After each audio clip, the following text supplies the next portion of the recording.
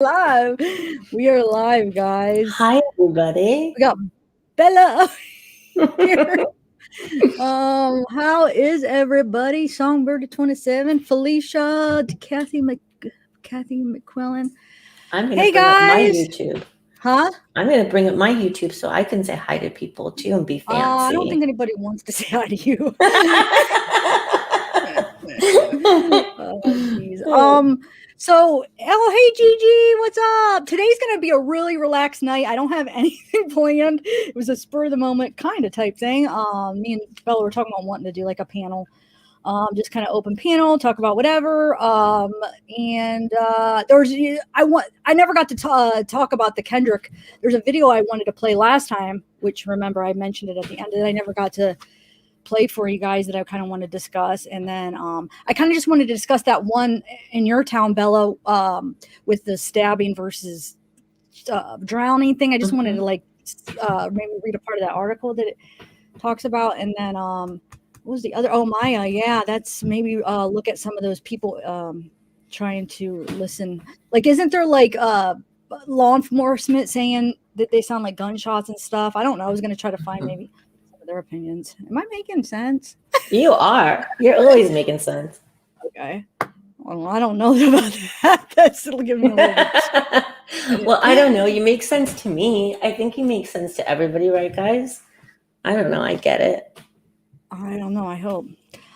So what do you want? Are you on your YouTube? I am. Hello, everybody. Hey guys. Hey Christina. Hey Mesra, John, Raquel. Thanks for joining us. Yeah, thank you guys. Are you wearing one of your shirts? Your merch shirts? Who, me? Yeah. No, I gotta order some. No, this isn't my merch shirt. I gotta order some of the new ones. I need to, so I could be wearing them. Yeah, I want to see some of your merch shirts on you. Yeah, you mean the new ones with the Zeke and Justice? Yeah. And where is Zeke right now, by the way? He's downstairs. I was gonna bring him up, but he's getting ready for bed soon. Baby. I go last night. He was just so cute last night. Oh, hi, Muffy. Cute. Yeah. Hi, Muffy. Sorry I didn't say hi to you. I didn't catch it in chat last time. Sorry, Muffy. Sofa music. What's up? All right. Well, let's see. You want to watch that Kendrick video first, or? Yeah. Is everybody in here? Are we ready, everybody? Everyone want to go out and smash that like button? Let everybody know we're live. Smash that like. Oh shoot. Yeah, I think I didn't even tell the mod group that I was going live. I don't even think I said anything to them. Shoot, I'm bad. All right. Rain Dancer, what's up? Well, yeah, let me get that video up. I guess we could watch that first. It's Libra sent it to me like last week, and I still don't know what to make of it. It's in the Kendrick Johnson scene, the crime scene. Who is taking this video? There's somebody taking this video. Kendrick, it's when his body is still like halfway in the mat. It's the police. Okay. So, but there's nobody else in the gym. It just looks like there's whoever's filming it. It is the police. Yeah, it's the police doing, because like the beginning of it, I don't know if that's the video it'll show. Like it has a little piece of paper on his truck and it says the date and his name. So it's kind of they're documenting where all the cameras are on the outside, and then they go into the gym and kind of like documenting how the scene is before the body is removed. Yeah. Have you guys seen that? I'm gonna play it, and then I want to talk. I want to mention. I want to just. There's a few things that don't make sense. Sorry. Oh no, you're fine. Who did you say? Mesra. Oh, Mesra. You said Mez. Okay. Mez. Oh shoot. Okay, so let me play this real quick.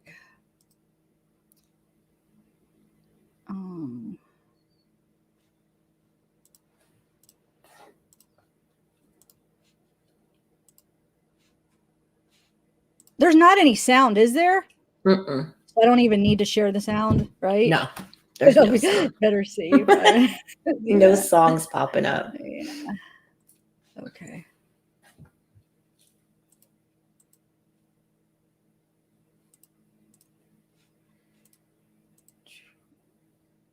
Alrighty. Takes me forever, huh, guys? I should have had my screen shared already.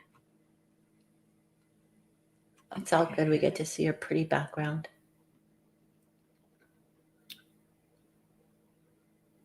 Okay, let's watch it.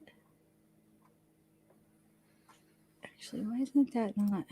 Oh, I guess it's not, huh? All right. No sound, guys, so we're just going to watch. Oh, that's kind of cool. Then we can kind of talk about it as we're watching it because there's no sound to it. So I don't know. Let me know if any of you guys have seen this in chat, if you guys have seen this video. Because I haven't until last week when she sent it to me. And it's obviously going to be a trigger warning. It doesn't really show anything horrible, but if you don't want to see a body, then, you know. Yeah, definitely.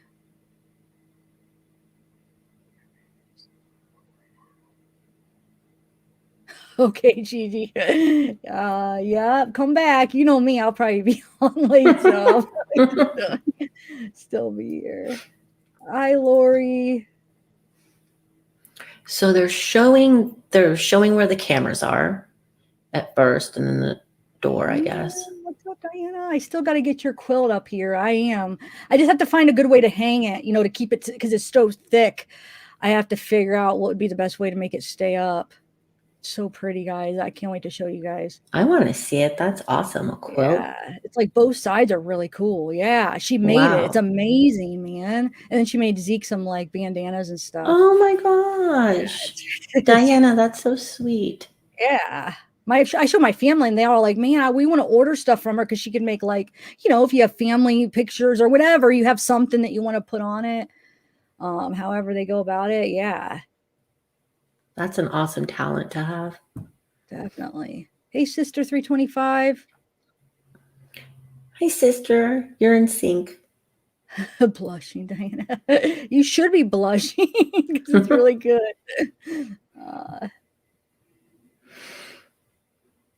So people that say that this was just a tragic accident and the video camera, there's not missing time.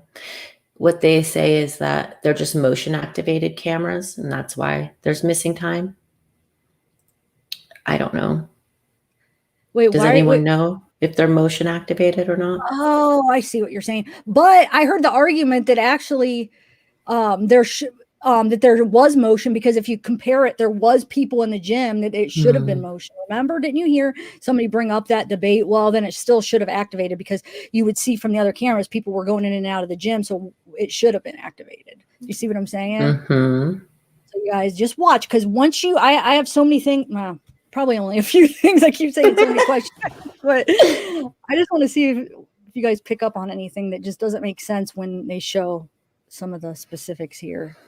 And it's Lowndes, right? Lowndes. Yeah, I got put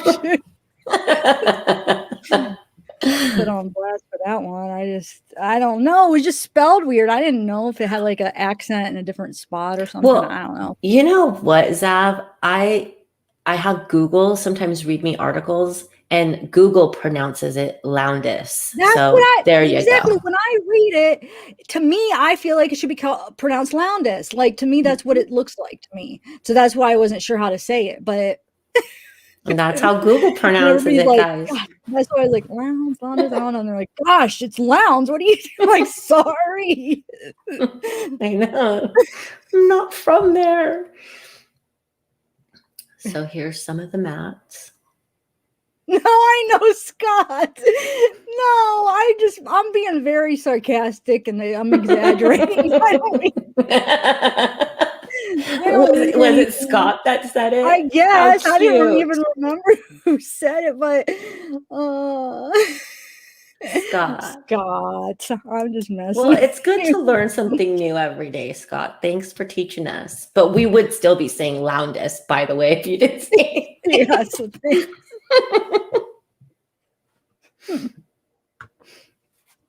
Okay, so you'll see he is in, wait, where's the mat? Way back there, right?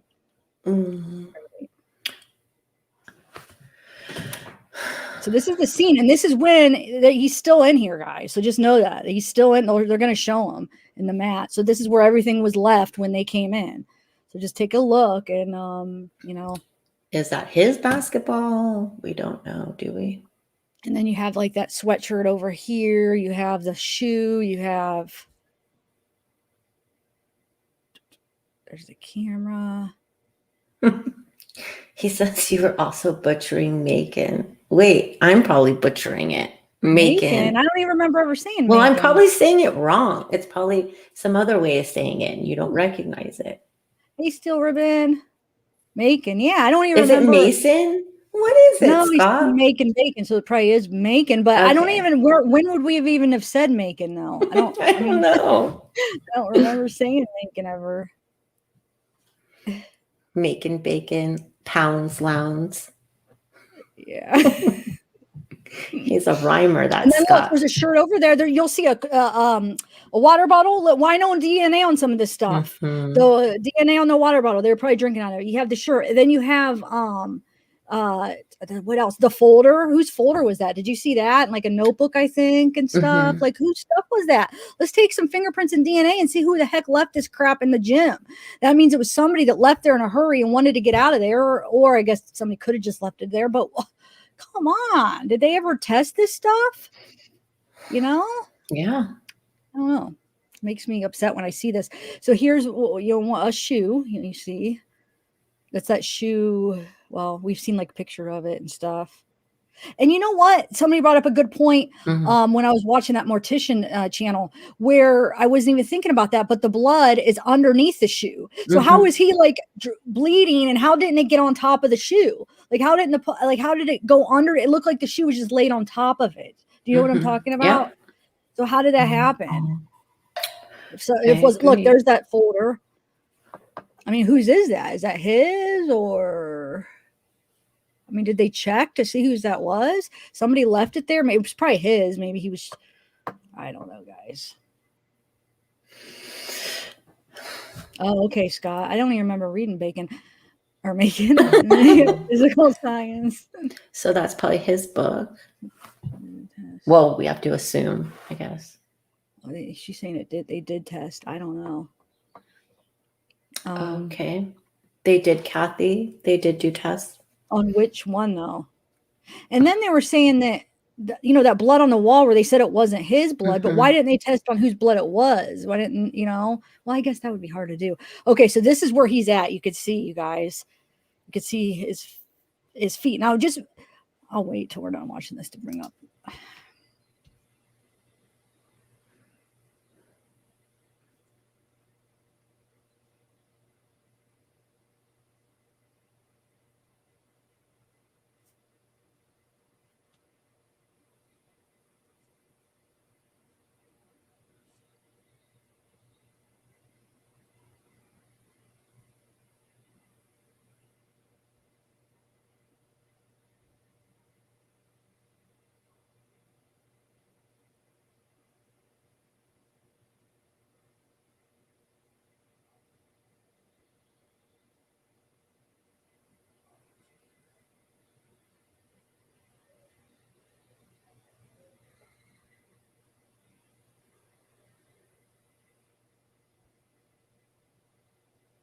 What's that, like some wrappers? Skittles. Skittle wrappers, which may or may not have anything to do with it, but yeah, because look how dirty. Old bottle. Yeah, that's probably all his old stuff. But that one that was sitting up, like that somebody was currently drinking at that water bottle out there, I think they should have tested that one. I agree. So.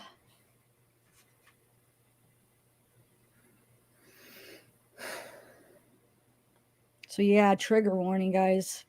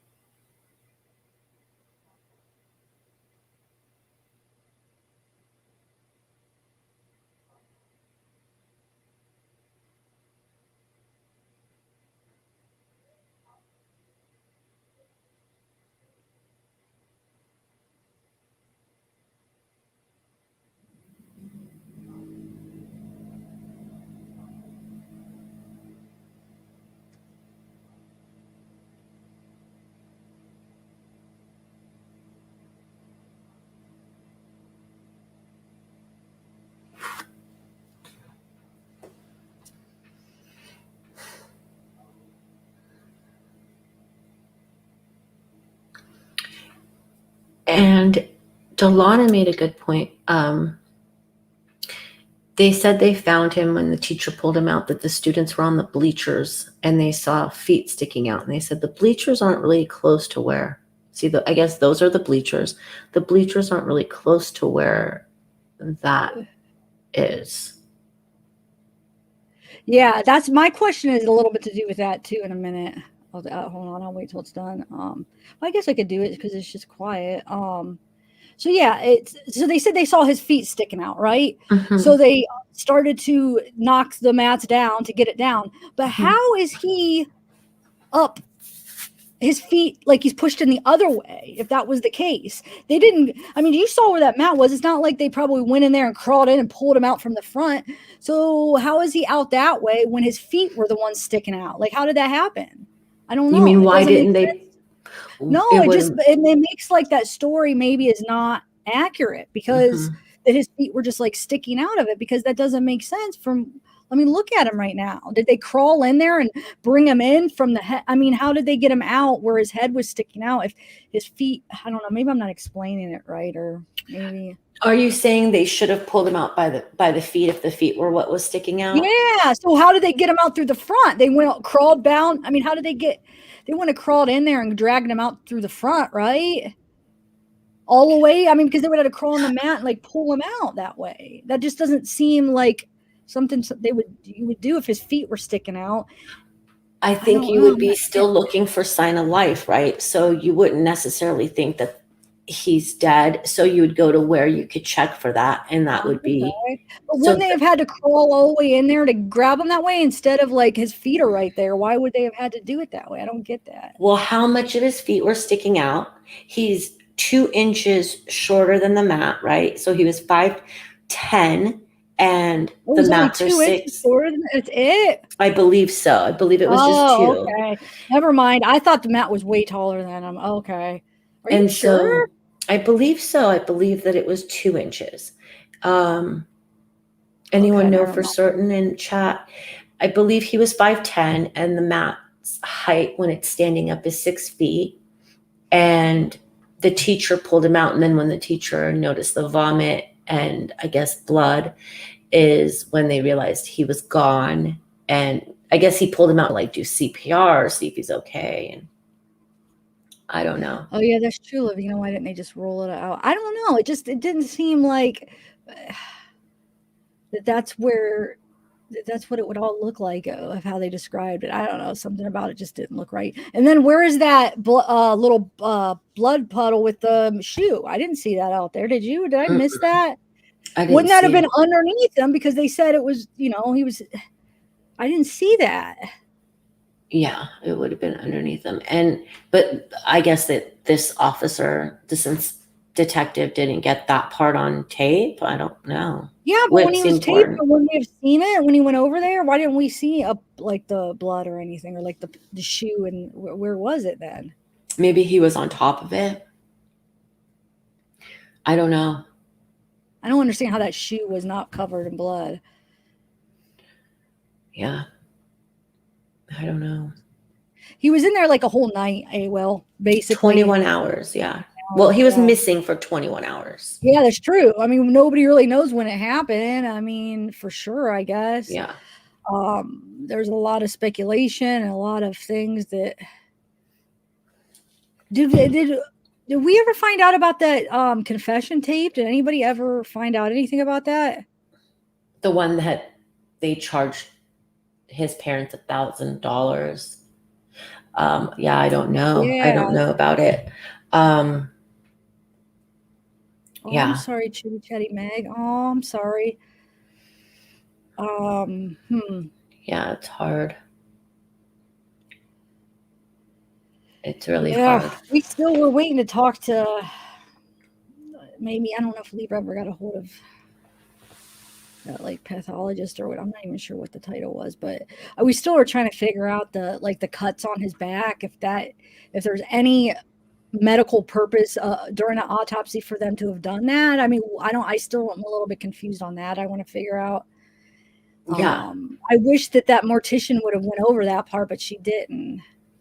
you know, like the cuts on the back. That's, I don't Right. know. Like, is that something that they possibly do during an autopsy for some reason? Or I've never seen it before. I've never seen, for lack of a better term, somebody filleted open like that. Like there's no, what's the purpose of I doing know, that's why I those? want to see if there's any, if there was like any medical purpose for doing that. I want to Yeah. ask like somebody that would know, but I don't. I wish she would have went over it. That I don't even know what her name is. The mortician that talked about it. But what did you saw that video? Can you kind of sum up what she said about the organs? Like it wasn't really. I feel like they said that they have heard that done before. It's not a common. It's not a good practice. Right. The newspaper thing is like a crappy practice, but it's not unheard of. Like I feel And like it's not illegal. They no. always say that for some reason. They say it's not illegal. Usual practice is cotton balls or sawdust. Cotton, not balls, cotton. Geez, it would take a lot of cotton balls. But yeah, she said it would, you know, but when a body comes into a funeral home, it comes, I forgot the word they used. It comes with a bag, and that bag has the organs in it, and you bury basically the organs with the body. And that supposedly the body, it depends who you hear it from though. Supposedly the body didn't come with organs, but then they say, no, we did. We put the organs in there. We don't know. Yeah. You know, Well, I don't even know. Somebody's not telling the complete truth. I don't know if they're just scared that, you know, because they screwed up, or I don't know. Yeah, that's okay. So that's the theory. It was these two brothers. I'm just going to leave the name out of it, but their dad is an FBI agent, and that's the big theory. The speculation that the dad covered it all up, and it was this guy. He was on steroids, possibly, and like a roid rage went off. It was the brother that did it. The other brother might have been there with him, and another kid hit him on the weight with a weight, or hit him like on the neck with the weight, like broke his neck, and you know, killed him by hitting him with that, and then tried to cover it up because his dad was an FBI agent, and they covered it up. So that's the theory. And man, that's what I wanted to do. I want to play that video. I got to find that video when they straight out, the interviewer straight out asked the boys, "Did you have anything to do with it?" You guys want to watch that, and then you guys could kind of just view what, I mean, if you think they're telling the truth or what you think. Or no, do you think that's a good idea? I think that's a good idea. Yeah, they should see that interview, because this is what is up? Yeah, I think it is. I just got to find it. You had sent it to me before, right? Can you find it again, or have it like yeah, offhand real quick, or no? I could probably find it. I forget where you sent it to me. I know I could probably find it too, but sometimes when I'm on lives, I can't focus on finding stuff. I know you're multi-talented. Even being able to read chat and do a live, it's like really hard. I don't even know how you do it.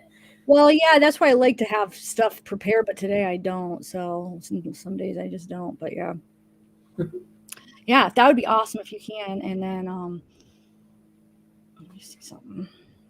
I forget if you. No, that would have been way up. Yeah, I'll just let you find it. Actually, why is that not? That's thumbnail not coming up. That's weird. It's not coming up as. Oh no! No. Oh, shoot! No, I don't know. I was playing a video. I was trying to click on it, and it was a song. I got scared for a minute. Oh, you have every right to be scared. Literally 2 seconds. Oh, nice, Christina! You sent it to me. Okay. You got it? I think it's the one. Is that the one, Christina? Is it WSB TV? I mean, it's. Oh, let me see. Yeah. Yep. Cool. Thank you. Yeah, she got it. Thanks. Is it part 1 and part 2? Well, it's part 1. Okay, let me send you. And part 2 comes right up after it. Okay, awesome. You got it. But just in case it doesn't on my computer, then yeah, maybe get it part 2 ready. But it probably will, because it does on this. Let me actually email me this so I could. Should we watch the whole thing, or yeah, we'll just skip around and see what it says. It's pretty interesting. All right, let me share. It's only 4 minutes and something. Okay, we'll watch both parts, and then you guys let me know what you guys think, if they're lying or whatever.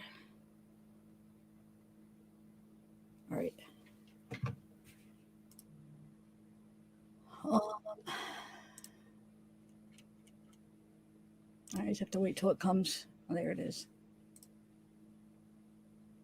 All right, so I will have to share my I just have to be on it if I have to add, guys. Okay, so let's see. Oh shoot! Did I tell you? I think I shared the last chat where I got a copyright claim for an accident of a video. It was like, I think it was even the one that we played in an article, and then a video popped up, and it played like a minute of a song. I couldn't find it. It was iHeartRadio. They claimed me. Yep, they claimed me. Oh, hi, Natasha Hats. And they get all of your money from a 5-hour. Yeah. So when I'm thank God it wasn't a strike, because a strike suspended 90 days, 3 strikes, channel's gone. So I was so glad that they chose just for a claim, but it was an accident. It was a couple seconds. And that means any money I would have made off of it, they get. Yeah. Yeah. Okay. So let me reshare this with the audio.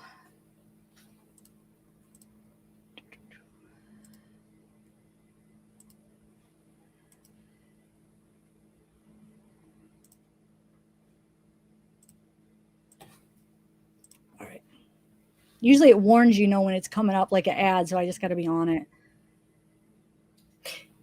Oh, hi, I don't get warnings of ads. They just happen. Yeah, they count down like ad in 5, 4, 3, 2, 1. It counts down. But not on the article. Like when you have tabs open, when I didn't know in the background, that's what was the problem there, because they were open in the background and I didn't even know, and it was the article. But on YouTube it does. I should clarify. That's true. That's true. Okay, so hey, Tien. Tien's in the house. Oh, Tien Bowles. Tien. I'm shortening everything. Yeah, you are. All right. Ooh, I don't want to do that yet. Hold on a second. I'm getting there.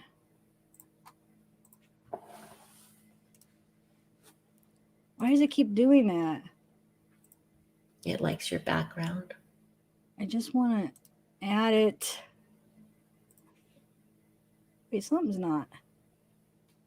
Oh, that's why. It's already added. Oh my gosh. Idiot. Okay, I'm getting there. I promise. Yeah, you guys watch these videos and, tell us what you think about their behavior and their composure. I just hope there's no actual music in this. Okay. All right, here we go. No.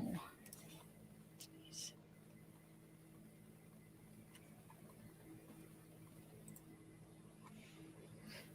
All righty, let's do it. A Valdosta teenager found in an upright gym mat at school. 2 young men at the focus of the Kendrick Johnson controversy have declined to talk to investigators, a grand jury, and an on-camera interview until now. Channel 2 investigative reporter Mark Winnie live outside FBI headquarters in DeKalb County with these exclusive interviews. Mark. And at last check, this case remained a focus of federal investigation. But we are outside the FBI's Atlanta field office because that is where we're told Agent Rick Bell was assigned, and both his sons are the subject of target letters from a federal prosecutor. And now we hear from them at last. I'm going to ask my photographer to push in tight on your face. Okay. Our viewers can read your expression. Did you have anything to do with the death of Kendrick Johnson? No. He was like one of my good friends. Even at the time of his death? Even at the time of his death. You know, every word we broadcast of this is going to be scrutinized by the blogosphere, the Twitter sphere, and so on. Yes, sir. It should be. And I want everybody to know the truth. And I mean, they can ridicule me and they can say whatever they want, but in the end, the truth will prevail. And everybody will find that me and my brother have been innocent and always will be innocent. We've just heard what family attorneys acknowledge. Sheriff's deputies, the GBI, and a federal grand jury have not heard. Brothers Brian and Brandon Bell answering questions, no holds barred, about the mysterious death of Kendrick Johnson in 2013. He was the laughter of our house. He was the joy of our house. And he gives us strength to keep fighting.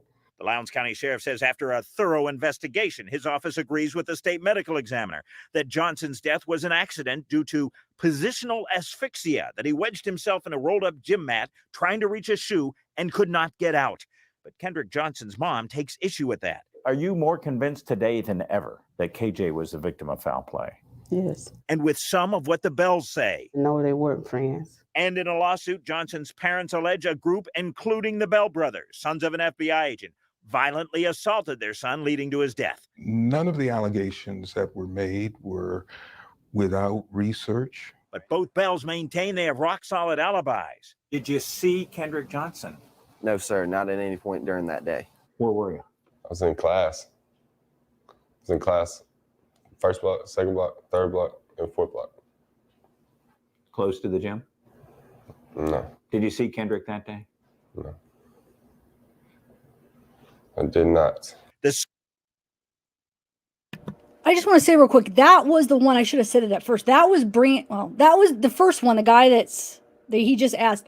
That was the one that supposedly, on this theory, that would have been the one that hit him with the weight. The other one was just the brother, the one with the hat on backwards, or a hat. I don't even know if it was on backwards, but that's his brother. This one right here that you just saw, that's the one that supposedly may, how do I say this without getting into trouble? Allegedly.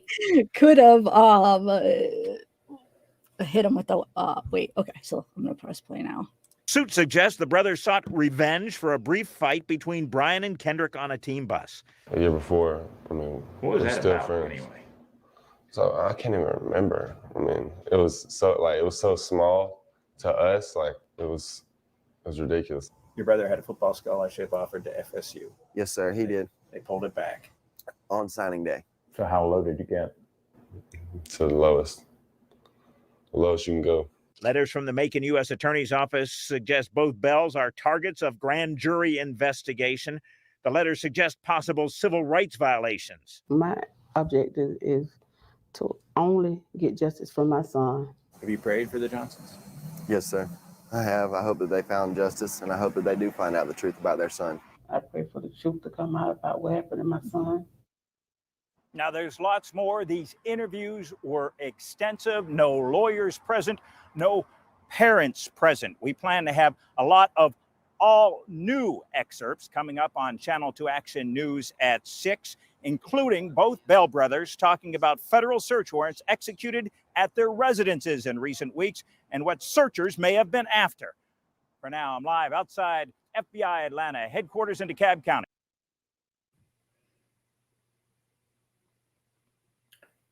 What do you guys think? So what do you think so far? I almost want to play that part again when she asked him. What is the second one? Did they? I forget. Is there? It's is it just good? more of the Did interview. they talk to him more? Yeah. Okay. Mhm. Let's play the second one. All right. So let me make sure I can find it here.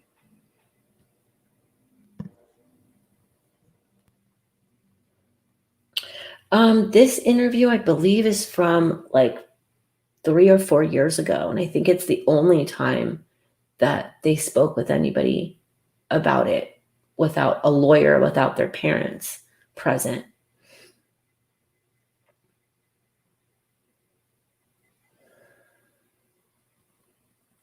Yeah, it does. It's, it's hard to swallow that it was just an accident and he just dove like head first in these mats and just died of, basically like getting strangled in there. Nikki, yes, he did look down, and just the way the eye contact was very odd, and it was too like it wasn't natural with that Brandon. I feel like when, yeah, you're right, he did look down, and it was just I don't know, it just seemed like he was lying to me, but. But it could also be, think about how old is he here? What, like maybe 20, and a reporter is saying, "We're going to come in tight on your face." So the audience can see if you're lying. Yeah. I mean, the devil's advocate side of me is just like, you know, I don't know how it's hard to say, but it's just so suspicious. And the missing video time is suspicious. And all of it is just, and according to Kendrick's mom, this kid bullied her son and they were in a school fight on the bus. According to the side that thinks that they're innocent, they said this was a year ago. I mean, things like that happen in high school, especially with competitive people who are into sports, and it's bygones and water under the bridge. Who knows? How do you guys feel about that?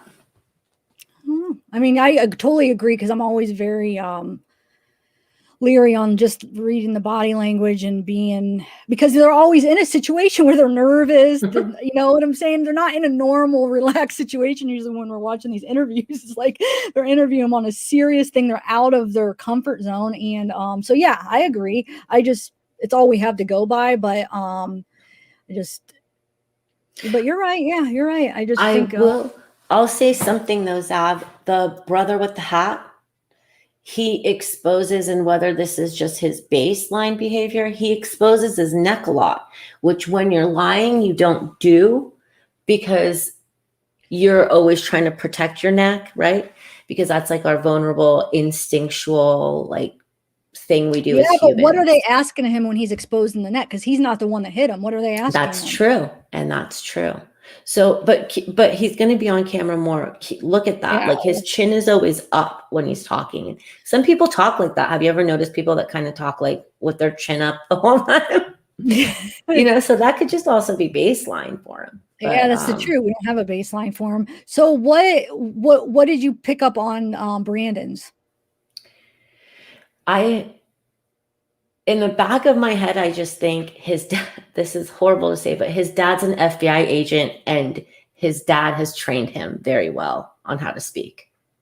Because I don't pick up a lot of deception, but that's just, I mean, who knows? It's what, if it was 3 years ago, he had 4 years because the crime happened, or Kendrick died 7 years ago, right? 7, maybe not going on 8 years ago. So I don't know. I just feel like they've had a lot of time, and their parents might have not been there, but I'm sure the parents knew that they were doing this interview. And if I had a kid and I was in the FBI and he was going to get questioned in that manner, I would give him at least a little bit of tips about how to hide weird behavior. A little bit, so I don't know. Yeah, that's a good point. Good point. All right, let's watch this other one and keep those comments in mind now. All right.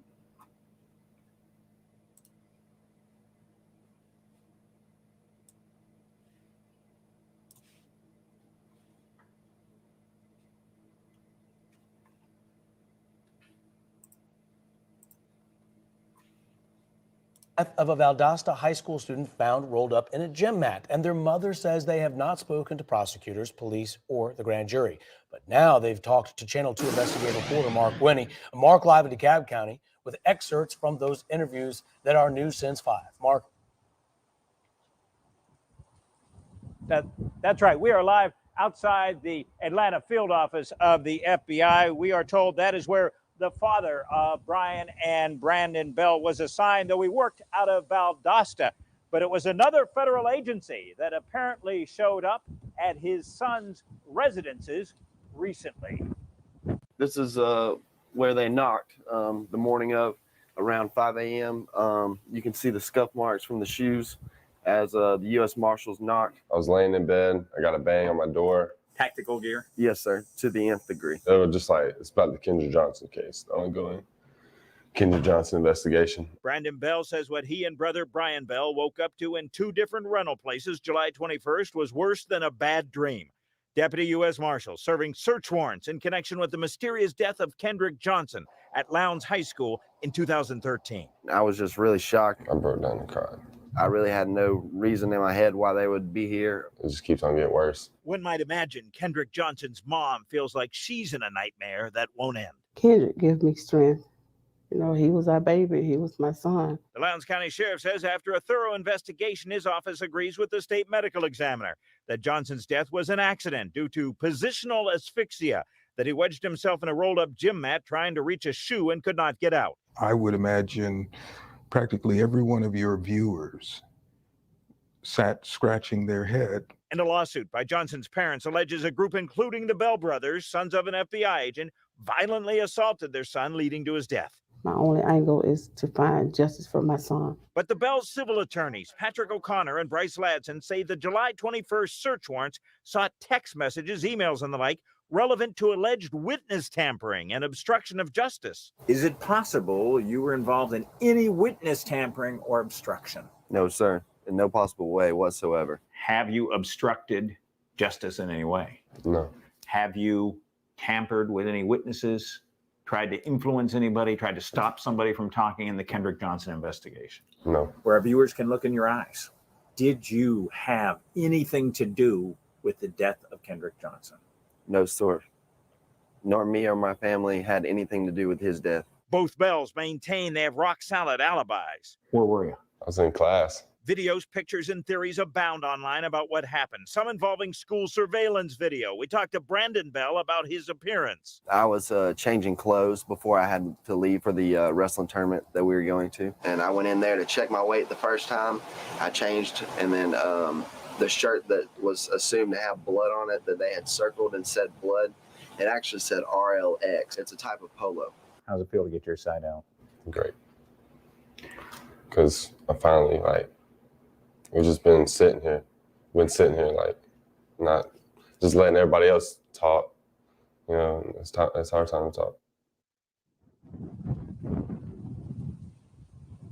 Now, a March 2013 document in the file suggests an attorney told the sheriff's office that after consulting with the father of Brian and Brandon Bell, he advised them not to make a statement. We are posting extensive raw video at WSBTV.com, and tomorrow on Channel 2 Action News at 5, video identified as a raid on the home of FBI agent Rick Bell, and what his wife has to say about whether the level of force on display was appropriate under the circumstances. Remember, that's tomorrow on Channel 2 Action News at 5. Reporting live out. Okay, I think that's enough of that. Yeah. It's a tough one to really, I'm scared to even say either way. I mean, it's just interesting. It's a theory out there that, and then there's this new supposed confession recording that somebody sold to Kendrick Johnson's family for $1,000. It's supposed to be somebody that recorded it and sold it was like a family member, right? Didn't they say a family member of the person of the person confessing? So I wonder, what if it was the brother? I don't know. I mean, do you think it was, or do you even think it was that? Well, that's what everyone's making it out to be, a secret recording. So it was like, someone has a tape recorder on them, the person isn't aware of it. And it does sound like it was one of the brothers admitting to it from all the rumors that are about, but we haven't heard anything. Oh, and then that letter, who was that letter from? Which remember letter? that letter that, that Libra, I read it in the last one, remember? Oh, shoot. That says that what happened, basically. It was a friend or the brother or something that said that the guy told him. It was a letter he wrote. Yeah, we went over it the first time. So it's a friend of the brothers that's saying it. That's saying what happened. Either a friend that the brothers told him what happened. It was that other guy with him, right? Or something. Like somebody on a wrestling team or something? No, I think it was somebody with them. Hold on a second. Let me see. Ugh, that would be like... But they're still... They haven't been arrested, right? And I try to look for more of the interviews because the newscaster says at the end of this, that they were going to have the mom on talking about the raid from the marshals. But I couldn't find it anywhere. I couldn't find it on their website. And I mean, it is like 3 or 4 years old. So go figure. Libra, do you have that letter? Can you text me again? Is Libra still in chat? I don't know. I just texted her. I don't know because it's good because there's the one that I had, but it has everything blanked out and it was hard to understand what it was even saying. But that's right. She had one with it wasn't blanked out. She found one where it had everything. Oh, thanks, Rita LaBoy. Thank you, Rita. You didn't Mitch Must. We're just going over the Kendrick Johnson case right now. Man, I don't know how to. I'm trying to think. Maybe she emailed me. Let me see real quick, guys. Hold on. It's really interesting, and then we could probably. Well, honey, Kim says if they have parents in law enforcement, then they know how to talk. They know how to act around the media and other law enforcement officers and how to cover up evidence. I call BS. It's been covered up. Yeah. I mean, it definitely does help to have somebody in the FBI that has been trained in deception or even minorly trained in deception, and for there to be years between you and when the crime or alleged crime happened. So that does help. Found it. Yeah, definitely. Hold on a second.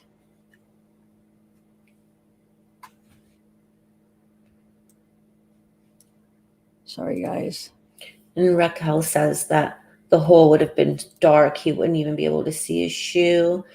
Yeah, I could feel around, but the sensible thing to do would be tip it. Yeah, and I don't disagree with that. I don't know, but I found it. You did? Found it. Yes, I did. Without the blanks? Yay. Yeah, without the blanks, but maybe I don't know. Is it okay to read like the blanks, you think? Maybe leave like name. Yeah, but I mean, I have to go edit this out. And I think it's all you're right. showing it. Yeah, it's fine. I mean, I guess I don't have to show it. Just read it. But even if you read it, you'd be saying blank every second, I feel. And it was hard. Yeah. When I read with the blanks, you couldn't even understand what it was trying to say because there were so many. It was just like, it was making it so much more confusing. So, yeah, I mean, it's out there. So why can't I, right? Yeah. Okay. So I'm going to read it, guys, hopefully.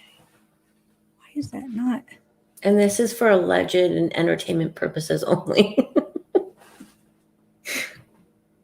Yes. Yeah, because it's in the documents and stuff. So it's public. So we're allowed to, right?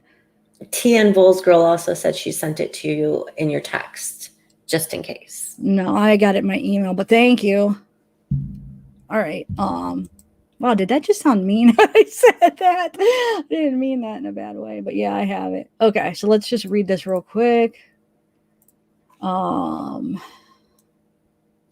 kind of no. So this was somebody turned into. Well, this is a declaration of Ryan Anthony Domek Hernandez.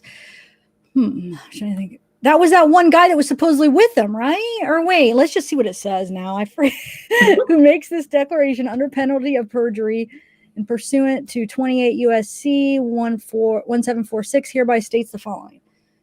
My name is, hold on, let me zoom in a little bit.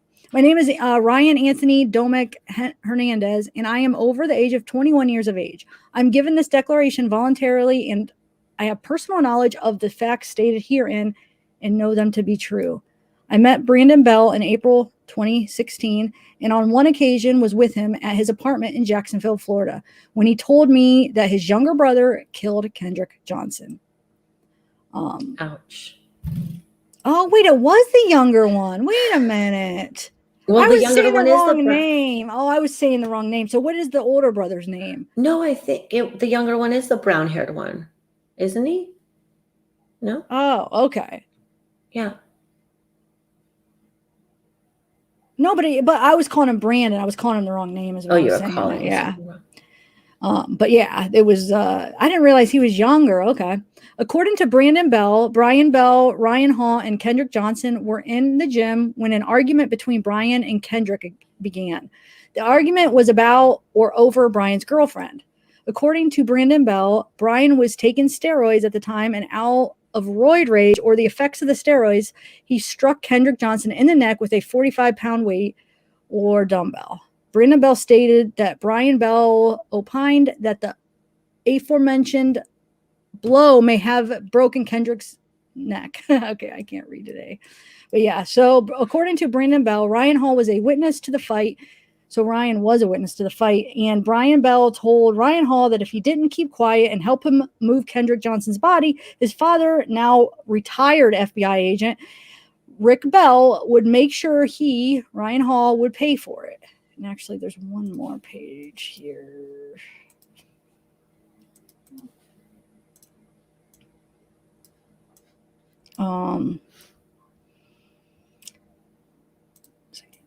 So Brandon Bell also told me that his father got in touch with Sheriff Chris Prine after being notified of the fight in Kendrick Johnson's death. Brandon Bell also told me that Sheriff Chris Prine that got in touch with the county coroner. Brandon Bell also told me that his father got in touch with another FBI agent who in some way facilitated the editing of the high school's surveillance video by corrupting or deleting some 1 hour and 25 minutes of the original recording. Brandon Bell also told me that after Kendrick Johnson's death, that his organs were removed and newspapers placed in the cavity so as to interfere with any effort to establish the correct time of death or to otherwise disclose any other injuries. Brandon Bell also told me that the autopsy was falsely documented. I am given this declaration in support of plaintiffs' motions to withdraw admissions and plaintiffs' opposition to defendants' motions for attorneys' fees, blah, blah, blah, blah. And this was the 6th day of August 2017. So how isn't this taken seriously is what I want to know. Right. I mean, I don't get it. How, though that's probably why they acted on it. But then, they went and got them both. But then why did they end up letting them go? I wonder what they found out or what made them use all that force and then just say, okay, you're fine. Right. I don't get it, guys. Anybody know? That's crazy. Now there's this recording supposedly that they have. So I guess we'll find out if it's crazy. Yeah, what do you guys think of that? It is really crazy because the marshals had to come because they didn't get any FBI agents to do it because they had to go outside the agency, right? So they went to the marshals who did the knock warrant. And yeah, they were really offended by it too. So it's like, that's what happens though. Yeah. You're under investigation. Man. Got like hair. Yeah, so I don't know, you guys. What do you guys think? Do you believe it, or it's a tough one? But they're still trying to get justice. His family. I mean, they know something just doesn't seem right. Yeah. And then when they got the organs, and that's why that was a reason they gave why the organs were missing. I mean, how would he even know about that? Right. I wonder Is if it this was before or after the body was exhumed? Because that's when they found that out, right? They exhumed the body, and then they found out that there was newspaper in it, and not his organs. That's what I wonder. That would be a huge deal if it was before, and then how would he even know? So right. But does anyone know what year KJ's body was exhumed? I wonder what year they exhumed it. I could look it up. Yeah, I don't know. So yeah, they did the first autopsy and was the asphyxiation or whatever, and then when they did the second one, they said blunt force trauma or whatever. So yeah, but they're saying, okay, so the other side says that it's because it was a paid private person, and that's why. And they're saying, and this is what I heard, and I have not seen anybody talk about this, but what I heard is they have the organs at the medical examiner's office. They have slides of that they took off the organs, because that is procedure is they do at the mortuary fill bodies after they have done the investigation. They do fill bodies with sawdust or cotton, in this case, newspaper. But they have slides, right, of all the organs. So people can go back and go, okay, let's test for XYZ. I've never heard that, but somebody was saying that, yeah, of course they do at the medical examiner's office. They have slides of all of Kendrick Johnson's organs. So I don't know. I don't know. I mean, didn't they say that they was it the funeral home or whatever, they like donated their work, their time, right? I think the mortician brought that up, how maybe they just cut corners because they were doing it for free. That's right. Or something like that. So I don't know. Just to take one away. The lie checkers aren't admissible in court, but I really wish they had asked them to take one anyway. Yeah, I wonder with their dad being an FBI agent, like Bella said, wonder if they know any tricks to beating it, I heard that Neurontin, like gabapentin, was a drug that you could take and beat the polygraph. I don't know. I've seen that before. Really? Yeah. I mean, I've seen like articles about that that's one of the drugs that you possibly could take to beat the polygraph somehow. So all you have to say if you ever like get in trouble and they go, are you willing to take a polygraph? Yeah, but I'm on gabapentin. They'd be like, okay, never mind. Yeah. It's not going to work on you. Not take it for a couple of days, or I wouldn't even tell them. If you're trying to beat, don't tell them if you're trying to beat it, right?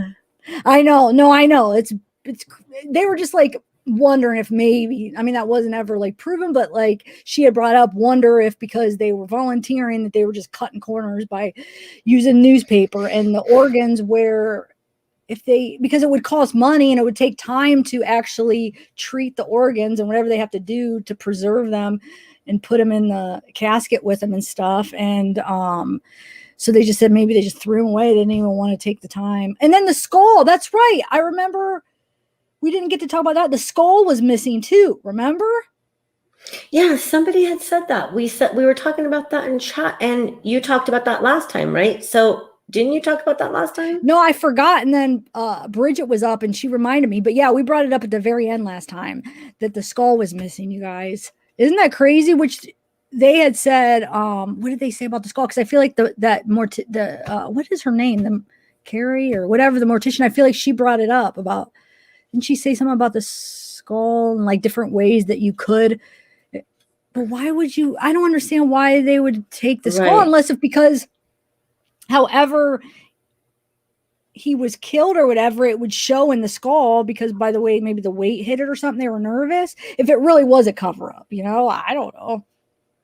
It's just such a bizarre, there's too many things that are coincidences or abnormal things that happened for it to not be investigated fully, but I guess the other side says, or the side that thinks that it was an accident says that it was investigated, but I don't know. Like the CNN basically proved that there's like 2 hours or something missing from the tapes, from the surveillance tapes from the school.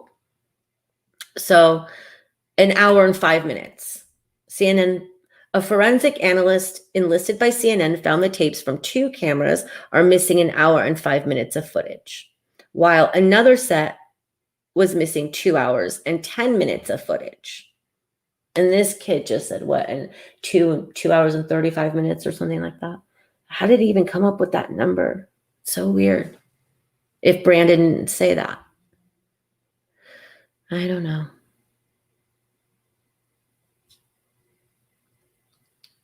What does chat think? Hi, Libra. Yeah, we found it. We found it.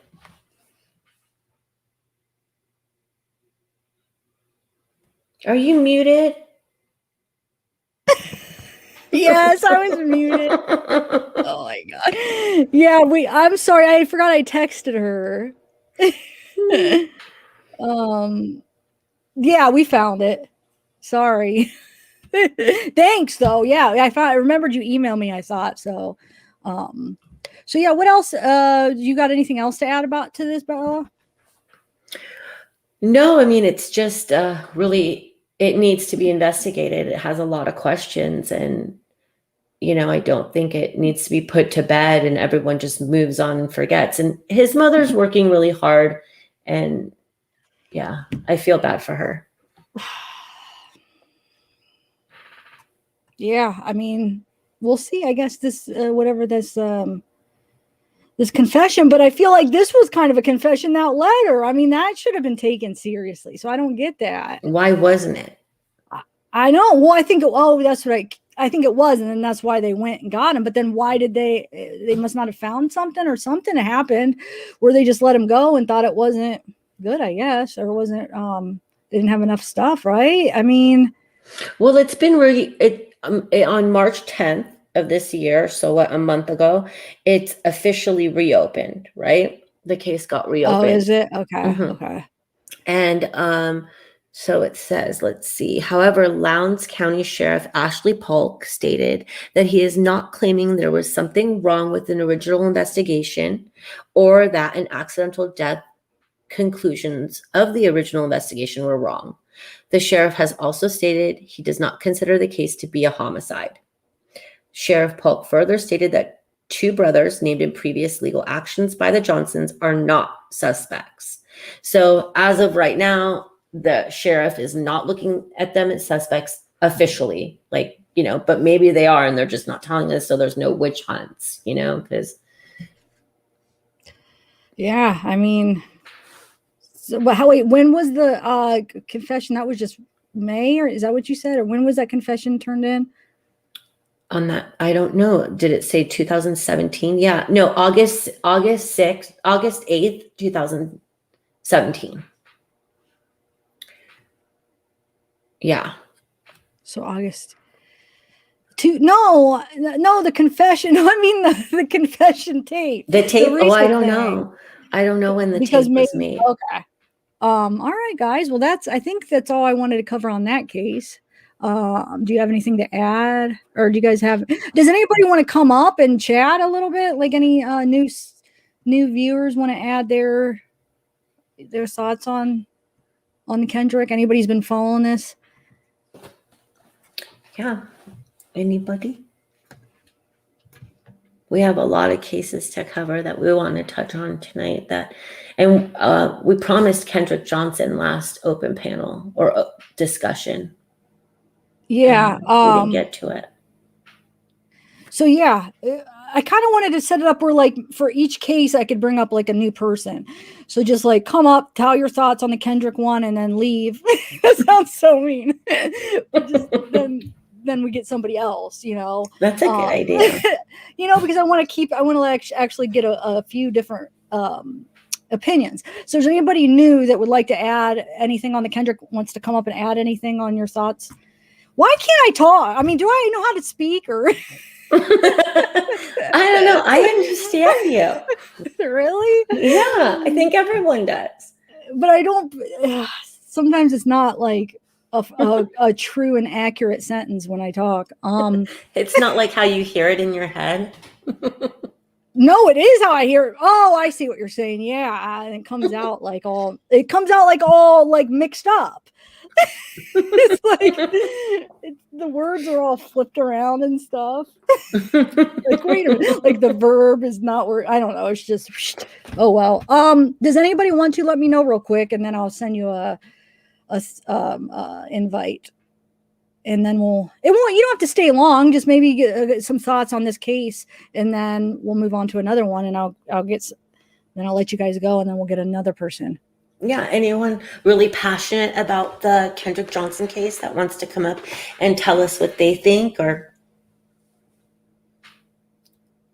I guess we don't have anybody. Okay, well, keep it in mind for like all the cases that we discuss. Like if you're really passionate or want to add anything or have questions or whatever, keep it in mind as we're going along, and then Zav will have you up. Granny Sue, you going to bed? Where? Granny Sue. Oh, good night. Are you going to bed? It's okay. And I pretty much think it was not an accident. But does anyone want to come up and kind of share any of your thoughts, or no? I'll give a couple minutes while I'm getting, just think about it. And if you do email me or email me on this one, my Proton mail. You just email me and then I'll check my email right before we go to the next thing. Have you heard about people getting like mooned from the other side in lives lately? So like they have to get verified backstage because you could get mooned all of a sudden. Oh, that's why I don't put it out. Like some creators will like put it out in chat, like put Right. the link out. I always try to just I've done that a few times, but I limit myself on that one. I would like to get an email and like do it that way because they say it still could be somebody like, it's just an email. I still might not know who it is, but it limits it a little bit of somebody, some random person. 100%. Email. Okay, thanks, Tennessee. So yeah. Hey, Jessica. Hi, Jessica. Okay, so the next one is which one I wanted to kind of just go over real quick on the Liliana about that article. Remember that article you had sent me? The stabbing versus the drowning. Did we figure that out? Like, what do you, the youngest? That's right. The youngest. Okay. The 6-month-old. Why don't you read it? You want me to read it? I have to find it. Are you going to put it up? Yeah, no, but why don't you share your, I better do it just in case, huh? Because yeah, watch me do it and get you a strike. Yeah. Well, email me the article once you find it and then I'll do it. Okay. So we're going to move on to just real quick, the Liliana Carrillo. I just wanted to read, I'm going to have Bella read just a quick article, just an interesting point, and then we're going to go maybe talk about Maya. And that's about it. Check Kendrick Johnson case as a freak accident. Okay, Brianna. Yeah, it's always a possibility. It could have just been a freak accident. I agree. It's definitely a possibility. I don't know. Why are these people like, why did that guy write that confession? Where did that come from? Is he just trying to get his friends in trouble? Why would he even have wrote that to law enforcement? And then where's this confession tape coming from? That's why and then where's the missing parts of the surveillance though? Those are the things I don't get.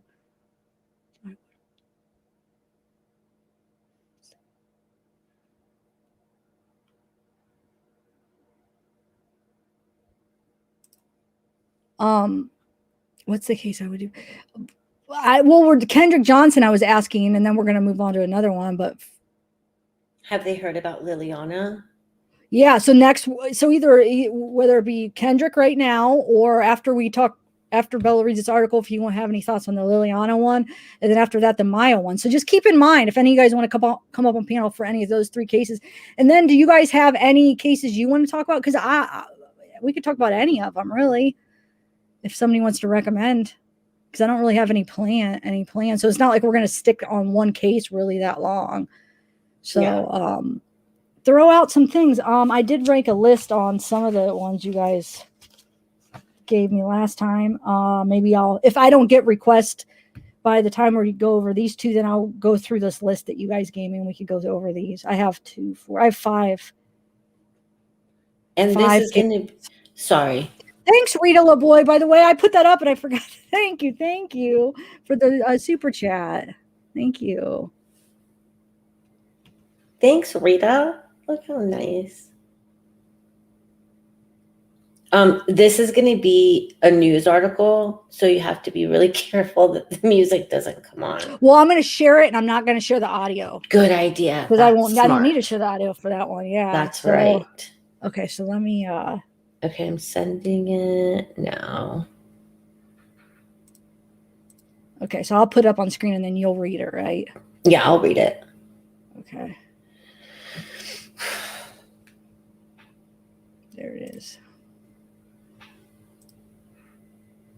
Wait, are you sure it's a news article? This is a video. It should be a news article. Oh, what happened? Never mind. I was on the Kendrick one. Wow. Well, I did send you 2. Yeah. You probably didn't check that yet. Yeah. All right. Well, you guys can't hear that, right? Can you hear that? I don't hear anything. Okay, good. Oh my gosh, it played when I just brought up the freaking article. I didn't have my screen shared, so I'm hoping it really doesn't play the audio if I don't share my audio. It better not. Is this it? Yeah, okay. Man, it's got a lot of like ads and everything in there. Okay. Mhm. So let me share.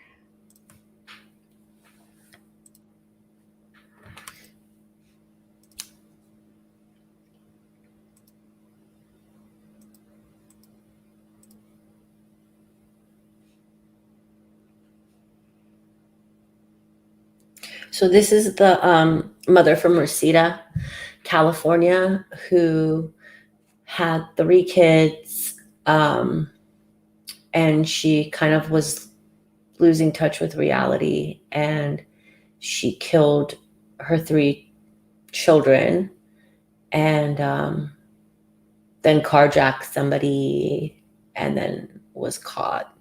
And up until this article was written, this is the 19th. So this happened, I believe, on the 10th of April.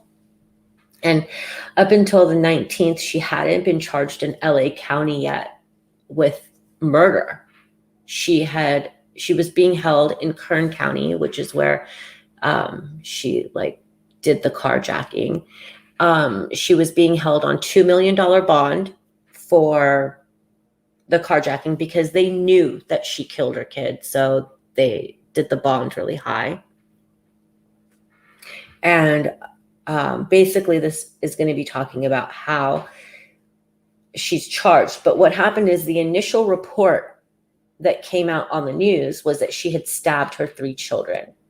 Then a Bakersfield news station interviewed her and did an exclusive interview with her in prison. And that's what we covered the last time we talked about her, like earlier this week. I think Sunday, actually, we talked about her. And she said, I drowned my kids. So it was very confusing. Like out of her mouth, she's saying, yes, I killed my kids and I drowned them. And then we were trying to figure out what that was about. So this article is kind of explaining that a little bit. It's still pretty confusing, right? Yeah. So we don't know because we don't know if she was just so out of touch with reality and so, I mean, I think she really believes that she probably drowned him, right? Did she forget that she stabbed one of them maybe? So the article really says just one, right? The youngest, the little baby. So I don't know, but yeah, we'll do that. Lonnie Kim, you have to fill me in because I haven't been even updating on the Chris Watts, but let's just read this article and then you guys could tell me what you're talking about because I haven't been looking into that. I was just taking a break from that case for a little bit, but I'm interested. You said somebody got arrested. Are you serious? Now you guys got me wondering what the heck you're talking about. Okay. Someone got arrested? I don't know. They said, what do you think about their arrest about the Chris Watts case? Who got arrested, guys? Hey, for advocate, you should come up. You want to come up and you know about Kendrick.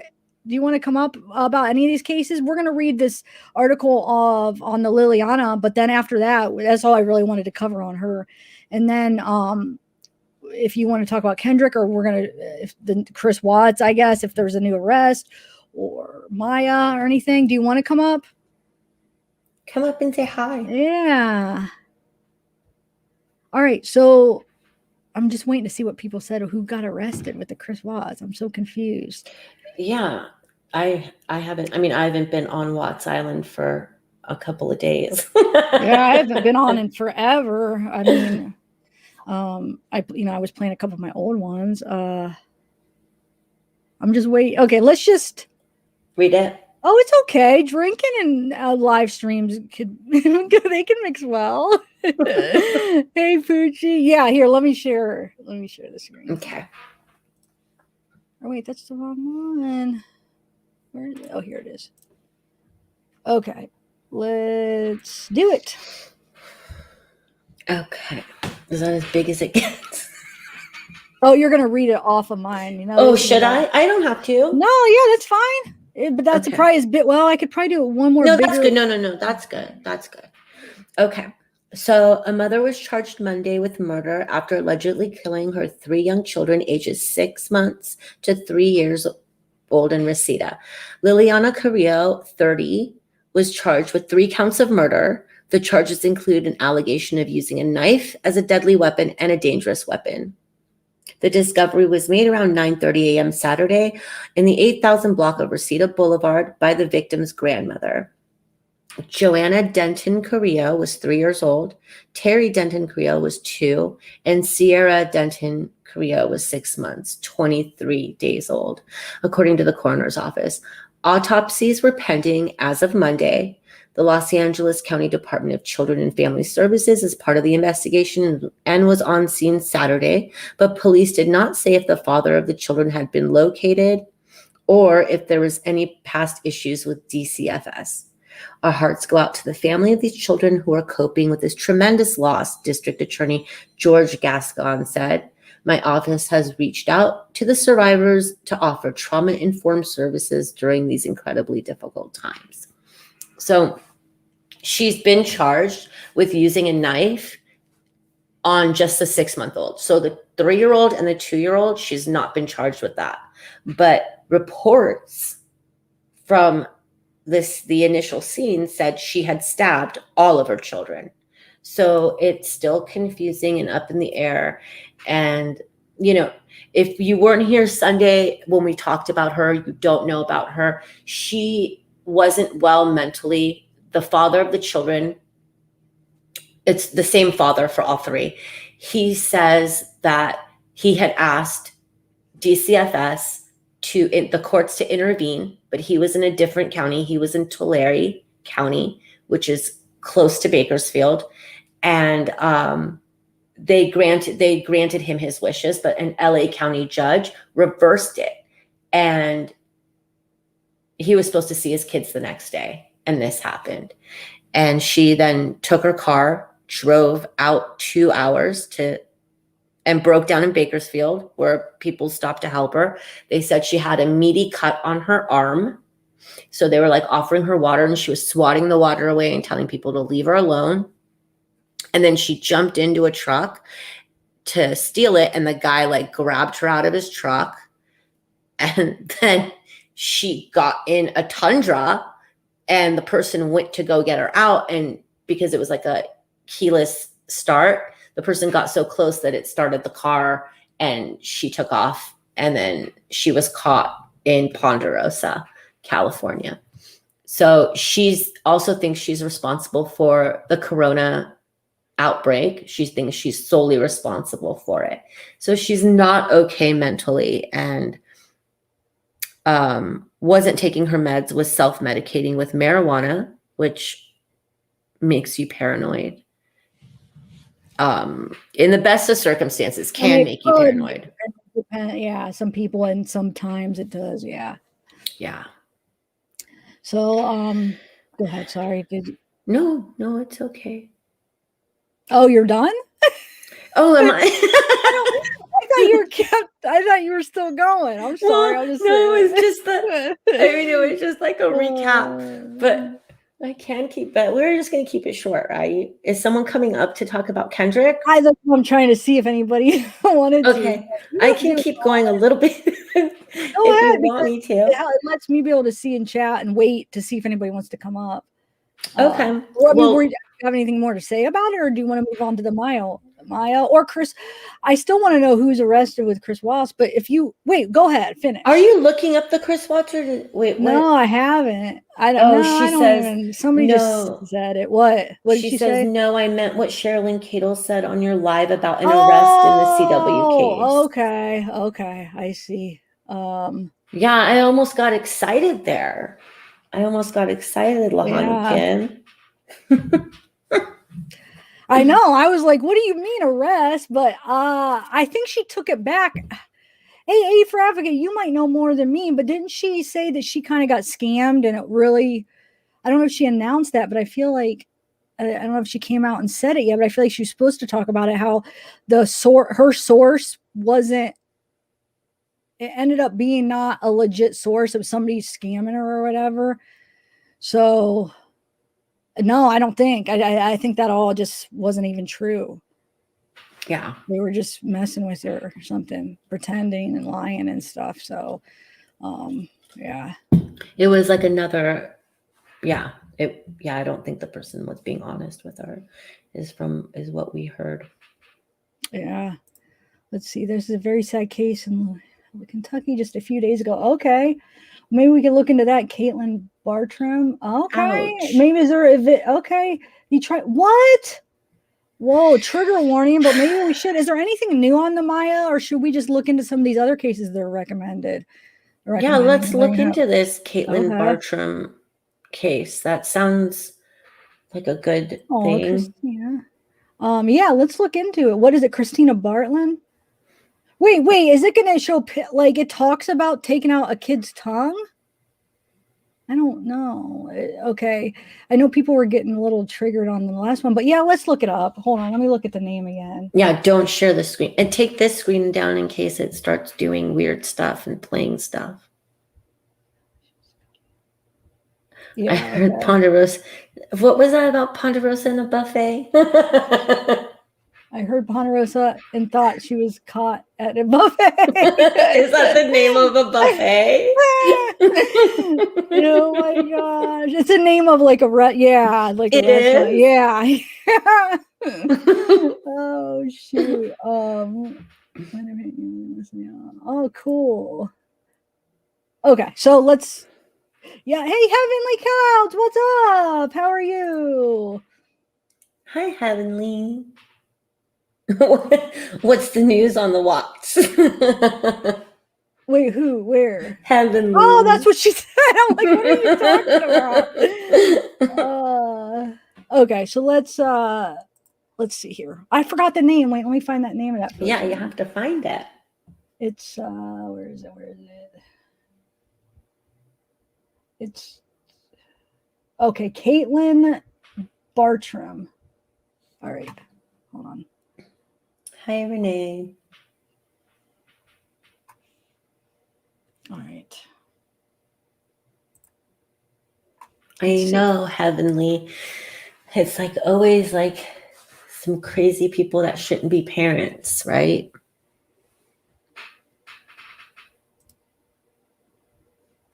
Do you guys hear my chair squeaking? Is that what that is? I hear it. OMG. Tiff was so sweet because she knows I have this like weird thing with my mic that I have a phobia about it. She got me a mic and we're on it. Do I sound better, guys? Do I sound so amazing? Tiff got me a mic. She's so sweet. But now you could hear my chair watch.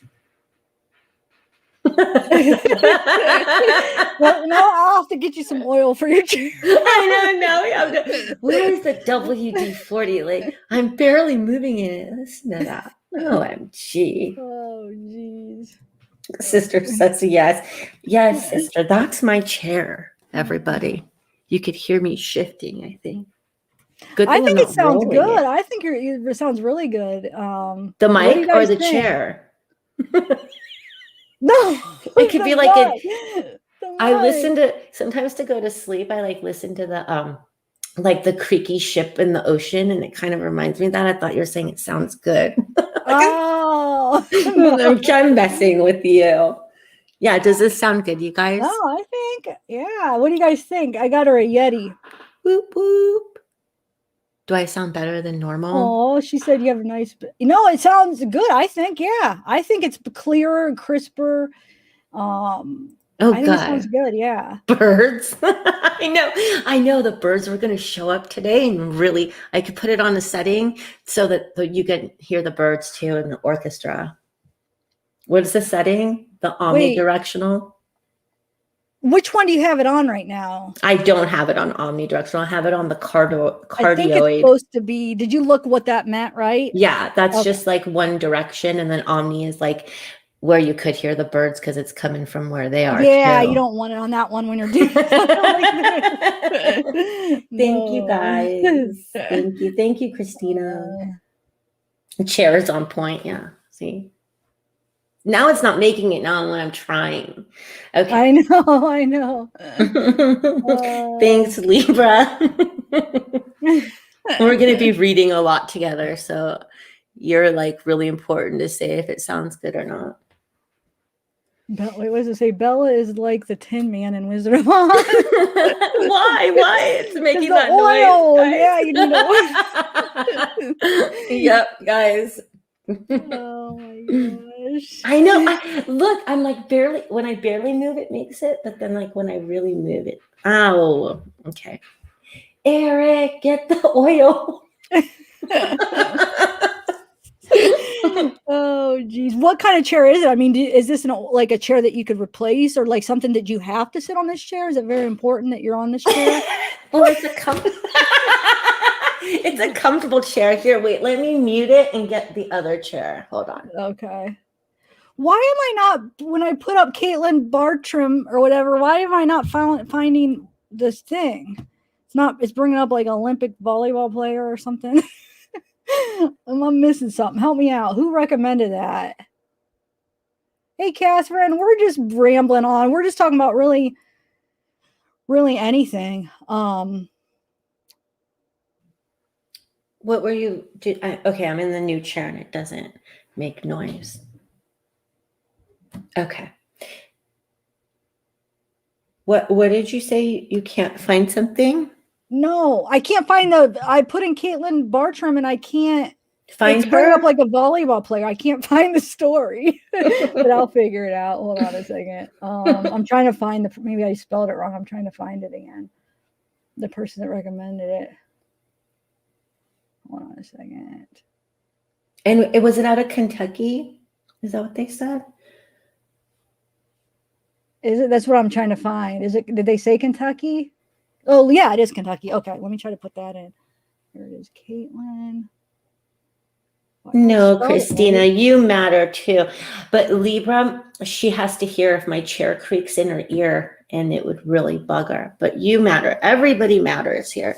And you matter a lot too, Christina. Mm-hmm.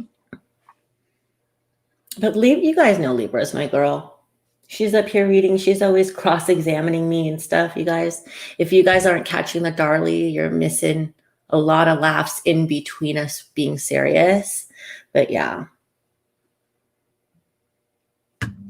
All right, guys, let's do this. So, Jefferson County, it's like in Colorado, Jefferson County too, but it's where I got arrested. That's the jail I was in Jefferson County jail. Whew, flashbacks. Okay. So yeah, I think this is it. I think this is one of the articles at least. My mother, Caitlin Higgins. Wait, Tuesday's fish. Yeah, here it is. Okay, trigger warning. Yeah, you guys. So it's okay. Well, it just talks about what they had said in the chat about the tongue. But I'll read the article and then try to find some other stuff. Let me see if I can find a picture though first. 1 second. Wonder if this is her. I have a Caitlin Bartram Facebook. I don't know if this is hers or not. Let's see. Hold on, guys. I wonder. Does Kim want to come up and talk about it? Kim Hamilton?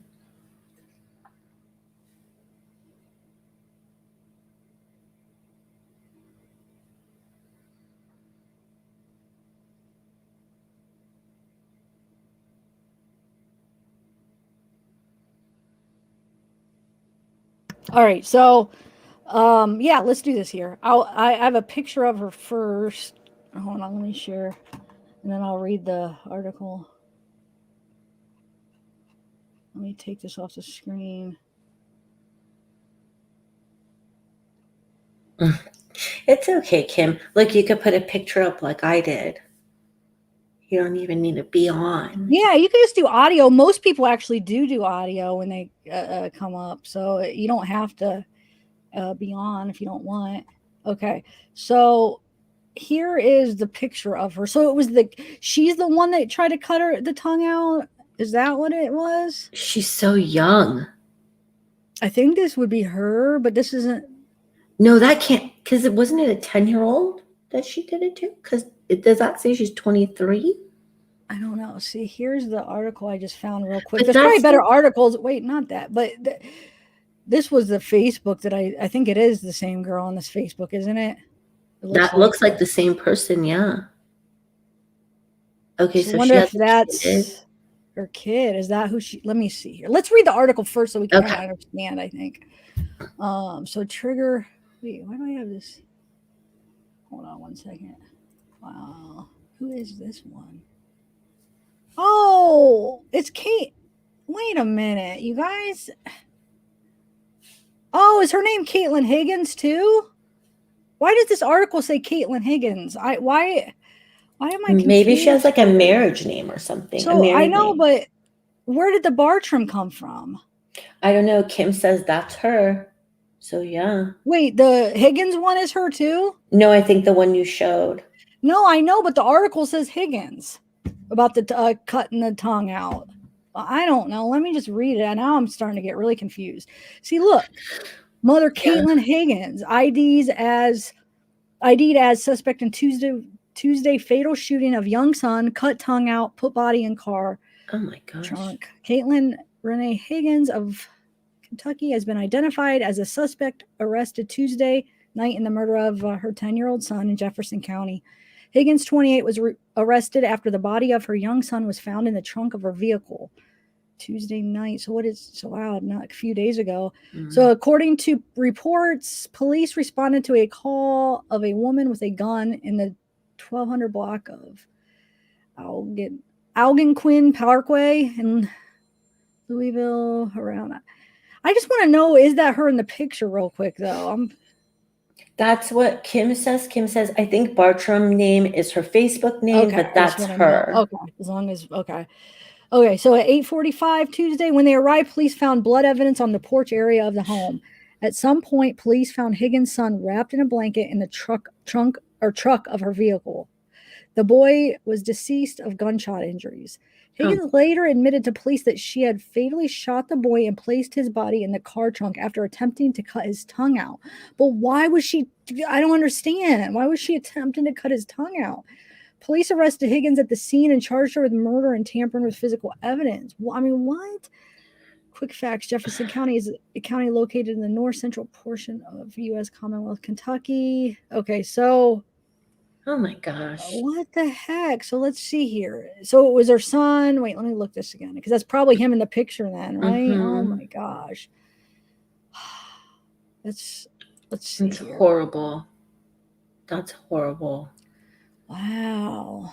So I guess she's mentally unwell. Let's see some of her posts here. Dude, I seriously notice everything and I hate. Changes energy, different tone, body language. Huh. Man, don't kneecap your sentences. It's hard to not use little modifiers women are expected to use when speaking words like just, maybe, and sort of. That makes me uncomfortable. You should leave. I'm just trying to help. These modifiers intentionally soften anything we say, and it undermines us. It's part of the same performance that includes smiling all the time and always being the first to move out of the way when someone could easily go through. I mean, does it have to be just a woman thing? I think there's a lot of people that act like that in gender. But yeah, anyways, why am I arguing with somebody that's not even here? I know, I don't even know why I'm reading these. I just kind of get like to see what her mentality is here. Serious question. Don't say yes because it's you, but would you date you? Okay. That's a good question, boy. Bella. What do you think? I would date me. I am awesome. Would you date you? Yeah, no, I don't know. That's a weird okay. question to answer. I feel like I don't. What the heck is this? Somebody unappreciated. What? I don't know. Maybe I don't even get that meme. That was I don't know. So wrong. Getting offended by my post is like going to the. Oh yeah. All right. Maybe we should just go on to another thing. I mean, this just happened Tuesday, so there's probably not going to be much. Wow. So I just want to know why she cut out his tongue. or tried to at least. Was she like hallucinating and thinking something, like somebody told her, like voices told her to cut out his tongue, or she's paranoid about something, you know? Like between her and Liliana and then that Snyder girl that we were talking about, like they are just, I feel like something is not right in their head. They were had paranoid thoughts, you know? They need to put them all three. Well, I kind of feel bad saying that about Liliana because she's obviously very mentally ill.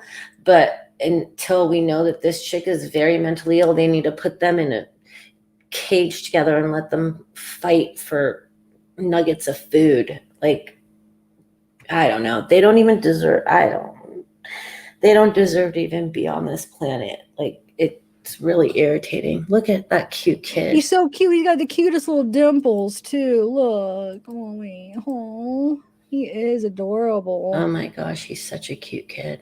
Look at those dimples. Oh.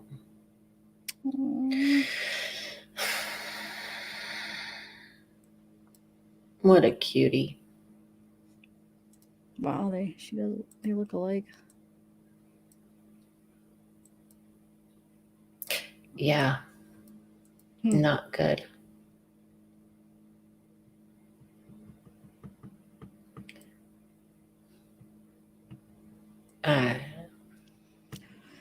Okay, so what were we gonna do? I mean, do you want to look at the rest? Is there more pictures of the baby? No. Let's see. You should keep that one of her, like, huh? You should keep that one like screenshotted of her sticking her tongue out in case this becomes a huge thing and she erases her Facebook because she's. Yeah. Okay. Wow. I will. Hold on.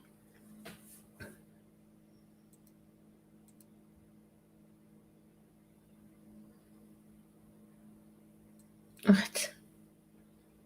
I don't know. Maybe I just can't. Maybe I feel like I just can't relate to her. I mean, I don't know. They're betting against me. I would see about getting a refund.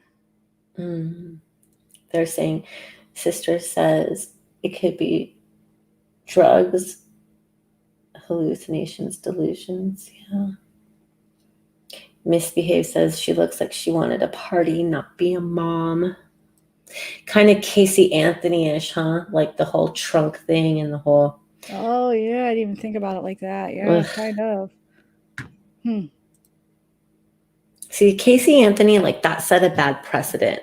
Like she needed to be locked up for that.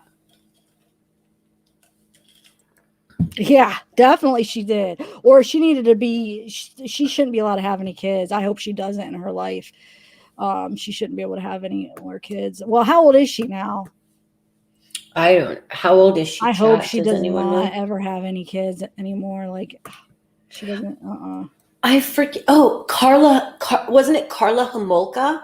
Carla Homolka, the Ken and Barbie. Yes. And then she went and had kids, and it's like some dumb, like dude married you and then knocked you up. OMG. Oh, did you see some of those videos of people taping her when she's like picking up her kids at school and stuff? Yeah. And calling her like a murderer, and she's like, yeah. Well, I don't know. You saw what she did. I wouldn't want my kids around her. I wouldn't. Yeah. She was just as part of it as her stupid boyfriend. I mean, 100%. She was taking part in all of that. So it's just absolutely. And it was her sister. I know, you know what I mean? Sister. I know. That was one of the victims. Get out of here. It's horrible. And you're walking free, and then you have kids. Like what idiotic guy married and impregnated you weird man? Yeah. I mean, maybe he believes her that she was maybe made. Maybe she convinced him that, he made me do it. You know, like that she didn't have a big of a part of it as she really did. I don't know, because if so, how could anybody want to marry her after what she did? You know, if he knew what she did, right? I mean, you know how like guys want to save some guys want to save, you know, be like the one that saves a girl. Maybe he thought he was saving her, and she's probably manipulative and weird, and Yeah, I that's can't true. get her face, like her weird face staring at her dude, like with like she had eyeliner under her eyes, like really, like I don't know if it was running, I don't know. Like, get out of here, woman. Like, you're so wrong. You both are so wrong. What was his name even? Hold on. Paul Bernardo. Yeah. Gross. Wait, here's some more pictures on her. That's not the same kid, is it? Was he old, was maybe younger then? I mean, I don't know. Did she have 2 kids? I mean, how old do you think he looks right here? Or this kid looks? Does he look 7. and then this? That looks like him. That swimming picture looks like the baby. Maybe those other ones were old. And maybe that's him older. I don't know. But look, know. He doesn't have those dimples. Oh, yeah, that's true. So I don't know, guys. But yeah, that's sick. I mean, I'll try to. What does it say here? Das my BB? Is that what it says? Or my with his faded rock head, LOL. Yeah, he's saying like that's my baby with his faded rock head, no chiclets teeth no more, no chiclets teeth no more. I bet you that's just him growing up. I feel like because they're saying R.I.P. little angel, you know. Then yeah, it is. Wow. So that's how old he was, probably. Like, what was she telling him why she was trying to cut out his tongue? I mean, he was 10 because look, this picture is from 2017. Wait. Then he would be, no, that can't be him then. Because he looks, you think he only looks 7 there. Okay, never mind. I thought I'm not good with ages and how old people look. So maybe. I was thinking he looked 10 in this picture, but maybe not. He could be 10 in that look 10. I mean, kid, all you could see is like torso up. But yeah, that's probably him if they're saying RIP in the comments. Yeah. Yeah. A lot of Snapchat all right, filters. guys. Let's move on to another one here. I don't know if there's any more articles or I think this was from her arrest date from 2016. So she obviously did something else. Let's say, booking charges, disregarding stop sign, operating motor vehicle under the influence of alcohol or drugs, failure of owner to maintain required insurance, possession of an open alcohol beverage container in a motor vehicle. And she was a mom. If this is 2016, she was a mom then too at 23, right? 5 years ago. So that would make her. Yeah, she would. Yeah. Definitely. All right. So let me see if anybody in chat decided to come up and then we could. What was the other one we wanted to talk to about? She had a 10-year-old baby apparently. They claim it was never off the table. 2 kids, huh? Oh, she did. How old was the other one? A toddler, Kim Hamilton said. Oh, so wonder if those other pictures you said were old pictures that we saw first, right? I don't know. I didn't look at the dimples, date. Or maybe that was her other kid. Maybe, little cutie. Okay. Yeah, because they were higher up, so they're probably newer. Yeah, so that was her younger son. Okay, so the first one probably it was the other one. Okay. Okay, so did you see anybody that said they would want to or no? Let me see if I got any emails real quick. No emails. Okay. That's right, Libra. Libra, were you talking about Carla Homolka? I wouldn't hire her to find a missing animal, let alone anyone else. I don't know who you're talking about. I don't know if it's Carla, but yeah, like I don't know who, but wow, Carla, I couldn't believe she had kids. Like 2 or 3, like it blew my mind when I found that out. Like, wow. Okay, so there's not really anything new on Maya, right? I need to look into her a little bit. So I'm going to go through this other list of people Or did you see anybody? Stacy W says she wishes she could come up, but she's using a hotspot. Tell for all or TLL for all. We're just talking right now about different cases. We're just going through them. If you want to throw out a case that you want us to look at, we were kind of discussing Carla Homolka from the like 80s and 90s and what she's doing today because she's out of prison. And we just got done talking about somebody in Kentucky who killed her 10-year-old son, a la Casey Anthony. I'll read this. Wow, that's crazy. Okay. Oh my gosh. Huh. What? Do you think that she knew about that though? I don't know. Susanna? Yeah, I don't. She seems, that's scary. Lieber says she was referring to Casey Anthony after it was mentioned that she started a PI business. Huh? Yeah, no kidding. I know, that's just crazy. You guys email me, hey, Tennessee Vols and Stacy. So put up my email a few times. If anybody wants to come up, email me. I'm gonna go down this list then, unless if somebody has a request. Is that a request? Nikita Ryburn, Ashley Freeman. Is that a case you mean? Let's see. Maybe. I think don't know so, if that's yeah. what we're. Let's see. Ashley Freeman. Okay, hold on. Nikki, yeah, he was 10. That's what we heard. He was 10. Oh, murders of Liliana Bible and Ashley Freeman. Okay. Okay, let's see see if I could find a good article to kind of oxygen. I'm gonna try to find like a local. Well.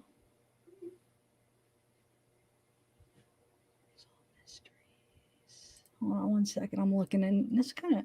Oh, this is fandom. No. No, that's gonna play too many videos.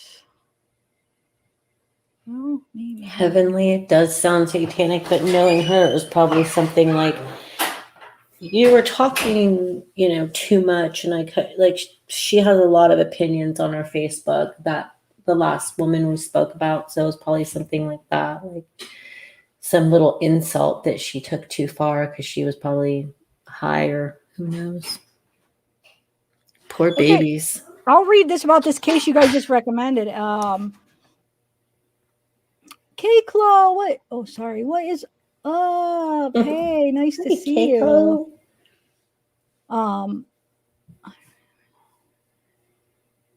Yeah, well, I actually did. I covered that case actually. I have like 4 or 5 videos under my playlist on Christian Andreacchio. I might do a couple more. I have all of the files, and there's a few of them I haven't went over that I kind of wanted to go over, but that's going to be a different one probably when but yeah, go look under the playlist. You'll see I did cover that kind of in depth. At least I think it's 5 videos. I don't know. Okay, so this one, the one that you recommended, what is it called? Liliana Bible and Ashley Freeman. I'm going to read a little summary of that. Hold on one second.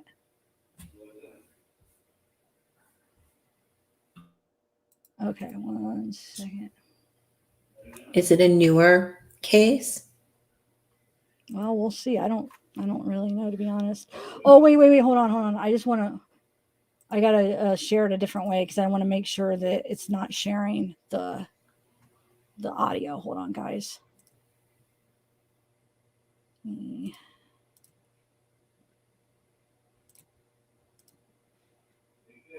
Yeah, come up on panel, you guys. If there's a case you feel really passionately about and you want to talk about it. Okay. Thank you, TLL for all. Thanks for the super chat. Oh, thanks. Thank you. Yeah, K-Claude, finally. All right, thanks. Let's do these. Oh, misbehaved. What's up? You made it. Did you finally get a notification? Yay. All right. All right, let's do this. Let's read what it says. So it's occupation. They were students.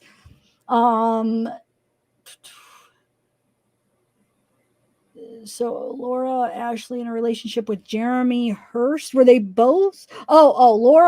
Loria was single, and then Ashley was in a relationship with Jeremy Hurst. Characteristics: both are Caucasian females. Laura has brown hair, hazel eyes, a mole under her nose, a scar on her head, and pierced ears. Ashley has dark blonde hair, blue eyes, a scar on the upper left side of her forehead, and an athletic build at the time of her disappearance. So here's the picture of them. Why does that video keep going over? And if I exit out, it comes up, so I can't even do it. It's weird. So details. On the night of December 29th, 1999, Ashley Freeman celebrated her 16th birthday with her best friend, Liliana Bible. Her parents, Danny and Kathy Freeman. Is that Laura or Loria? Because I don't want people getting mad if I pronounce it wrong. It looks like Loria. Yeah. Okay, so she was celebrating her 16th birthday with her best friend, her parents, and her boyfriend, Jeremy Hurst. They celebrated at the Freeman's mobile home in Veneta, Oklahoma. Jeremy left around 9:30 p.m. Sometime during the night or early morning hours of December 30th, 1999, a fire erupted inside the Freeman's mobile home. Oh, wow. A concerned neighbor called the fire department at 5:30 a.m. on the morning of December 30th, 1999. Loria's parents and the police immediately canvassed the rubble for signs of the Freemans and Loria. Kathy was found dead, but Danny's and the girls' bodies were nowhere to be found. An autopsy determined that Kathy had been shot to death. Arson investigators determined that the fire had been deliberately set. Police theorized that Danny killed Kathy and abducted Ashley and Loria. So wait, which one is Danny now? Danny is the parent. Danny is the dad. Yeah, because look, her parents. Oh my gosh. What?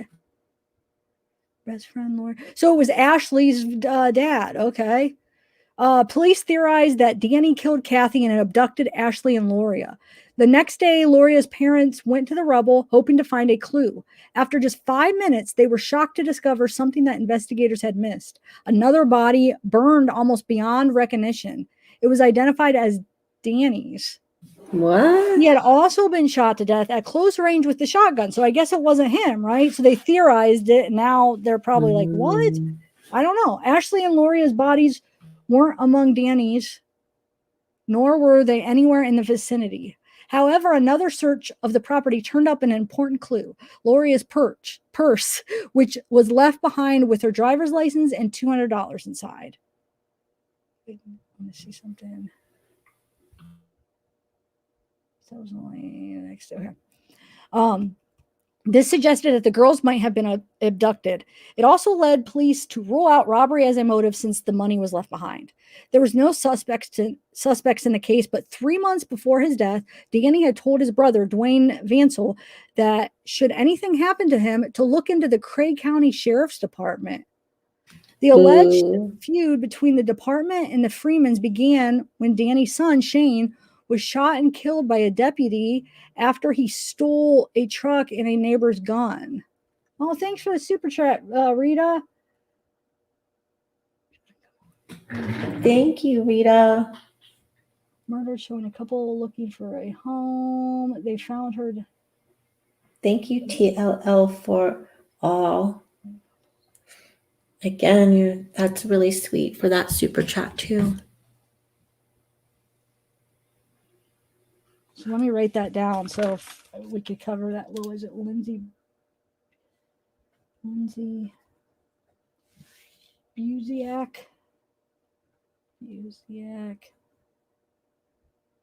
Okay, I'll look that up. Thank you so much, Rita. And the other one is Tell for All. Thank you. I've been following you since you began but due to me not using a VPN and security, it was hacked and lost everything. Much smarter now. My security is like Fort Knox now. Good job. Sorry that happened, but I'm glad that you got a Fort Knox now. We all need Fort Knox. It's a good thing for all of us to have our VPNs and security up. Yeah. All right. Thank you so much. All right. Did I miss somebody? Oh, the other one was Telfall too. Okay. Thank you. I really appreciate that. All right. Let's this one's an interesting case though. Thank you for recommending this. I never heard of this one. I haven't either. So let's continue here. What year was this? 8/19. Okay, it was a while ago then. Where are we? Let me take a sip of my water real quick. But where did we leave off? Oh, there we go. I found it. So he was telling him to, if anything happened, he told his brother to look into the Craig County Sheriff's Department.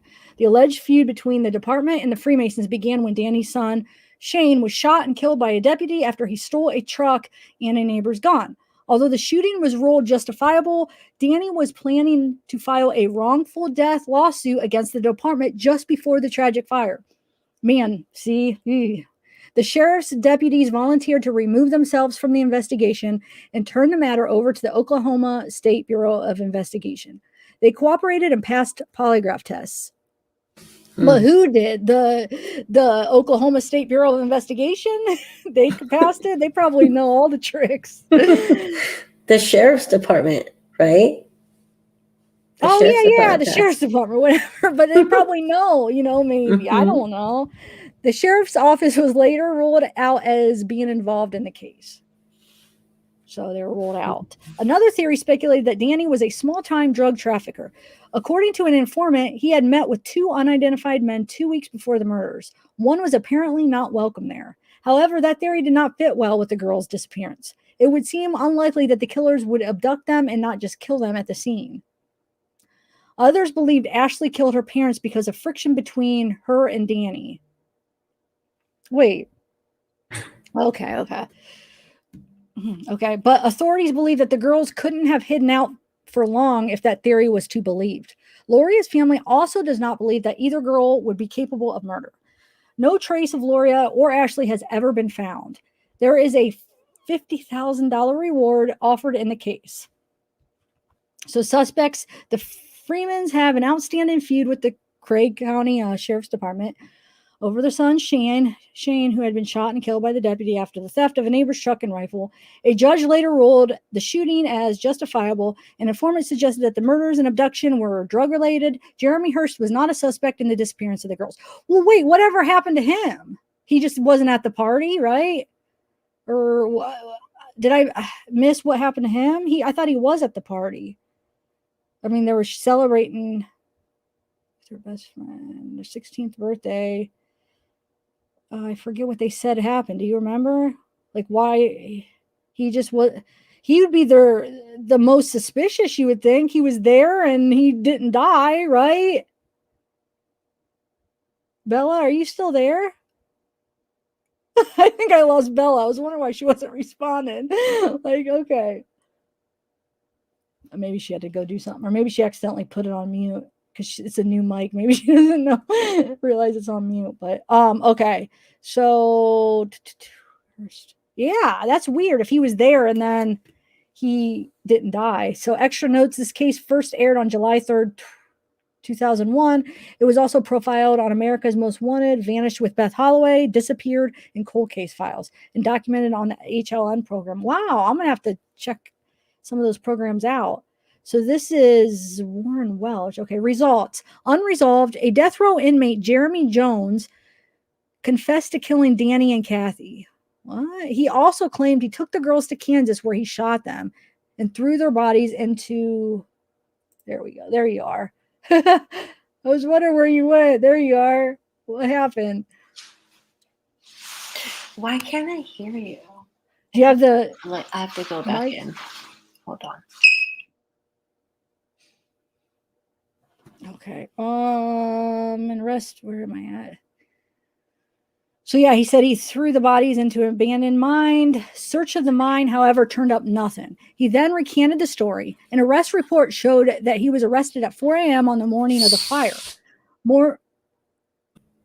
What was that? Did you guys hear that? It was the door. It was the door. I tried to mute it. Okay. You have some weird sounds. Noises. It sounded like a like I don't know. even know. I need a broadcast studio in here. I have to get a room and pad it. Okay. That's why I had to get these walls, like, because these are soundproof. They're like padded. They walls. are? Yeah. There's 3 of them. So you can't even see. I got 2. They're like real thick. They're padded. They're soundproof. And then I have one behind me right here. Because this is my bedroom. My bed's right behind there. It's just I put it in my bedroom because I need the soundproof because I'm always up late, and they go to sleep early. I'm up late. And plus, it blocks some of the sound from sound out. hearing Yeah. that. So yeah. Okay. Next thing. So this guy first he admitted to it and then he recanted it. And then it says another man has also confessed to the murders and abduction. However, his confession was not believed to be credible.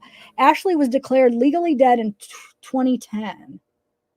In December 2017, new investigators discovered investigative notes from the original investigation that had apparently been lost. The investigators immediately began to follow new leads as a result of these notes.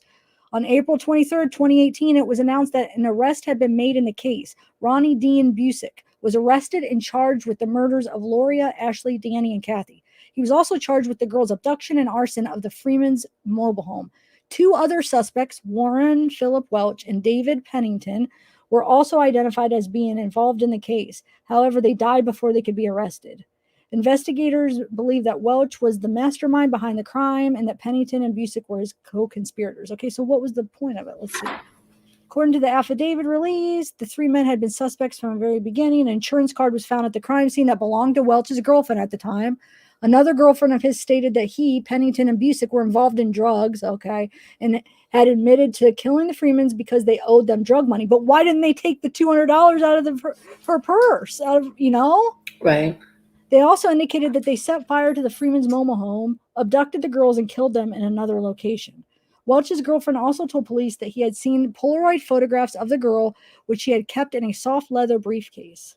In them, they were tied up and bound. In some of them, he was with them. They were also laying on a bed, which she identified as belonging to him. She also said that she later took photographs from him, and he threatened to kill her, and he put her in a pit with the missing girls. Unfortunately, she had since lost them. Pennington's girlfriend also told police that he had admitted to committing the murders and that Welch and Busick were the co-conspirators. He threatened to kill her if she went to the police. Another witness, a friend of Welch's second girlfriend, told the police that she had also seen the photographs and had been threatened by him into silence. Yet another witness told Busick that he bragged about his involvement in the murders. Wow. And then some more came forward in 2017, claiming to have seen the photographs and hearing the suspects brag about their murders. Unfortunately, despite Busick's arrest, police have been unable to locate Loria and Ashley's bodies. Yeah, tell us where they are then, so we could see if it's true. They would know where they were, right? Yeah. But they are still actively investigating new tips, according to the new report by local journalists. On July 15th, 2020, Ronnie Busick pleaded guilty to first-degree murder in exchange for avoiding first-degree murder and arson charges. So, wait, he pleaded.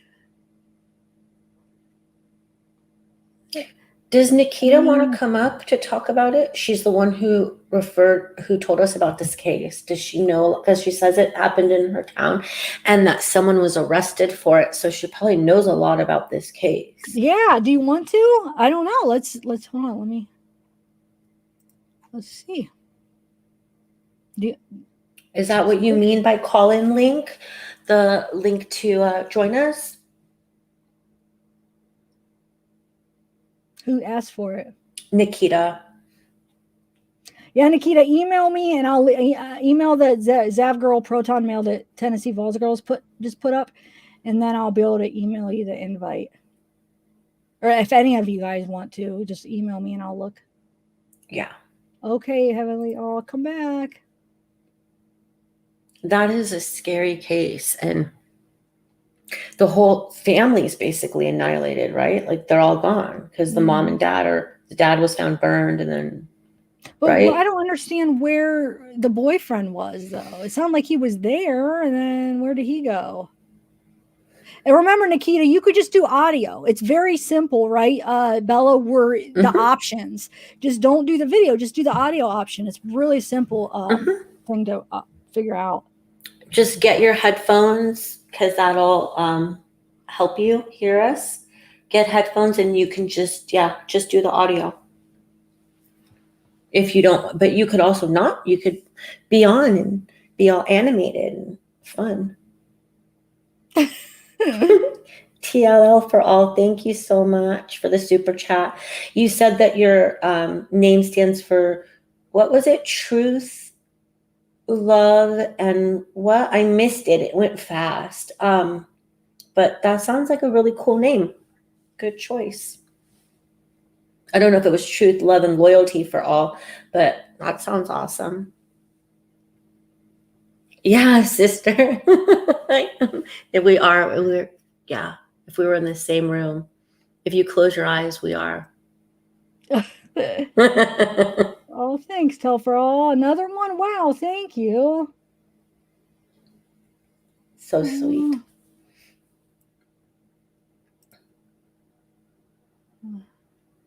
Oh, truth, love, and loyalty. Yes, for all. That's a great name.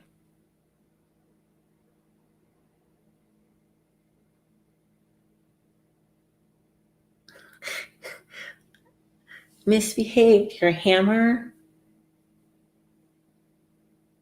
You have a crazy hammer. If someone said they would kill me, if I tell them I'd counter threat them with my hammer. Oh, yeah. Okay, no email yet. All right, I'll just keep checking. So email me up, guys. Let's get a panel email, and it doesn't even have to be this case. Come on up and bring up another case, and we can look it up. Okay? Yeah, I mean, you can, if you have anything, even with cases that Zav's covered before, you know, if you want to talk about it, if there's something new in it or something you don't understand that you want clarified or whatever, come up on panel. Yeah. Well, in the meantime, let me see. And like I said, just come up and talk about the one case. You don't have to be up here long. We'll just chat about whatever case you want to do, and then we'll bring somebody else up. I'll just start going down this list. Good idea. Mad Max. Is that a thing? So the last live, somebody recommended Amanda Tussing. Let's see. Let's look Amanda up.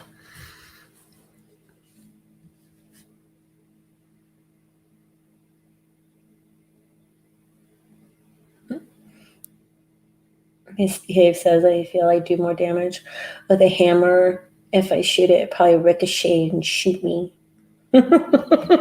Sometimes I feel like that's my luck with lots of things. Like, you know, like, yeah, it would be my luck that if something would ricochet and hit me.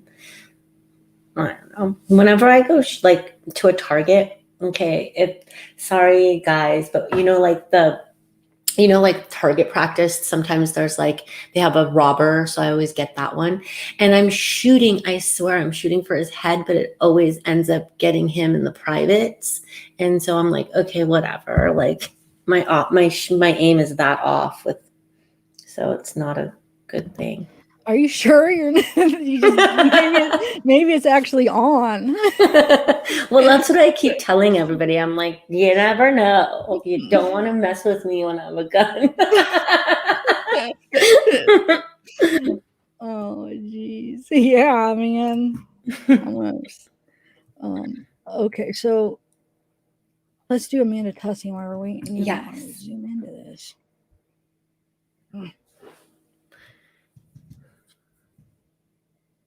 Won't let me zoom in to make it bigger, but oh well. I feel like you guys are bored when I'm just reading an article, though. But don't worry, they're not always going to be just like random like this. But sometimes it's nice to just do a panel where we're just learning it together and randomness. But I'll try in the next one to have something prepared. The next one's Sunday, though, guys. I still haven't got a thumbnail ready, but I got to get a thumbnail ready. Sunday, please come. I think it's going to be so interesting. Because I know with the Darley case, we don't get a lot of people that are interested in it for some reason. And we're going to have 2 guests on. We got a guy that's actually talks to Darley. He's been talking to her. So he's in contact with Darley Routier. And then he's bringing on one of his co-hosts that she has degrees in like forensics and psychology. So she's going to talk about it. And so, yeah, he has a channel and he's been talking about the Darley case on his channel. And yeah, he talks to her, writes her, calls her, visits her, everything. He's in contact with her mom and stuff. So it's pretty cool. Like, so they're going to be on Sunday. It's going to be in the afternoon because the time, that's when they're available. Oh, cool. Heavenly Couch. So yeah, so it'll be interesting. So come, please. Yeah. And you guys, like, if you have any questions that you want answered in the Darley case, or maybe you guys don't know the Darley case that much and you know that Zav's been covering it, we're going to be going on episode 9 and we're continuing it for a while. So it is a case that if you haven't, you can familiarize yourself with it by coming and participating and listening to the live on Sunday. It will be early. So for those of you in the UK that always miss the lives here, you can catch a live. Tian, we don't know if it's going to be noon Eastern or 1 Eastern Standard Time, but somewhere around there, right? Well, what I was planning on doing is because we're going to meet, have a pre-live chat around noon Central Time. So it'll be 1 Eastern Time. But then by the time we get on, when we do the live, I don't know, the meeting's probably not going to be no more than a half hour probably. So I'm guessing about 1:30 Eastern Time. It's probably when it'll start. Yeah, let's just say 1:30 Eastern Time, 12:30 Central Time. So I think that's on and on and on. So look at your converters, guys. Yeah. But yeah, or anyone tonight even has questions about Darley Routier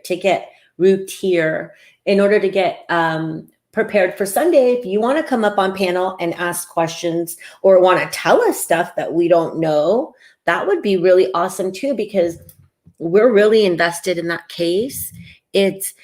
For those of you who don't know, it is still a very hotly debated case. Like, she's on death row in Texas, right? So she's in prison. But outside in our world, people debate her guilt and innocence a lot. And, if you don't know the case, come on and join us. Did you hear? I was watching this video I saw the other day, and something that they mentioned that I never even knew. But they said it was her appellate lawyer or whatever. He said that, or no, maybe it wasn't him that said that. Somebody said this on this documentary, that Darley actually got offered to get off of death row if she pled guilty, if she said admitted that she was guilty, and she didn't do it. Right. Which is kind of crazy. I didn't know that until last week. Yeah, and it was on that Women on Death Row documentary or something death row documentary out of the UK, right? That's where they interviewed her, and she said, "I'd rather die." Yeah, I think, is that the one? Yeah, that it was okay. Yeah. Yeah, like, I'm innocent. I'm not gonna admit to something that I didn't do, which, I mean, I don't know. If I was innocent, I wouldn't just want to be sitting there in prison, like, okay, I'm in prison or whatever. Because she would just get life, right? If she admitted it, she would just be taken off. She wouldn't have to be executed. Yeah, but then Right. she would never have a chance to get off ever. But I mean, I don't know. Yeah. I mean, what's her chance? I mean, she's on her last appeal, so it's getting. Thanks for all for joining. Thank you. Yeah, welcome to the Truth Warriors, guys. I mean, tell for all. Yeah, I don't. Okay, so let's see here. Nikita, what did you want to talk about? Let me see. Hold on. Let me email you. Should I read? Is it about this, or should I wait to read this one about Amanda tussing or? If Nikita, she said she emailed you. No, so yeah, I have it. Yeah. So I'm going to Have her email you the come up. link, but I'm saying what cases she in wanted to talk between. about. That's I what think was it was that one that she brought up, that one that you just read. Oh, is it? Okay, then let's do Mhm. that first then. Yeah. Okay. I wasn't sure. Yeah, we'll wait for her to come on. Okay. So, and while we do that, we'll just talk about this live that we're going to have on Sunday, guys. Like it's we want everyone's viewpoints, and if you join the chat, like, everyone's viewpoints are welcome. Just always keep it classy and be respectful in it. But yeah, every viewpoint is welcome, because no one knows, no one was there, right? So how do we know what really happened? Very good point. Yeah, I mean, there's just still some things that, like, I see the other side, though. I do. There's things that just don't make sense with the intruder theory. It's like, come on, why would they not? First of all, they didn't freaking take any of the jewelry or anything. Why kill the kids first? Why was the stabbing with the kids so drastically different than how they stabbed Darlie? I mean, there's still some weird questions, but I still have enough doubt, and I just don't believe the story that the state laid out at all. I still have a doubt, but I mean, I can't say 100% that I feel that she was innocent, but I have doubt. I have doubt about it. That's all. I don't Exactly. know. And I do, though. And I feel like she deserves a fair trial, because I don't feel like she got a fair trial. I don't think her defense, did a very good job for her, because they weren't even allowed to bring in like the most suspicious person. And I mean, Darren, they should have been able to bring in some of that, I feel like. And he wasn't even allowed because Darren hired him.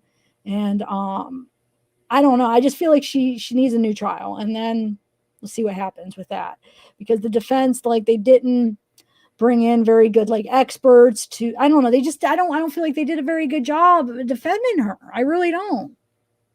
Yeah.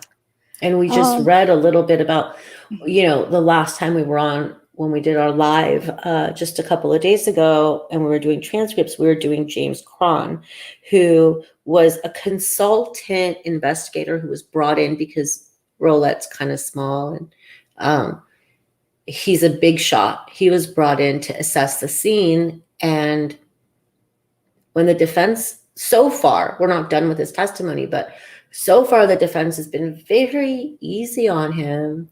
And because I mean, it's bizarre and we just discovered before we ended the live that there's like stuff missing from the transcripts. Like, all of a sudden it just jumps from the defense to the prosecution.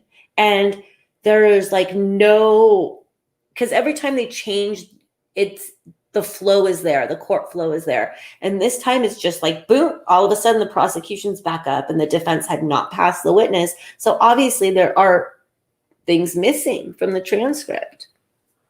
Because I heard someone say, like, no, this isn't the missing transcript. Like, we have everything. This is the fixed transcript. But no, it's obvious it's not fixed. Yeah, I agree. I see Nikita back there, but it's saying her device isn't connected. So maybe, Is it because she doesn't have headphones connected? I don't know. I mean, it probably could mean a bunch of things. Nikita, what is it saying to you? Just respond in chat, because it's just saying your device isn't connected for some reason. You're backstage, but it's not going to work until something's not connected. It might, Nikita, if you can hear us, it might be your mic. I'm sorry, your headphones. Make sure you have headphones plugged in. And that should be it. Because when I came to rejoin, like, it wasn't registering this mic. I had to re-register it. And so it was telling me I wasn't connected either when I got kicked off and came back just a minute ago. So do you think she should come out and go back in, maybe? Yeah, if all else fails, try that.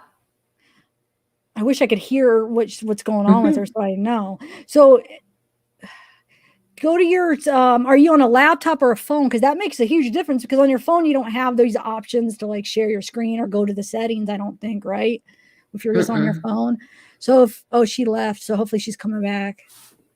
So yeah. But on your phone, make sure you have headphones, because I don't know how it works without headphones on a phone. I know, it's like, because then we would hear her, and if she's on the YouTube side, it's on the delayed, and yeah, it's best just to have headphones. There's a way to do it without it, but it's just, I have a feeling it's just going to be easier to have headphones. I hope it's okay, but we'll wait a few minutes and just ramble about anything. When you didn't have to use headphones, were you on what device were you on, your laptop or your phone? Since I've been having guests, if I have a guest, I've always had to use headphones, but I used to do a lot of lives without guests, so I didn't have to hear anything. So why you didn't have to hear anyone. So I get yeah. Libra says she used her phone before and talked like normal before. You mean like holding it up like you're on a phone call? Interesting. But wouldn't we be able to hear, if you're listening to us through the phone, then we would hear that though back, right? Ronan the Accuser, what's up? Nice to see ya. I haven't seen you in a minute. How are you? Hey Jojo. So let's see what you got. But by the time he got to me, I forgot all logical stuff I wanted to say. Oh, okay. You're talking about your birthday weekend. This weekend's your birthday weekend? Happy birthday. How old? Well, you don't have to share if you don't want. Some people don't like to share their age, but happy birthday. Yay. Happy birthday, Jojo. Yeah. What day is it actually? What astrological sign does that make, or where are we? Are you an Aries or are you a Gemini? Where are we right now? Are we into Gemini season? No, we're not in Gemini season yet. I don't know. 21 again? Wait, what does that mean? So is it 21 or isn't it? What do you mean by 21 again? Libra said Aries. Aries. Woo. Yeah. I don't know. What is today? No, because today's Taurus. TN says Taurus. Are we on a cusp? Maybe we're on a cusp. Maybe. Aries and Taurus. I'm 26 forever. Yeah. When I hit 30, I was like, I'm just gonna go backwards. So next year I'm gonna be 29, and then the year after that I'll be 28. I'd be a baby now. I'd be like 2. Like what's that movie? Where he goes, he ages backwards. Benjamin Button. Yeah. Oh, so I guess we're just now. Go ahead. What? Tian's birthday is coming up. Oh, nice. Oh, Nikita, you can't figure it out. You were there. It just something wasn't connected. It said device not connected. Were you on your phone or laptop? You could try. Yeah, you're close. You're close. You sure you don't want to try it again? Yeah, you're really close, Nikita. Come tell us about this amazingly fascinating case. Tell us all you know, because you live in that town. Yeah, because it does sound pretty fascinating. What did it say though? First of all, phone or laptop? Just answer that real quick, and then I want to. Oh, and headphones or no, and phone or laptop, and did you have headphones? And this is just water. I'm learning my lesson. I learned, but look, this is just staring me in the face. The last half of because the 5 hour I had the half and then the other half, but this has still half left. Throw it away. Yeah, but what if I need it one day? You don't. I think but I just drink it too late that one day. I think I'd be all right, if I. Yeah, but whenever I'm going to see you, you're going to be too late. Oh, okay. You can save it for Sunday. Oh, yeah, because that'll be in the afternoon. Yeah. And you'll need it because you said that that's early for you. Yeah, I mean, not that I'm not up at that time messing with you because my brain doesn't wait. It's early for my brain to function. Oh shoot, Nikita. So phone. Okay, so did you have headphones? Mm-hmm. Or were the freaks Libra? Yeah, I'm a Libra. So Libra, you're probably a Libra too, right? I didn't even think about that. Bridget is. I don't know. Did you have headphones though? What do you guys think? Then you could try it. Do you want to move on to another one? I don't know what to do. Let's move on to the one you just looked up, and then Nikita, see if you can find headphones and try it again, because you were really close and we like this case. Yeah, it's pretty interesting. You had two different people confessed. The other one, he couldn't have done it because he was they say he was in custody at the close to the time or something. And then the other one somebody confessed after that, and he's the one that's, I guess, taking the charge, right? Isn't that what it said? Mm-hmm. Okay. Nikita answered you. I mean, are you saying this? Oh, she's back. I was going to say, are you saying this? You just want to give up, or do you want to try? So yes, I have to figure out how to unblock my locked mic and cam to browser. I don't know. It's so hard because I'd have to see what. Do you have? So are you going to use the camera or not? Do you want to use the camera, or so you're going to? Are you trying to unblock both of them? That's beyond my scope of understanding. I know. I feel like I could figure it out if I was there and I could see it and stuff, but it's hard to figure out what kind of phone do you have and what. Nikita, do you have headphones somewhere? Because that might surpass the blocked mic. Well, she didn't answer about the. Do you? Because I think you will have to have headphones at least, since it's just going to be easier instead of trying to figure out how we don't hear you. You know, the echo or whatever. Yeah. So see if you can find those, or let us know if you have them somewhere, because that I think would help a lot. And then we can move on to the next case and then come back and talk about it, because Nikita, that was an amazing case. We really want to talk about it. We want to talk about that. What's the next? You're so sweet. You're killing me. I'm eating chocolate. No, I'm not even talking about any sounds. I would just. Oh, jeez. Okay, so what's the next case that you? Oh, I was gonna do Amanda Tussing. Okay. All right, guys. I got an article up, and then you could try to figure out. But try to get headphones, Nikita, and that would probably work. Oh yeah, yes, I have headphones. I'll keep trying, but you guys move on. Okay, keep trying. I'll keep looking out for you. And then once you get it, probably it'll be fine. I'm sure you'll figure it out. Maybe. I don't want to say that, and then you don't, and you're like, well, wait, what? No, I mean, Cleopatra, if you have a locked headphone, locked mic, it's gonna be kind of difficult. That's I don't even know how to figure that out. Zav is more tech savvy than I am. I don't even know that, but I know headphones will help.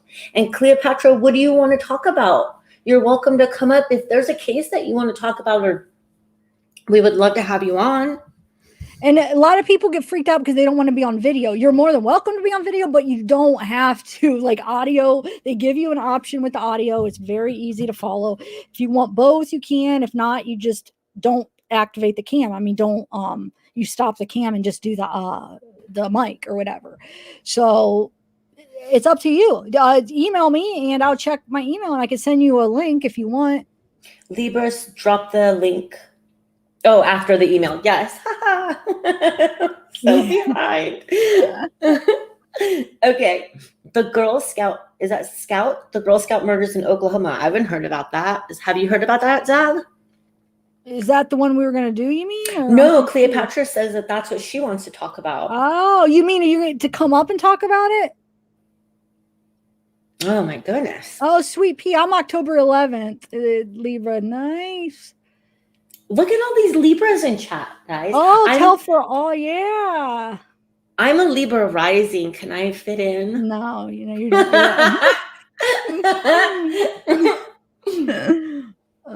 I don't know. I don't even know. I think that just makes me a little organized, but I'm not sure what that makes me. That's my rising. Okay. So, Cleopatra, what is the name of that? Do you guys want to talk about that instead? Is it an older or new case? What is it called? How can I look it up? Let's see, Girl Scout. Let's see here. I have the other one pulled up. We could just do real quick, or no?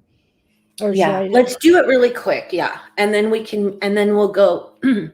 We'll see if Nikita gets on and finds her headphones in that time, and then we'll talk about that, and then we'll go on to the Cleopatra one that she wants to do. Yeah, and then just email me if you do want to come on, Cleopatra. So another look, Bad Lady Vet just came on and said, "I'm a Libra too." Oh my gosh! Wow. You guys are like Libras. Are Libras really into true crime? Is that what's going on? Oh, is that a defining thing? You guys. Maybe. Bridget says, just type in Girl Scout murder and you'll get it. I will. Okay. Let me just read this quick summary of the other one, and then we'll do that one after. Please. Give Cleopatra a little bit of time if she can't actually figure out how to get on. If not, we could still talk about it. So, all right, 1 second. Just give me 1 minute, guys, so I can share my screen.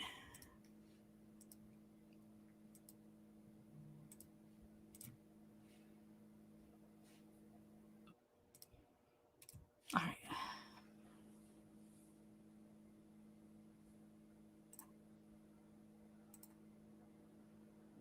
This one won't let me zoom in for some reason, so it might be hard to go. Oh yeah, now it's working. It didn't work before. I lied. Okay. I was trying it earlier, Bella, and it did not let me, so shut up. I love it when you say, I lied. Okay, so let's do it. Amanda Tussing. Okay, so the mysterious death of Amanda Tussing. There's a picture of her. Okay, so Amanda Tussing left her fiance of 3 months in 2007. Or wait, is that when? That's just so Matt Irving's house at 11:30 p.m. on what is that? 14th, 2000. It was storming outside. The night darkened by the clouds and the rain on the road as the 20-year-old drove from Jonesboro. Wait, let me read this again. So she was left her fiance of 3 months, Matt Irving. What are they saying? She left the house or she left the fiance? Where is it again? I was in chat. Sorry. Because look, it says Amanda Tussing left her fiance of 3 months, Matt Irvin's house. So she just left the house. Okay, the house. Right? Mm-hmm. Okay. Yeah. It was storming outside, the night darkened by the clouds and the rain on the road as the 20-year-old drove from Jonesboro, Arizona toward her home in Dell. Did I say that right? When Tussing had not called... Oh my God. See, it's one of those days I cannot freaking read. That's not true. You've been reading so good. Stop it. Okay, go on. When Tussing had not called Irvin to let him know she was home by 1:30 a.m. The search for she just left his house. Okay. The search for Amanda Tussing began on 2017. Irvin contacted Tussing's mother, Susan, hoping she had heard from her daughter. Upon finding out that Tussing had never made it home, Irvin left his home heading the same way that Tussing would have headed from Dell. Tussing's father, Ed, and twin brother, Andy, both headed in the direction leading to Irvin's house in hopes that one of them would find Tussing. Tussing was not found, but her car, a 1992 black Pontiac Grand Am, was found west of Millete on Highway 18 and 5 miles east of St. Francis Bridge. Her keys were still in the ignition. Her wallet and cell phone were on her seat. The windshield wipers were half up, and her favorite radio station was playing. Wow, that's weird. Tussing remained missing for a couple more days until Father's Day, June 18th, 2000, in Big Bay Ditch, just north of Lake City, off of Highway 135. Tussing's remains were found. Wow, she was found west of her car, despite the fact that she had been heading east. Can I interrupt you for a minute? Yeah, go ahead. Can I feed the dogs while you read? No, that's not. That means yes. You're so bad at it with your face and your smile. You gotta get mean. Okay. Do it again. I'm kidding. Okay, I'll be right back, guys. Okay. I'm just gonna go feed the pups. All right. Alrighty. Okay. She found west of her car. Okay, so the remains were found. Where am I? She was found west of her car, despite the fact that she had been heading east. An investigation into her death was open, lead by Sheriff Jack McKean and veteran officer Gary Etter. The case has been a frustration since day one, with the massive rains the night of her murder washing away crucial evidence. Irvin was questioned at the time, but was cleared after passing 3 polygraph tests. Wow. Frustration mounted, understandably, as there were no physical evidence and no obvious motives or suspects. The autopsy of Tussing did not help much. The only injury found on her was a bruise on the back of her head. Wow. Otherwise, there were no injuries. There were no signs of assault, and the cause of death was cited as drowning. Okay. However, investigators believe she was dead before ending up in the Big Bay ditch, as water was found in her nasal passages, but not in her lungs. Those that believe she died before ending up in the water believe she was suffocated, not drowned. Evidence has come in over the years. Names were brought to investigators in 2003, though those names have not been made public. In 2007, anonymous individual came to the sheriff's department and reported a conversation they heard that pertained to the murder of Amanda Tussing. Etter believes that talking with known criminals could open the case up, as he believes criminals talk to each other and that the killer could have talked to someone. Susan Tussing, however, thinks differently. Susan believes that Tussing's car was their best clue to what happened to her. She said before that she thinks it could have been a member of law enforcement who pulled Tussing over. Whoa, or someone pretending to be an officer. Hold on a second. That's crazy. Yeah, because the way they found everything, When investigators were asked in 2003 if the evidence that came with the names brought to them ruled out or implicated any members of law enforcement, the answer given was that they were almost certain the murderer is not an officer. That said, the possibility had not been entirely dismissed as of 2003. As of 2020, the murder of Amanda Tussing has not been solved. Suspects have not been named. Little evidence has been found, and her official cause of death has been placed as drowning. Matt Irvin was cleared back in 2000 and has not been brought back in as a suspect. But he also passed 3 polygraphs. That's pretty crazy, so I don't know. The Tussing family has not gotten answers in the 20 years since Amanda Tussing died. They have laid her to rest, but no answers have been found. All evidence available, thanks in part of the storm raging the night of the murder, is the water in her nasal passages, the bruise on the back of her head, and the state her car was left in. Hopefully someday soon, the Tussing family will have answers and finally be able to find some level of peace. Let's see. Wonder if any of it. Let me click on these. See if it brings up any. No. All right, so that's kind of interesting. What do you guys? Has any of you guys ever heard of that one? That was somebody had requested at the last live. Let's see. Any other new requests, or if not, I'll just keep going down this list. Let me see. Bridget. I guess we could probably watch a couple videos of something if there's a good case where there's maybe some videos. I sent an email. Oh, you sent an email. Hold on, Cleopatra. Let me get you a link. Oh, you just. Okay, I'll send you a link. Here we go.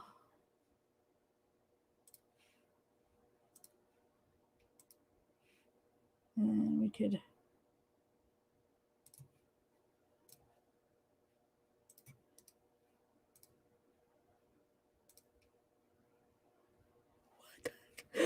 Oh, wait. The heck have it?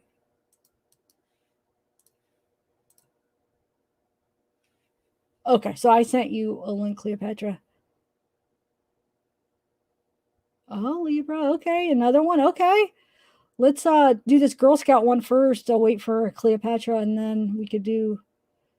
Okay, so hold on. Let me write these down. You had, where are they? I just saw them on the other chat over there. Where? Oh, wait.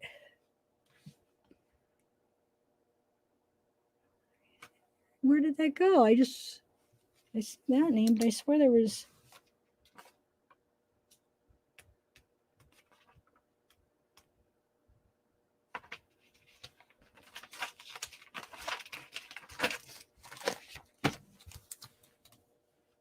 Ellen Ray Greenberg, but what? I can't find that other one.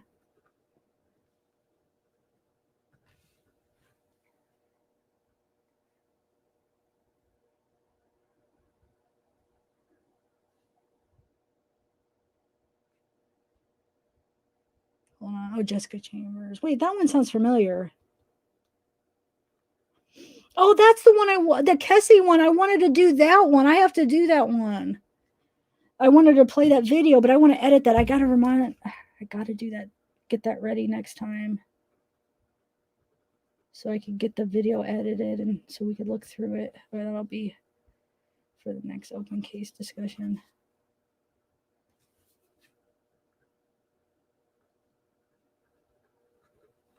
Okay.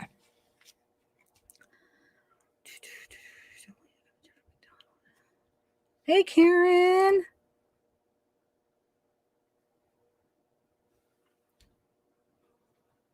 All right. So I don't know. Should I do these ones now, that the ones that you guys are recommended in this, or the ones that were recommended in the last live? Now I got a pretty good list of them. I don't know which one is it to go with.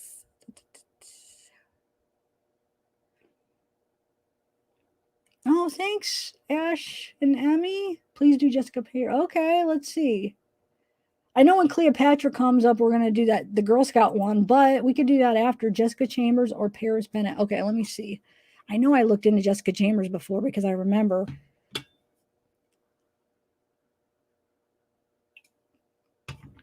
Oh, thanks, Steel Ribbon. No, not tanning. I just been outside walking every day, but I don't know if the sun hasn't been out much today. It was out nice, but the last few times it was really cloudy. But yeah, today it was sunny. Okay, do another one and then okay.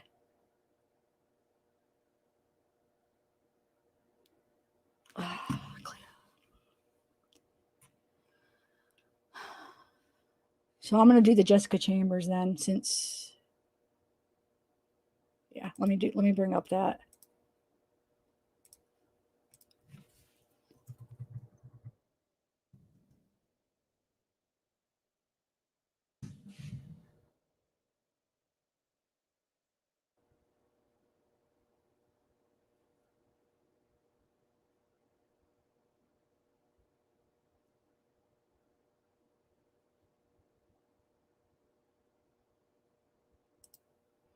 I mean, right now the way I'm doing it is we're just doing like quick, like, hold on a second. Summaries, because I'm just like looking them up real quick. But if one we find is like really interesting, then I could do some research after, and find some stuff for another video. Okay, I'm back. Okay. Yeah, Steel Ribbon, doesn't she look good? Did you answer that question? Did I answer that? Yeah, I answered that. Oh yeah, I still have that up. Yeah, I said thank you. Yeah, thank you. Aw. Hi, Gregory. All right, so I'm waiting for Cleopatra. She said move on to the next one. She's she got the invite, so she's gonna come. Okay. So yeah, let me do Jessica Chambers real quick. Okay. Hold on.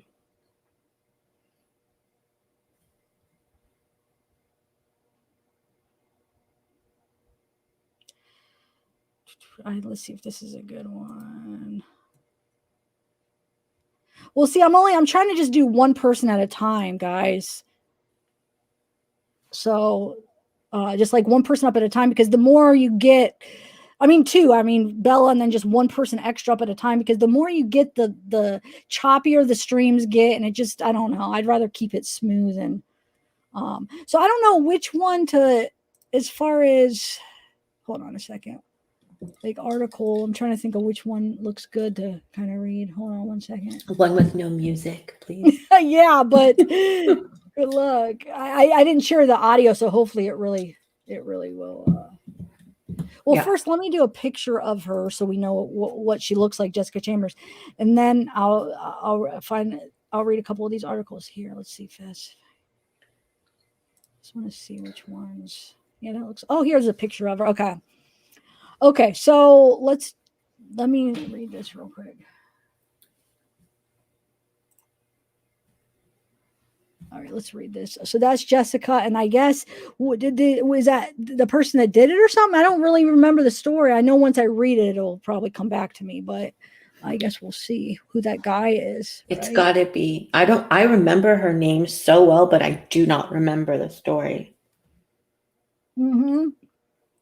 But I have a feeling once we start reading it, it'll become familiar, you know? I agree. All right. Oh, Gregory, what's up? Ooh,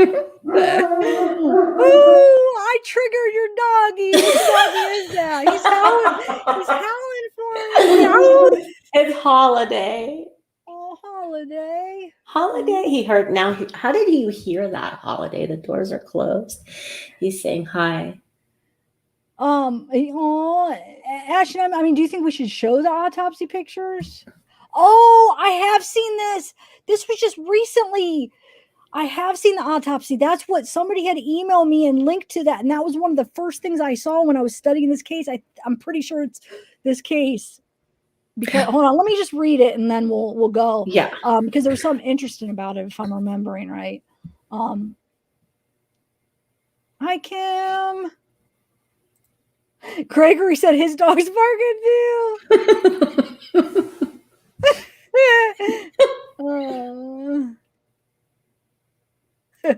Okay, let's do this. So Ash and Emmy says that's Quentin Tellis. He had 2 mistrials.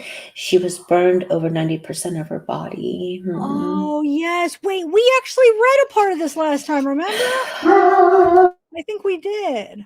Okay, let me just read it, though. I feel like we did talk about this. Yeah, this isn't the autopsy photo thing that I was talking about, actually. We talked about this, but we'll talk about it here again. So we got Cortland. Let's see, on December 6th, 2014, a beautiful 19-year-old cheerleader named Jessica Chambers was set on fire in the small town of Cortland, Mississippi. Man. Despite suffering from smoke inhalation and having been severely burned on almost her entire body, Chambers managed to escape. Tragically, she died the next day of her injuries. The murder case shocked a small town and made headlines around the nation. And the man accused of killing her, Quentin Tellis, ended in a hung jury last fall. I remember, I think I watched a part of the trial because the one guy, the paramedic that said, that treated her, remember, she thought, I think it was Eric that they thought she said the name. It wasn't the right name, but when they said, who did this to you? She said a name and it didn't match Quentin Tellis, but she was hard to understand because she was all burned up. And I think it was Eric, if I'm remembering right. But like her dying death.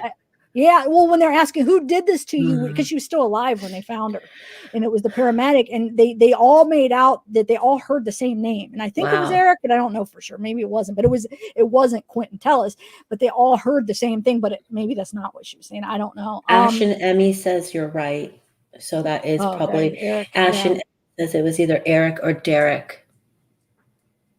Okay, so let's see, where am I at?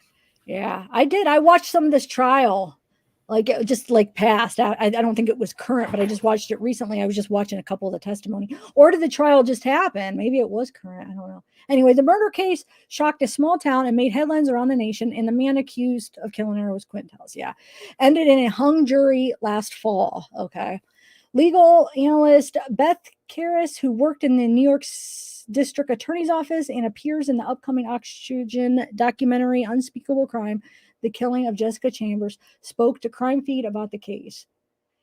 Some commenters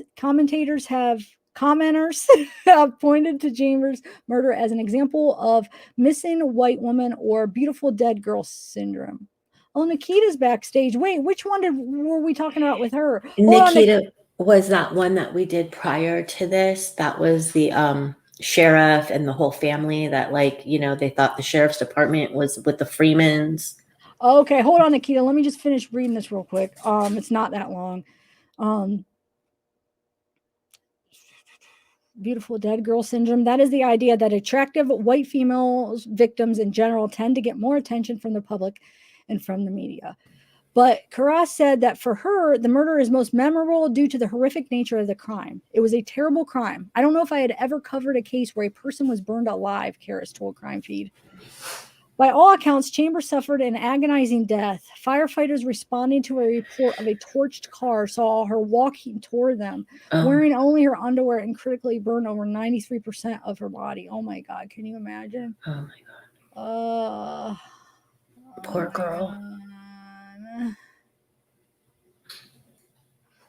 Some commenters have pointed out that Jessica's murder stoked racial divides in the town. Armchair detectives took to social media and sleuthed various suspects in the town. BuzzFeed got the story, and it seemed like the entire internet was trying to answer the question, who set Jessica Chambers on fire? Hey, RR! Ironically, Chambers' friend and family say that she was a person who befriended people of all races. She had black friends and black boyfriends, including a boyfriend, Travis Sanford, who was incarcerated at the time of Chambers' killing. Kara said that she understands why the jury was undecided. I understand the indecision because it's a reflection of the community, Kara said. Even after seeing all of the evidence, people remain unconvinced.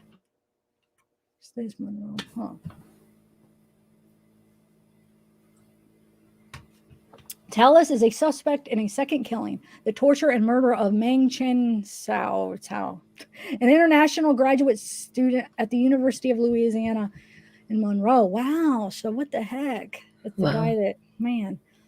Her body was found at her apartment on August 8th, 2015. Police believe that the 34-year-old had been tortured and stabbed more than 30 times. Man. In order to force her to reveal the PIN code to her debit card. Police found her body 10 days later when a neighbor called about inactivity at her apartment. Talis has not been indicted by a Louisiana jury in connection with her death, but circumstantial evidence links him to the crime. He was caught using her debit cards after her murder, and police have obtained cell phone and ATM data that they say places him at the scene. Karas notes that the murder investigation in Louisiana originally led Mississippi detectives to Talis. The trail was going cold in Mississippi when he got locked up in Louisiana. She said, adding that Mississippi investigators got a break when Louisiana police called and notified them that they had someone in custody from their county. Man, jurors in the upcoming trial for Chambers' murder could potentially be influenced by evidence from the Haseo case, but Karas pointed out that none of the evidence from this case will be admissible. The Eric Derrick debate. Oh, this is what I was talking about. Okay. A key piece of evidence in the case occurred when at least 8 first responders testified that Chambers claimed a man named Eric or Derrick had set her on fire. The piece of information obviously helped Quentin Tellis' case, since defense attorneys pointed out that she knew Quentin's name. Tellis' defense attorney, Darla Palmer, accused District Attorney John Champion of allegedly trying to pressure another client of Palmer's, who is charged with capital murder in another case, to testify that Jessica Chambers used to refer to Quentin Tellis as Eric. Doesn't somebody else maybe know if that's true? Mm-hmm. Wow. I mean, I wonder, pretty sure another client's. Okay. Anyway, according to an affidavit, Palmer accused Champion of numerous ethical violations, prosecutorial conduct, and potential criminal violations. Kara said that the judge concluded that any potential prosecutorial misconduct by Champion was not prejudicial to Tellis. So, okay, wait. It's not prejudicial to Tellis. So, I don't know. The cell phone. That's why there's probably a mistrial, because they're saying, oh, don't worry about it. It's not going to be prejudicial to us, jury, to the jury. But yeah. Intelligence analyst Paul Rowlett testified about Chambers and Tellis's phone data and claimed that phone data put Chambers and Tellis together at the same location just before or possibly even during Chambers' murder. See, that's pretty good evidence. The defense team has questioned Rowlett about the accuracy of the data. Another troubling point for the defense is the fact that Tellis deleted all the texts and calls between he and Chambers after her death. Sound familiar? Right. I just mean deleting all the text. But Tellis, who has always maintained his innocence, stated that he deleted the data because he did not want a dead person's information in his phone. The cell phone data appears damning, but according to Karras, cell phone tower pings and other related evidence are not always conclusive, especially in rural areas where there are only a few towers. In these cases, she says, experts have told her that the location of the cell phone can only be narrowed down to an around 2 to 10 or 20 square mile area. So, okay. So the new witnesses. After the mistrial, prosecutors immediately announced their intention to retry the case. The jury selection for the retrial is set for September 24th. According to Karras, the first jury came from Pike County and was sequestered, while the new jury will come from Okatapaha, whatever county, and there will be new witnesses, including a speech expert. Okay, so yeah, the prosecution was given notice of a speech pathologist, she said, who potentially testified to the effects of. Okay, so that's interesting, yes. I mean, no, that's a crazy case, man. I did watch that trial. Oh, can you even imagine the pain that she went through those last hours before she ended up dying? Like, right. First of all, being set on fire, and then all the pain from the burns. I mean, I can't even. Oh man. Okay, so let's bring up. I forget. Nikita. Which one is doing the Girl Scout one? I'm getting confused. Cleopatra is doing the Girl Scout. Oh, okay. Is this Nikita? Oh, I sound different. Hey. Hey, Nikita. Can you guys hear me? Yeah, we can hear you. Okay. I wasn't sure if you could or not. So wait, I finally figured it out. Yeah, you figured it out. So somebody said my mic's going in and out. Is it really, guys? I heard you going in and out, but I thought it was my mic. Wait, what'd you say, Nikita? So yeah, I heard what you said, Bella. But what did you say, Nikita? I could hear you guys fine. Huh. I mean, maybe it is. Sometimes having lives and having guests on it does, sometimes it does. That's why I was saying I only wanted a few people up at a time, because it does affect, like 3, I feel like is good, but it does affect the thing sometimes if we could, whatever. Okay, so let's talk about this case you were talking about. Lori, I'm not sure. I've heard Lori and Loria on her name. Mm-hmm. I'm not completely sure, because I don't know. I've heard both names. So that was what I heard you ask earlier, and I'm not really completely sure on that. But they were teenagers still in high school, and their mom and dad, there was 2 families. The mom and dad for Loria, they were on the richer side, so they had like a farm and everything. And their daughter Loria didn't really stay with Ashley that often, from what I've heard. She was only staying the night that night because it was her birthday. So she told her dad, "I love you," and she went to Ashley's house. Well, Ashley lived on the more poor side, if you'd say. And So it was her birthday and she had her boyfriend there and everything, and everyone left that night. Her boyfriend had left earlier that night after the cake and ice cream, and he gave her her present. He left. So everyone had thought the police had something to do with it, which we're still not even sure. That's a huge, like, ooh, some people think they do have something to do with it, and some people think they don't. What do you think? I don't know. What I'm gonna tell you will kind of throw you off and be like, what? Really? Well, we have 2 courthouses. They had just knocked down the old courthouse, so they had to move all the evidence files to the new courthouse. Well, when they moved, they so happened to find this evidence box in the sheriff's office. And the evidence box was related to the Ashley and Lori case. So this box of evidence was just sitting in there since the case had happened. They just built the new courthouse. So in 2017, I think it said, the new evidence was found. Was that what you're talking about? You mean that like the evidence they were hiding? I feel like the evidence was hidden. They knew about the evidence the whole time. They had to have. It was sitting in his office, if that makes sense. Yeah. Wow. Huh. So, But did later, he retire? And he did. How did they? Oh, he did so end up after he retiring. retired? And the new sheriff that came into office is the one that found the evidence box. Wow. So happened, and they're related.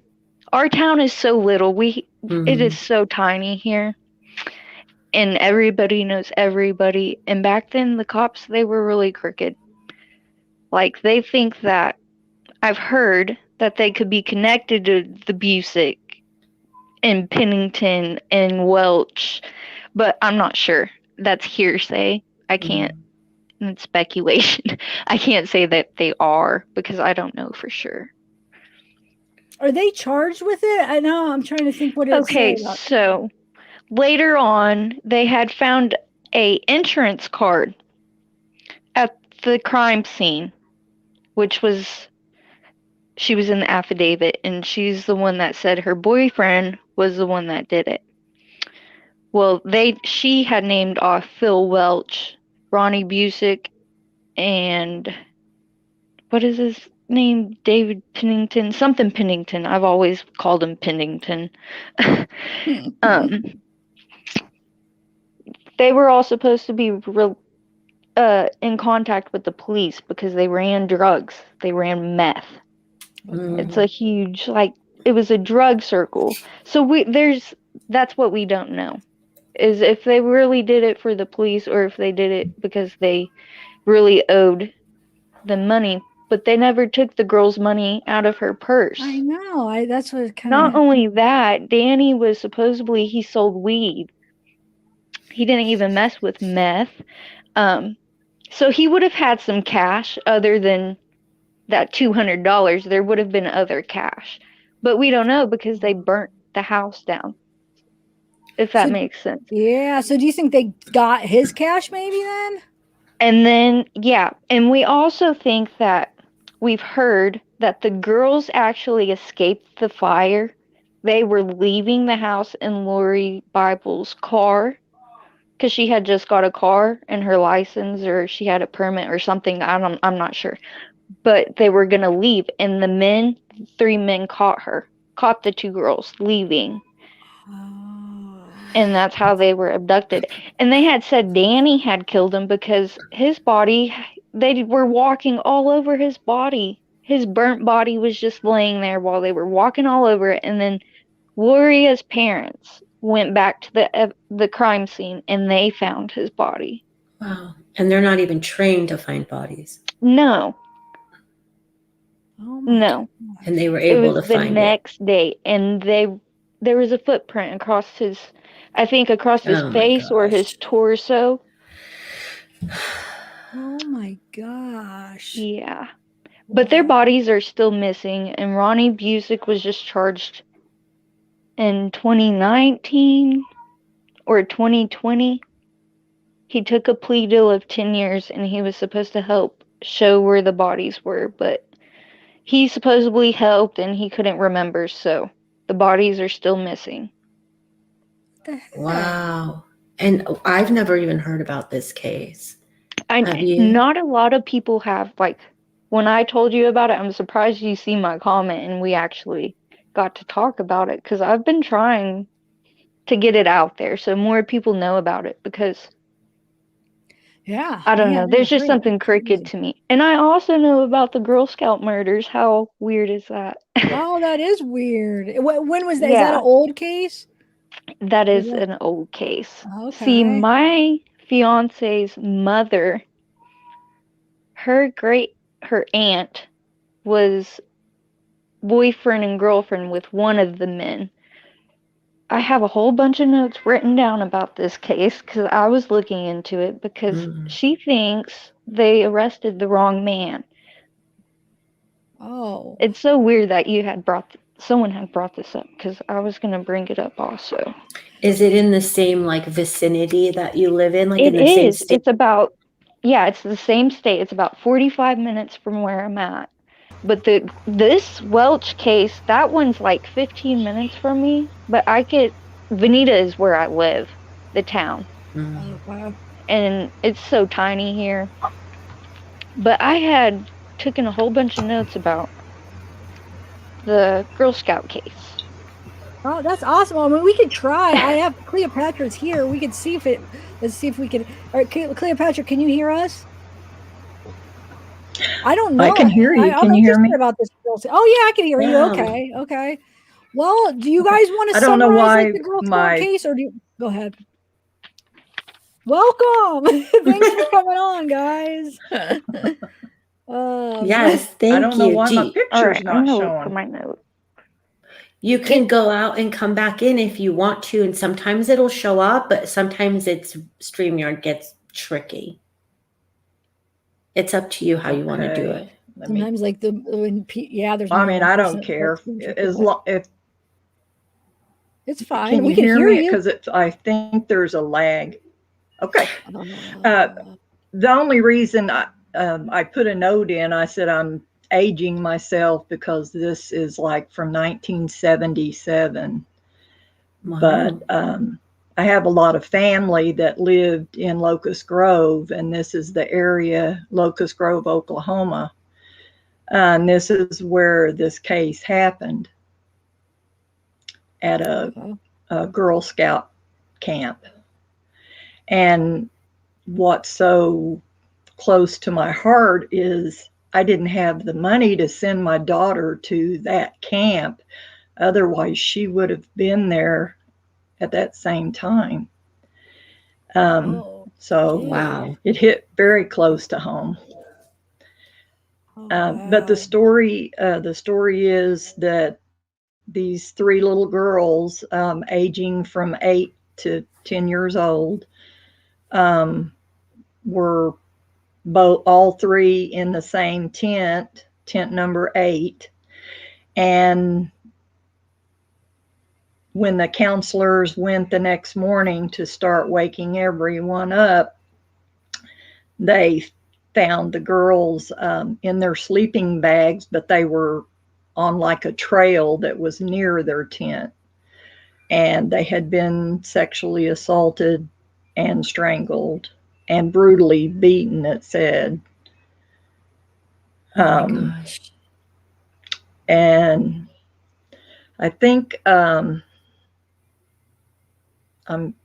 because it's so old, I don't remember a lot of the specifics, but I was looking it up only because Nikita also said her fiance's aunt or said something about they didn't think that the person they had arrested, his name was Gene Leroy Hart, and he actually was like living in a cave, hiding out from the police because he had broken out of the Mays County Sheriff's Department jail like in 75 or 73. He was on the run.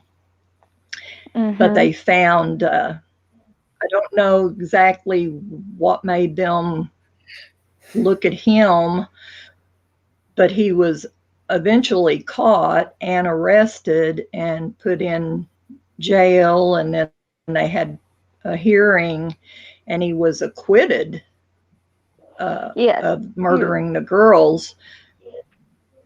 But then he later died in prison on an exercise break, they said, of a heart attack. But Mm-hmm.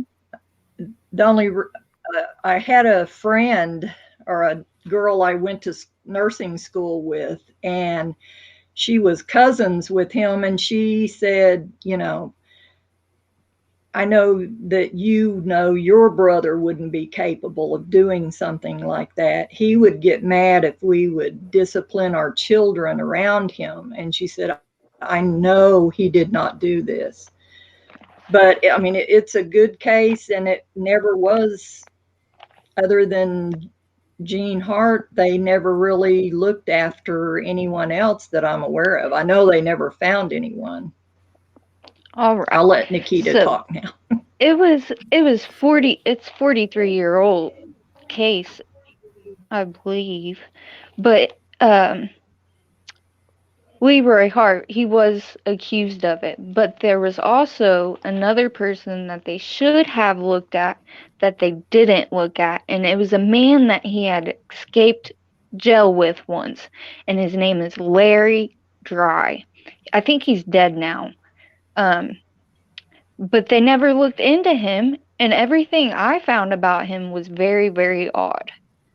And it was the night of the murder, they had heard what are they called? The camp aides? Yeah. Camp counselors. Camp counselors. The right? counselors, yeah. The counselors had reported a couple weeks before that someone had left a note saying that they were going to kill someone. In a couple weeks, they were going to kill 3 girls. And they never took it. They took it as a joke. The camp officials did. So they never looked into that. And that was before the murders had happened. And then Leroy Hart was arrested April 7th, 1978 in Cherokee County. He was wearing shorts and boots, which at the crime scene they had said there was boots, blood-marked boots in the tents from the blood he had walked through it. But they said that Hart's boots were too big for it, but Larry Dry's were not. And Leroy Hart had also showed Larry Dry where the cave was, because they had hid there when they snuck out of prison. But before the murders had happened that night, they heard people yelling or shining flashlights in tents, and they could hear people walking around outside. And the counselors would shine their flashlights out in the woods, and a light would be shined back at them, and then it would disappear. See, so they should have called law enforcement then that there's someone out in the woods being weird. I mean, I would have if I was a counselor and I was looking after young kids. I would be wary of it, aware. Very true. Wow, man. I mean, I know it was in the 70s, but you know, they had to be as smart as we were back then. They had to be aware of their surroundings and everything. Yeah, they But had to be smart too. they never looked into Larry Dry, and Larry Dry was weird. How I know he was weird is my fiance's mother-in-law. Her aunt dated Larry Dry. And supposedly he had molested a little girl, and he tried to French kiss her. So he was weird before the murders even happened. Like how old of a little, I mean, does it matter, but visually, like, was it like under 10 little girl? Yeah. Oh my Yeah, she was gosh. 9 years old when he tried to French kiss her like a woman. And see, just a few weeks ago, she had called and tried to ask them if they ever looked into him, and they kind of were like shrugged it off and was like, yeah, we know about him. He didn't do it. Da, da, da. I don't know, but it's all just weird. And I think Larry Dry did it. That's the same. That's kind of the same age of these Girl Scouts, though. The I mean, I have 9-year-old. like 4 pages of just notes that I've taken about these murders that I forgot I had even written them all down. But I go on these binges where I just write down a whole bunch of different facts that I know. And everything I've looked at, it's pointing to him.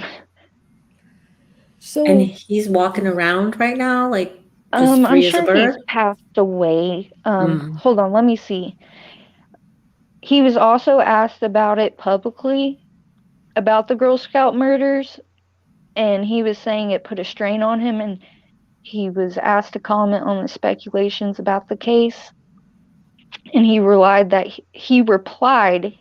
he got in enough trouble before on commenting on it during the trial. So he wasn't going to comment on it no more because he had already gotten in trouble. He said he had trouble in the system after testifying against Hart. man. So he got in trouble for testifying against Hart. Wait, I don't know. I wrote that down wrong or something.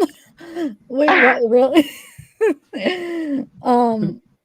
So how many girls? It was 2 girls, or how many girls? There was 3. And they were all in the same tent, right? They were 8, 9, and 10. And they didn't scream. I mean, nobody heard anything. It stormed that night. I know that. Okay. And the camp counselor, last I seen, she was still alive. What I looked into her, she was still alive. There was 2 of them. So Michelle Hoffman and Amy Sullivan. They didn't hear anything? Then you're saying? They're the ones that said they had seen flashlights in the woods. Man, that is somebody disappeared. We're clear. She left. And there was also supposed to be a woman involved, which I'm not sure how she fits in. I read that in the Tulsa World paper when they reported on it, and they thought a female was involved. And you think that Sorry, go ahead. Go ahead. You think Wells has passed away by now? The main suspect, the one that you think is a suspect. Larry Dry. Oh, sorry. Yeah, I think he's passed away by now. I'm not completely sure, but I think so. I know Hart is because he passed away in prison. For something else, or? For something else, because he was acquitted for the murders. They didn't have enough evidence. His footprint didn't match. And there was something else. And there was also fingerprints. Where did I see that? Oh, there's fingerprints on a flashlight that was left, and it didn't match Hart's. Wow. So there's a few things that were left behind in evidence that didn't match him. So I'm pretty sure that's why he was acquitted. Because. So nobody was charged, right? Nobody has been charged. Nobody's been charged. It's still a unsolved crime. I think it's like 43 years now. Yeah, 1977. Yeah, like 43, 44. Yeah. So you said Girl Scout murders. Maybe I'll try to find a picture or something. Yeah. And the cop at the time, either the cop or the sheriff. See, Leroy Hart stole one of their girlfriends. It was either the sheriff or the cop. He had stole one of their girlfriends in high school. See, and I think that's why he wanted to charge him so bad. So he could say, ha ha, you might have embarrassed me then, but I'm going to embarrass you now. If that makes sense. Wow. But Hart and Dry, they escaped jail together, so they know each other. I know that for a fact. I've looked into that a lot.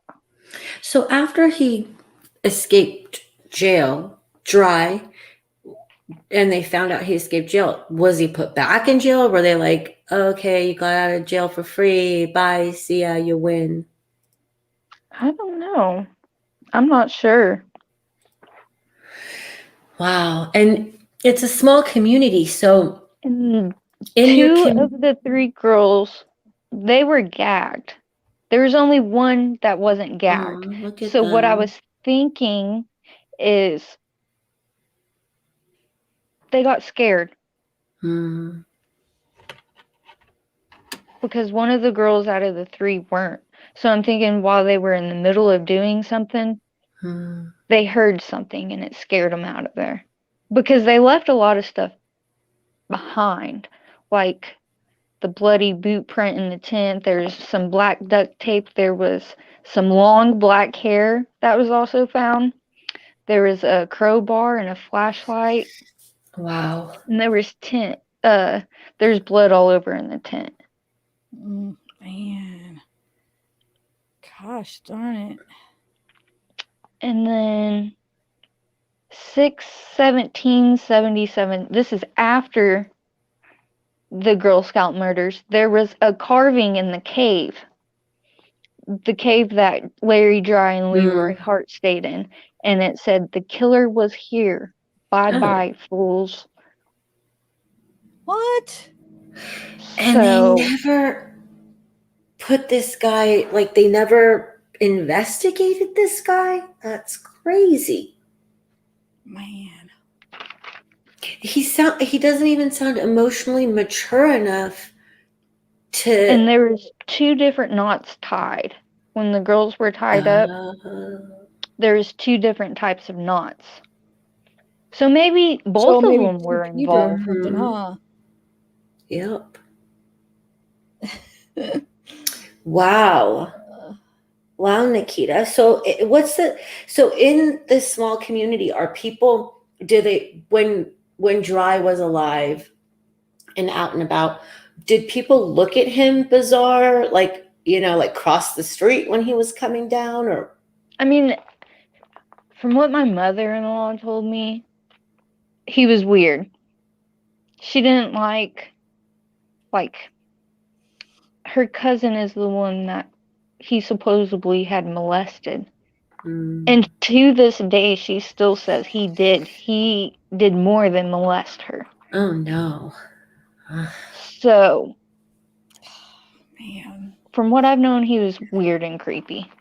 Yeah, just everything. Oh man, I'm not going to read this article because there's a lot of trigger words that will make the video unsuitable, like a ton in this.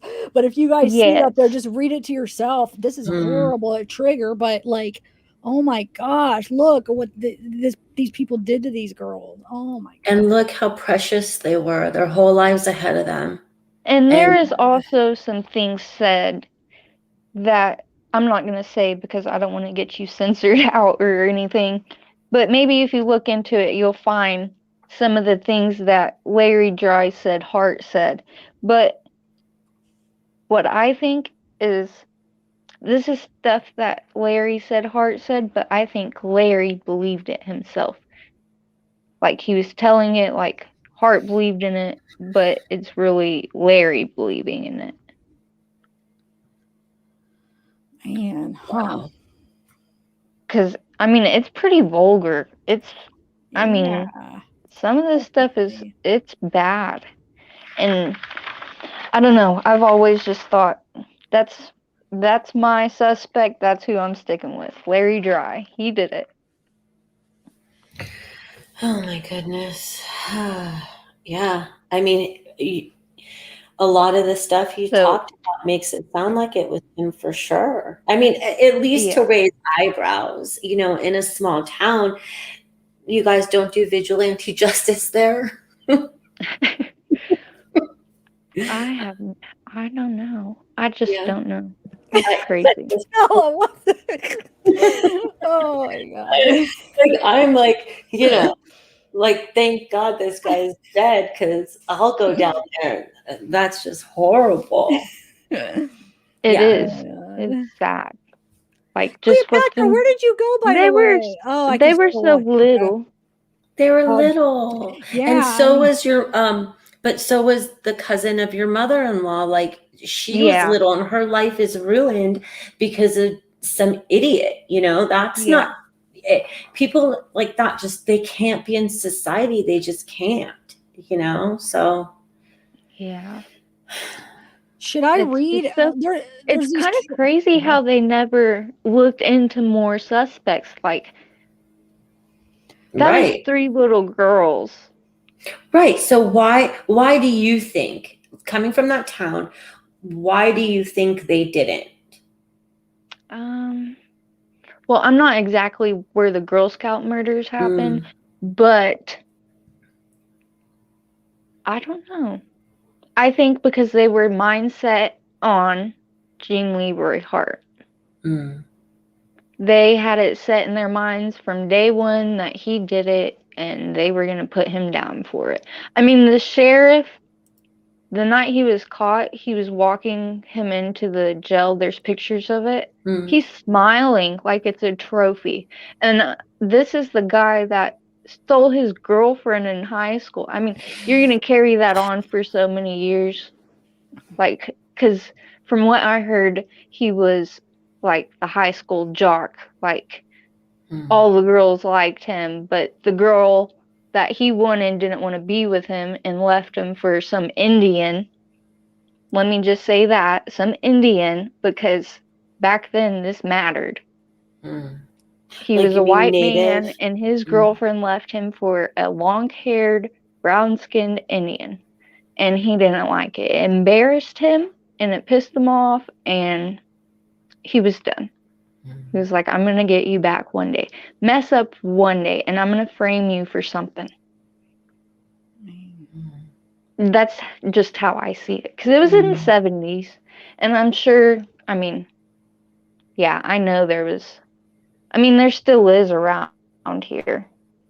If you go to certain areas, you could still see it. Man, wow.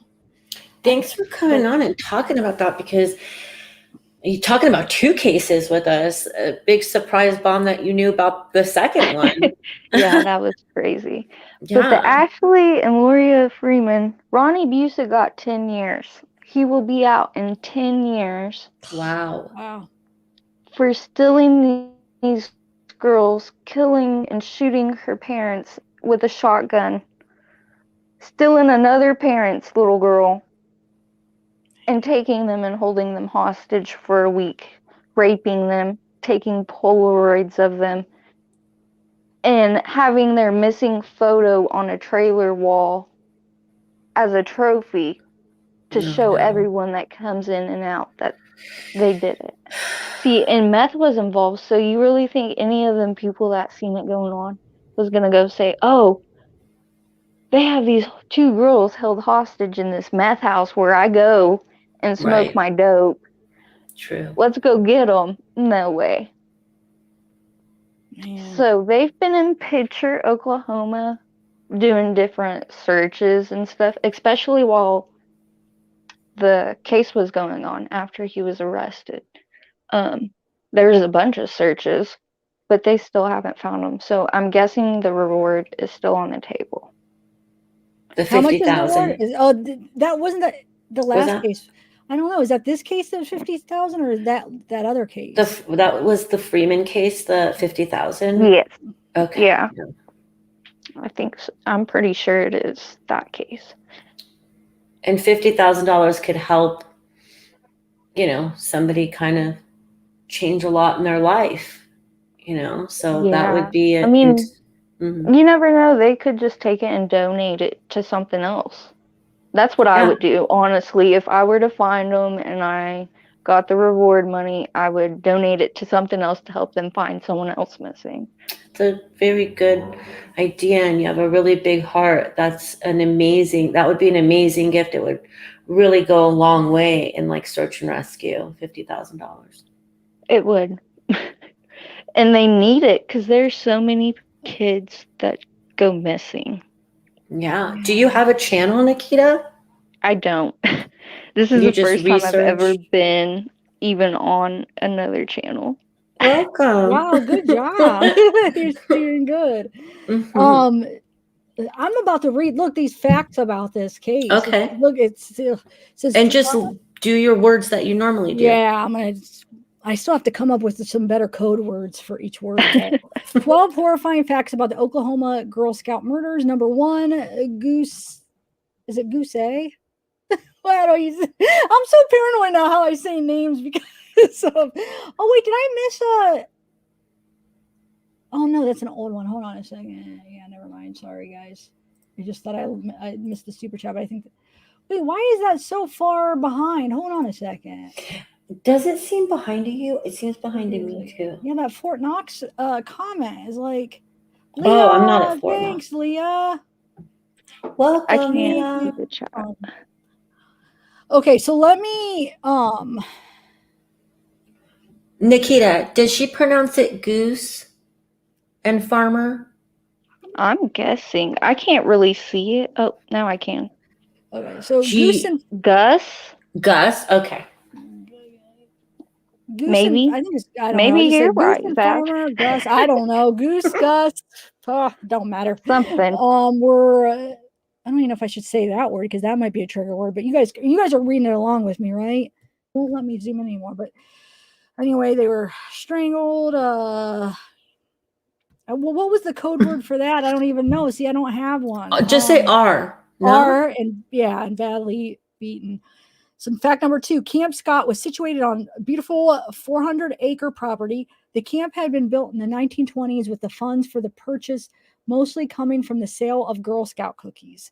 After the grisly murders, the camp was abandoned in 1977. Fact 3. Wait, can I just say real quick Yeah. that this was the first time any of these little girls had went to that camp.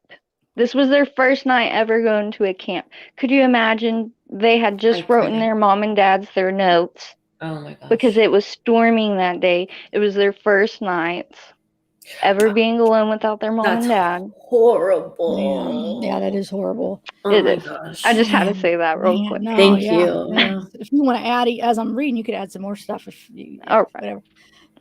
So fact 3, about 2 months before the murders, a camp counselor had her belongings ransacked and her donuts stolen.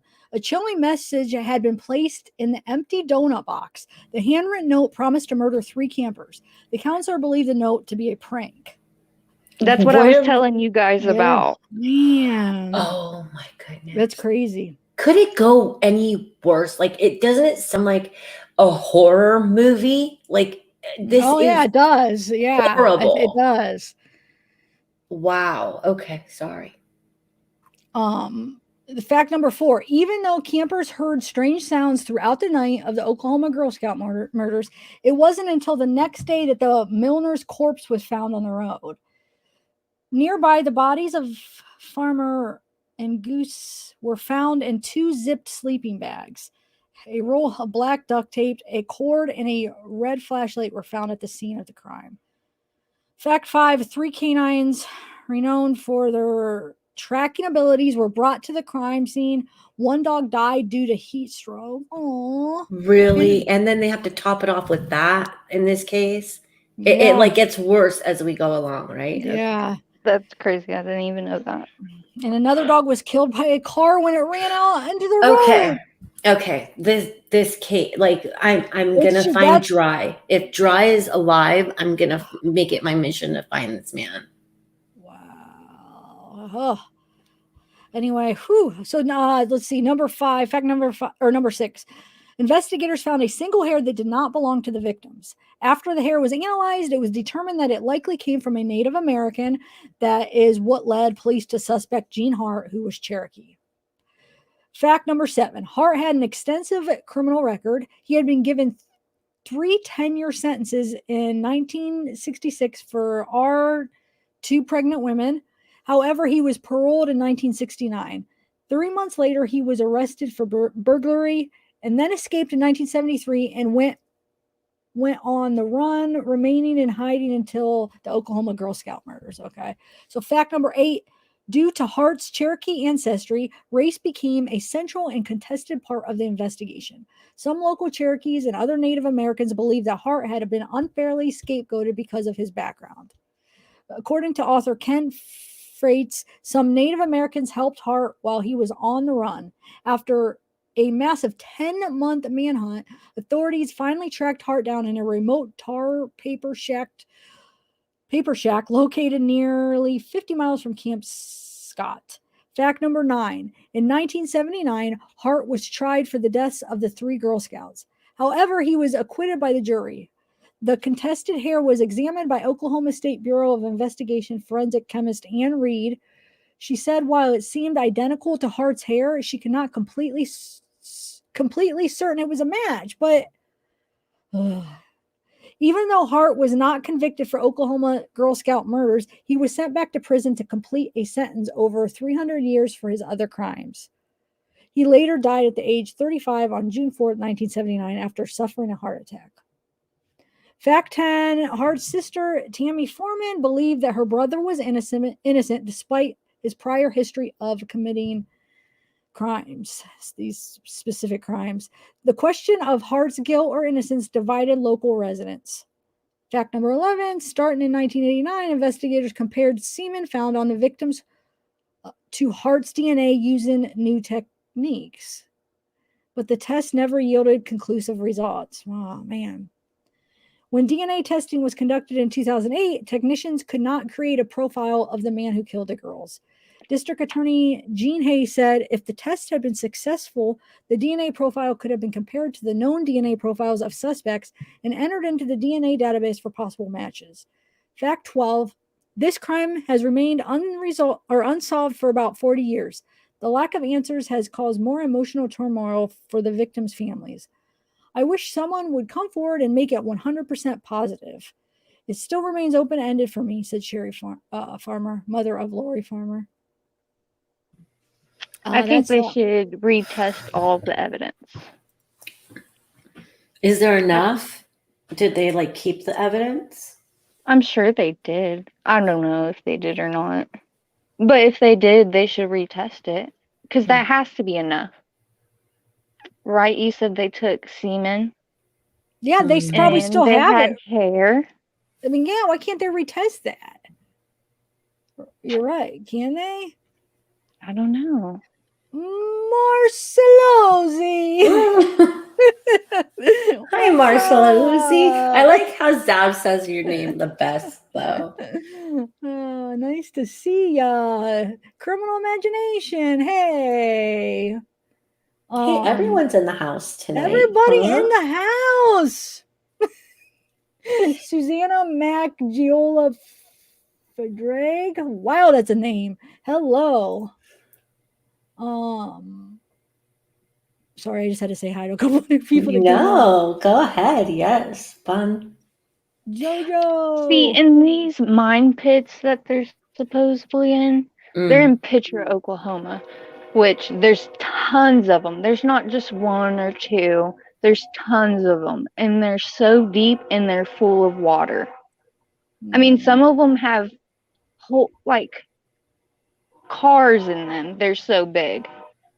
So I don't know if they don't have enough resources to check all of them, enough finances. I'm not sure, but if they're saying they left them in a mine pit, there's no telling. There was also supposedly a cellar, like a tornado shelter type thing, you know, the in-ground ones. We have a bunch of those around here in Oklahoma. But they were supposedly put into one of those in concrete laid on them, but they searched and nothing. Man. In Pendleton, what he ended up doing was he ended up turning into he was trying to be a pastor. He turned his house into a church. Wow. Let me just thank Marcellosi. Marcellosi. Struck by lightning, and then he passed away from some type of disease, and the disease was like something that kills you very slowly, from what I've heard. And it's a huge thing talked about around here because everyone says that's his karma for not telling where the girls are. Man, yeah. And like a sign from God that he shouldn't have even built a church. Man. It literally Crazy. sounds like a movie. It literally sounds like it could be That's like, what I've always said. They need to make a movie about it. I'm surprised they haven't made a movie, but they did make a TV show on HLN, I want to say. Oh, a TV show Maybe. on it? Really? Yes, it's called Hell in the Wow. Heartland. we need to write that down and look it up. And some of these cops are still cops. So hard. Yeah, that's it's And crazy. the sheriff at the time, he sold all of his estate here and supposedly moved just a couple years ago Wow. because he just retired like 5 or 6 years ago. I'm not sure. Wow. Around 2015, around that era, when the new sheriff found the box. But he's related to the old sheriff. So I think it was like a big thing. The new sheriff's in office. Let's give him this huge case so he could go kapow and be so awesome. But that didn't really turn out.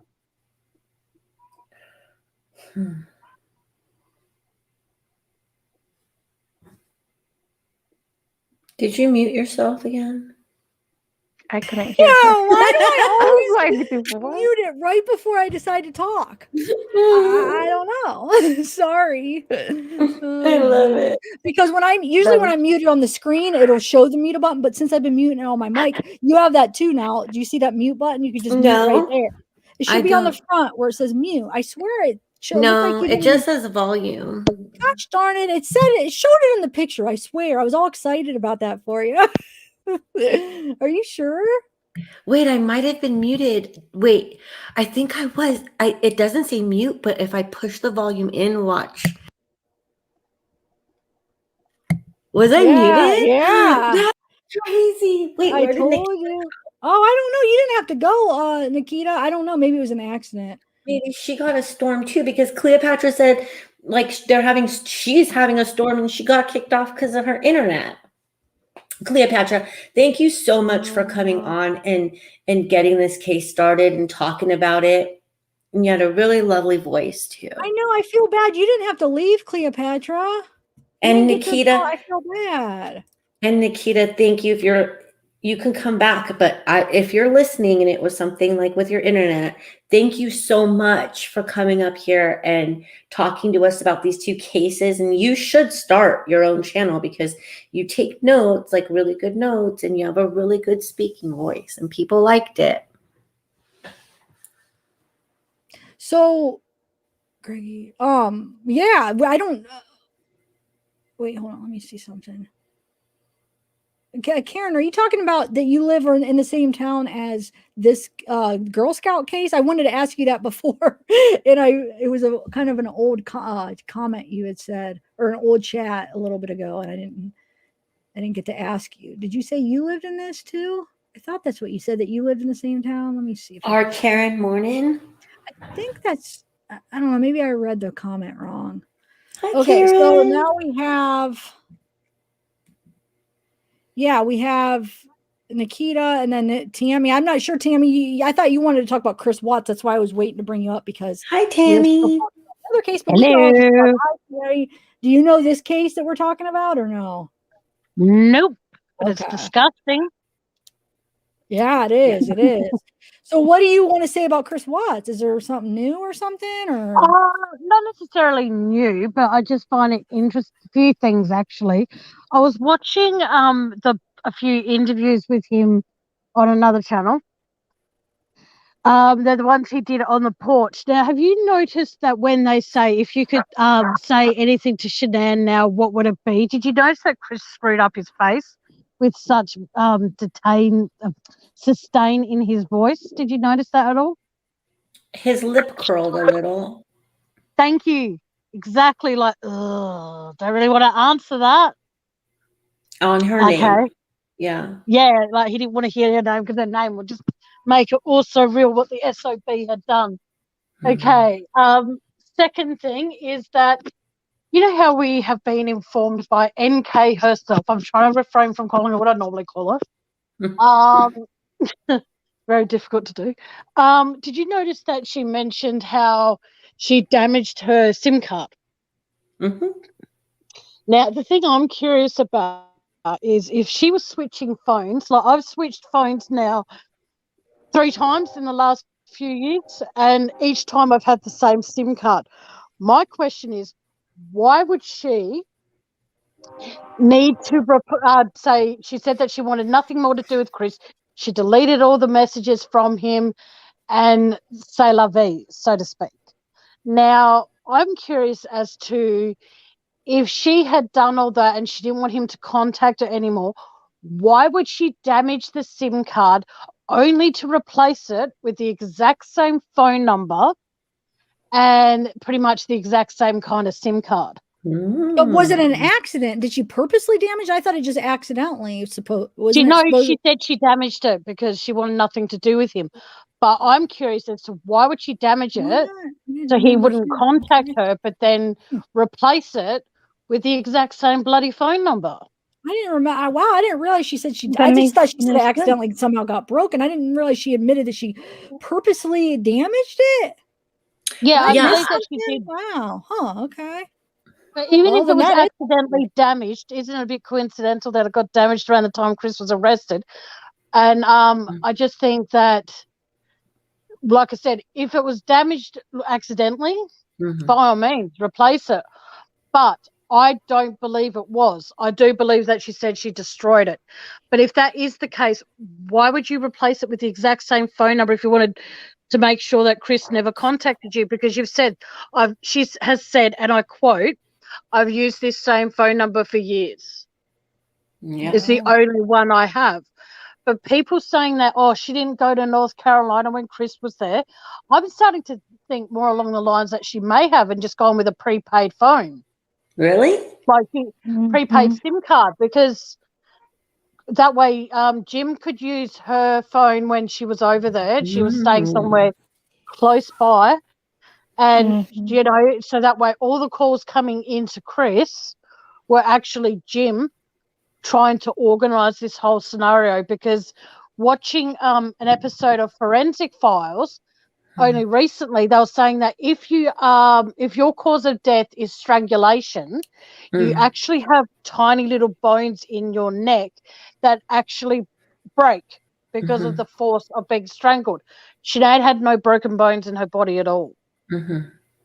So I'm questioning what was her real cause of death, the SIM card scenario, and the fact that I believe, like I said, that NK was in North Carolina, because at that time she would have had 2 phones, don't forget. You know what I mean? Because she updated her other phone and then she goes, this one's not working for such and such. For some reason, that's why she had to update her phone. Oh, thanks for having me here too, by the way, Zav. Oh, yeah. I'm just thinking. I mean, that's interesting. If she said she did that on purpose, that is for sure some suspicious stuff there. I didn't realize she said that. That's pretty crazy. Yeah. And I heard that as far as the bones broken, I think it is possible though that it could happen without it. Most of the time you probably do break those bones, but isn't it possible? I mean, kind of possible that it could be even without it, right? Yeah, I mean, that's what they determined it, but I get questioning that. I do get questioning that, because it is, what if he just put a rear naked hold choke on her and knocked her out, and then I don't know, put a bag over her head, who knows? But because it wasn't broken, but it could have been done. The only bruise was her side of her face, right? Yeah. Well, so what is your theory then on that? If you don't think that was the cause of death, are you, Tammy? Are you asking me, or are you asking the rest of the panel? I was asking you, Tammy, because you're the one. Sorry, are you asking me? Yes, I'm with you. Sorry. I believe she was drugged. But because of the fact, and I think that she would have been, I don't think the girls were smothered. I think that they OD'd on chloroform. I just think, well, yeah, I think that she was drugged. But when you think about it, it's really hard to, because Chris has sealed all the autopsy reports. He's actually made sure that they're sealed until he croaks it. And I'm pretty sure that me being older than that little weasel, I'm actually going to, he's going to outlive me, unfortunately. But I think that instead of playing the game, I don't believe that she was strangled, because there was no strangle marks around her throat. Like Zav just said, there was only bruising on the side of her face. Now, what kind of bruising was that caused by? Could that have been blunt force trauma to the side of her face or something? Oh, thank you, Criminal Imagination. That's very sweet. But sorry, it's just I'm reading the chat as I'm talking, so I can see if anyone asks more questions. So I hope that's not rude of me. No, no, it's good. I can't reply type-wise, but I can reply verbally. Yeah. But no, I just find it very, very odd. Like someone just wrote, I've got to scroll up again. Someone said that they said that she accidentally ran over her SIM card. Her SIM card still would have worked. Mm. But the thing is, though, the reason that she got rid of the SIM card regardless is because she didn't want Chris to contact her anymore.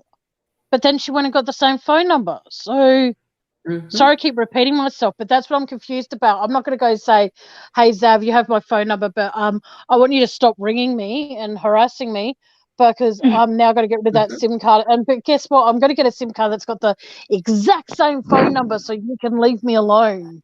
You know what I mean? It makes no sense at all.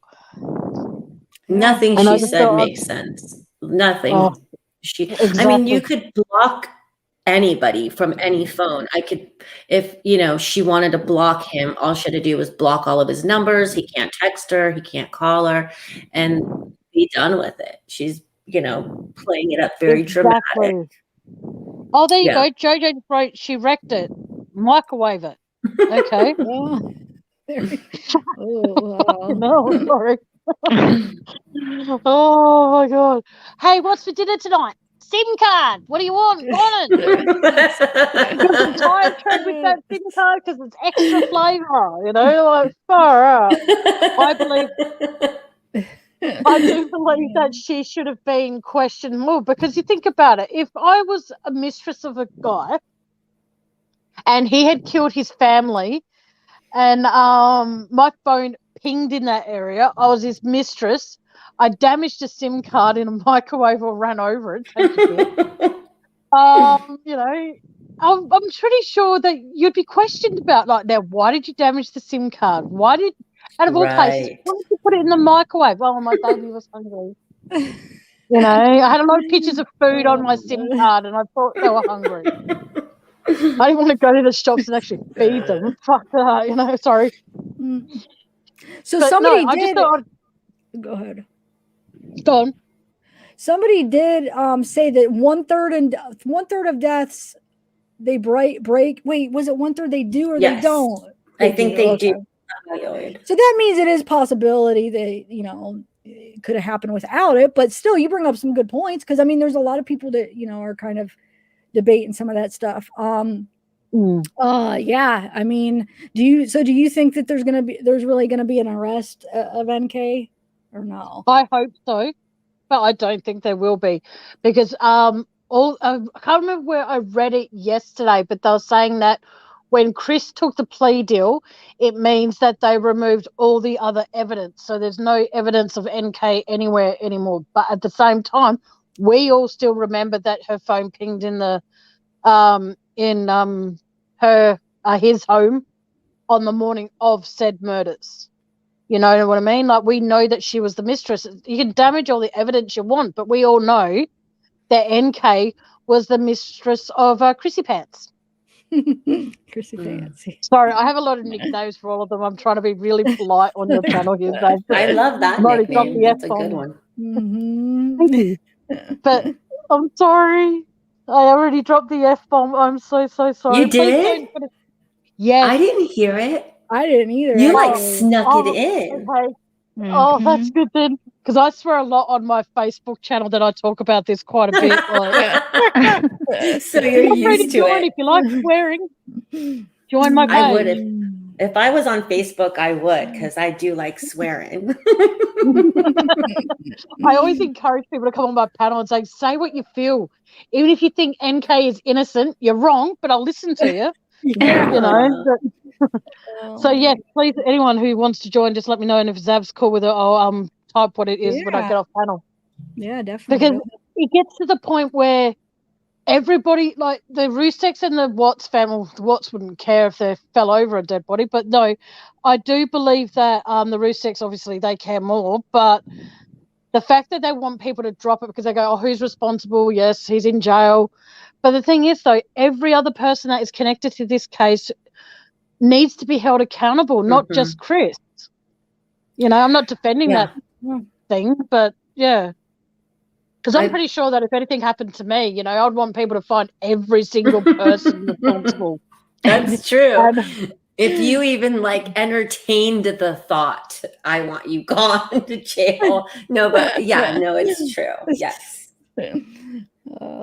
Like I live all the way in Australia. That if anything, like if Zav wasn't online for about a week, I'd be messaging everybody I could find, saying, "Find her.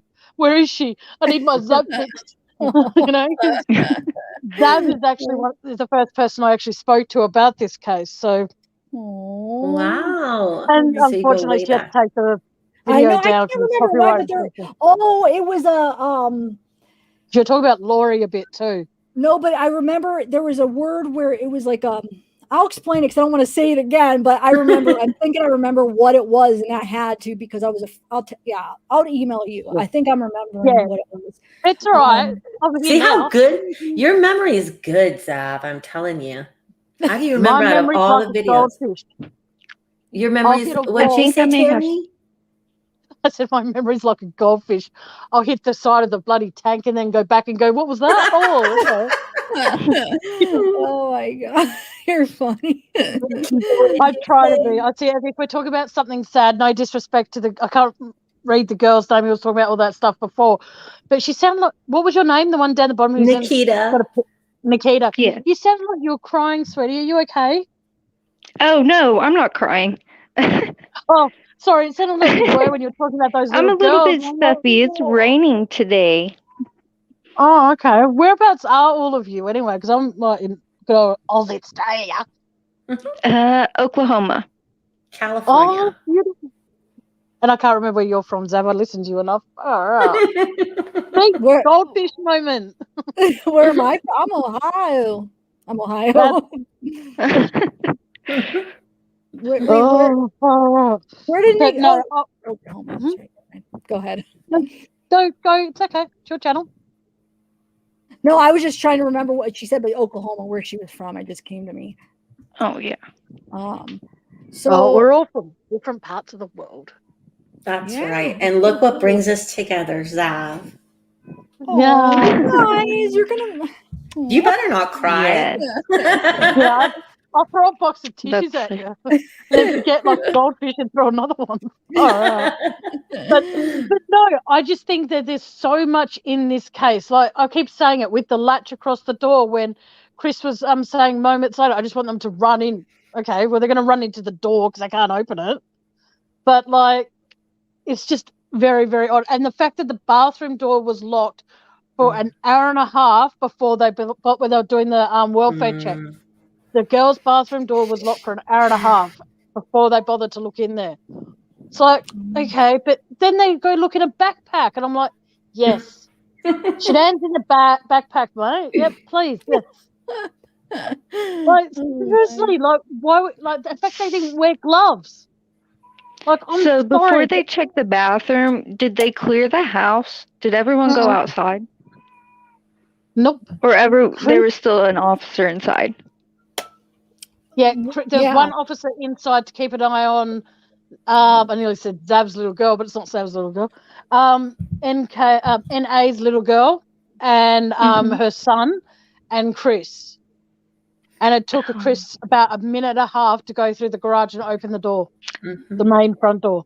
Well, I was going to say maybe NK was in the bathroom hiding. That's exactly what I've said. How would she get out? I mean, That's what I was about to say. Two-way Oh, bathroom. it was.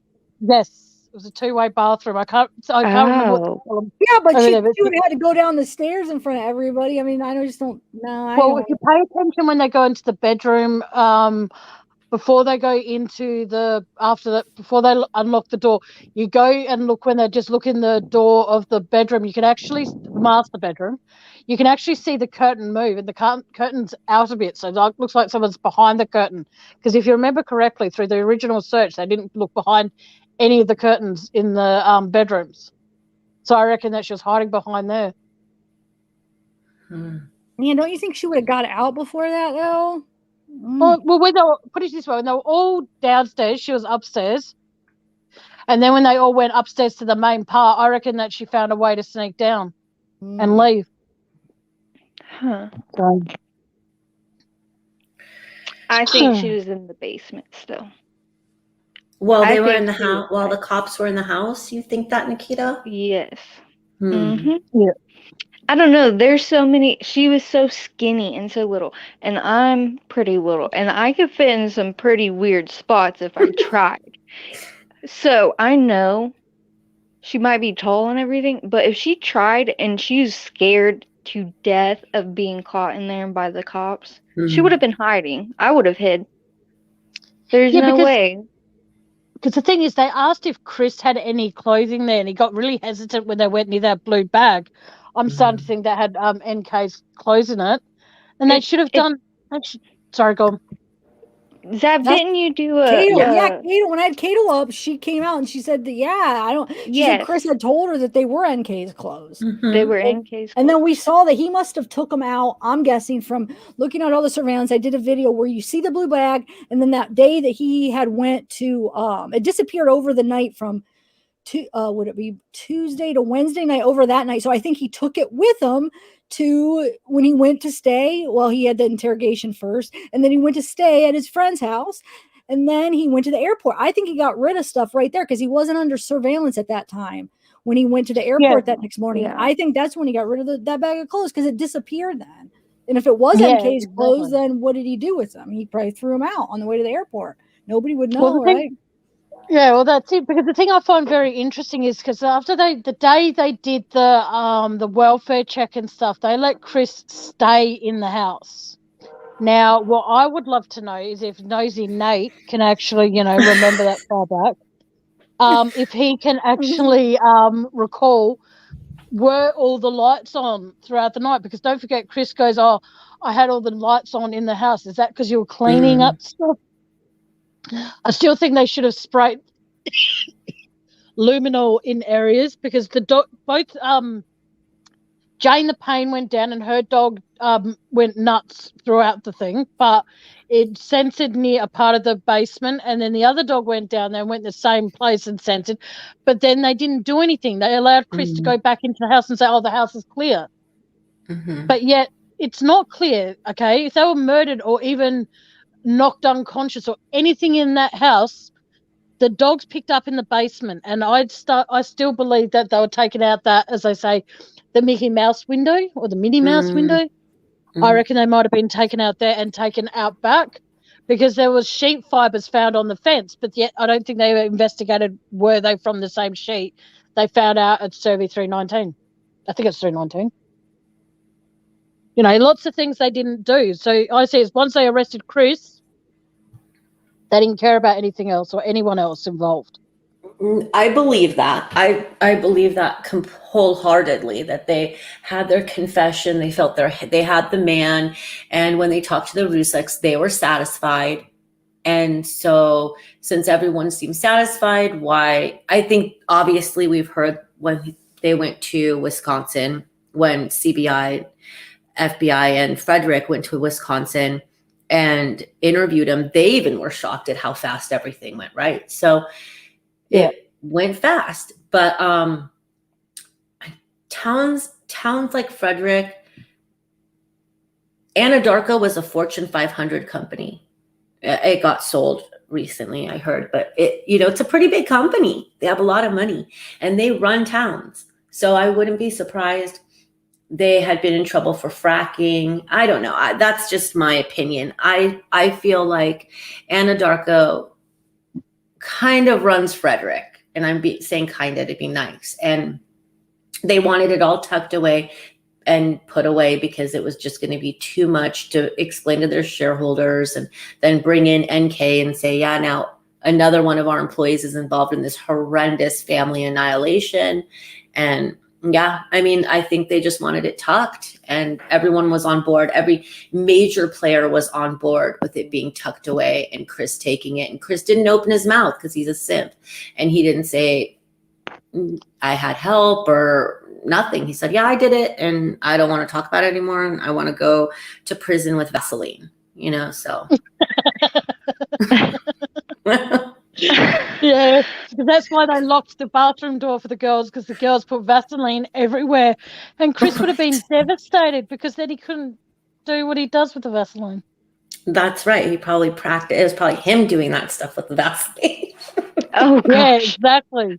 This is a big plunger, Chris. This isn't for something else. It might be shaped a little bit like that, but that doesn't go there. It's for I like unplugging Tammy. his brain. I have to agree with Criminal Imagination. I like Tammy too. This is the first time I'm hearing Tammy, and she's hilarious. I like this. Oh, yes. thank you.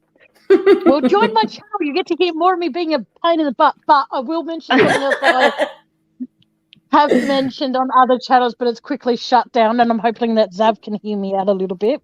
I was muted, Sugar Ann. I'm over here talking again. I've been talking this whole time, and I was gonna say, I think you're muted. Oh, leave it. We're all ignoring Zav. We didn't even notice that she was muted and talking. Thank you, Sugar Aunt. Oh, I should have. Well, I'm on the chat thing, so we'll see if I'm annoying anybody in chat. But okay. Now, when Chris worked for the Ford dealership, I'll ask everybody this: what was his job occupation in that? Wasn't he a mechanic? Thank you. Yes, he was. Now I'm thinking. I knew it, but I didn't hear the question. You didn't hit the buzzer, Zav. I didn't know. Yeah, but no, because the reason I say that is because I've been under the pretenses in my imagination. Again, keep in mind goldfish syndrome. I don't believe that when he came. When he came home on that Friday afternoon of the weekend before the murders happened, I believe he was driving home in a different truck, because they say, oh, but his GPS picked up and all that sort of stuff. But how can we be sure? Because you think about it, a mechanic can rewire things very easily to make it match what it needs to match.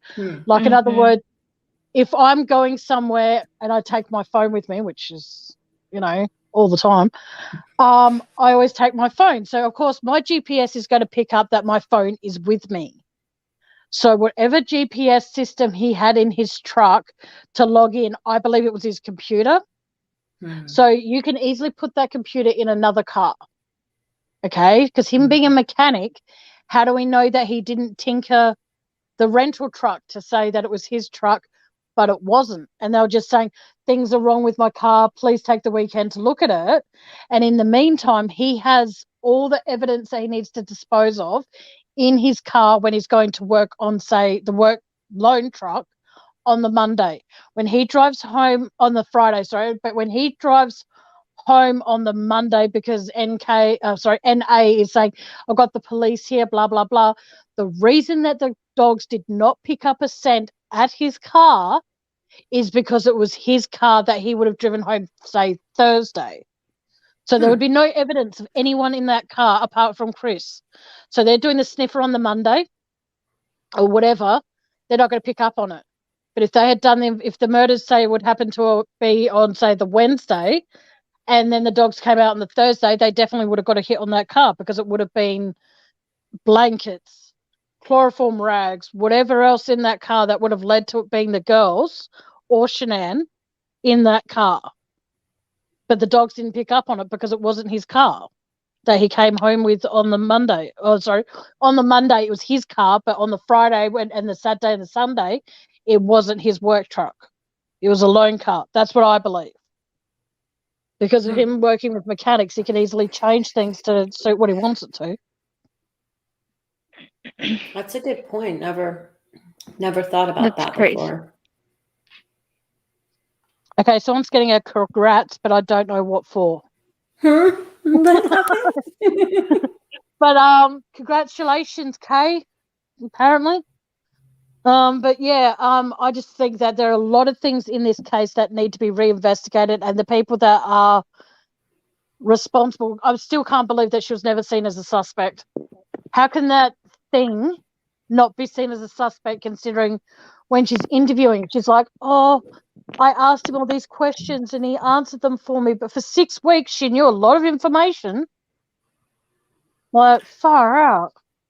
No, But like I don't we even know know that it that was much. long. Oh, sorry, Nikita. Go ahead. Oh no, you're fine. Go ahead. I wasn't gonna say anything.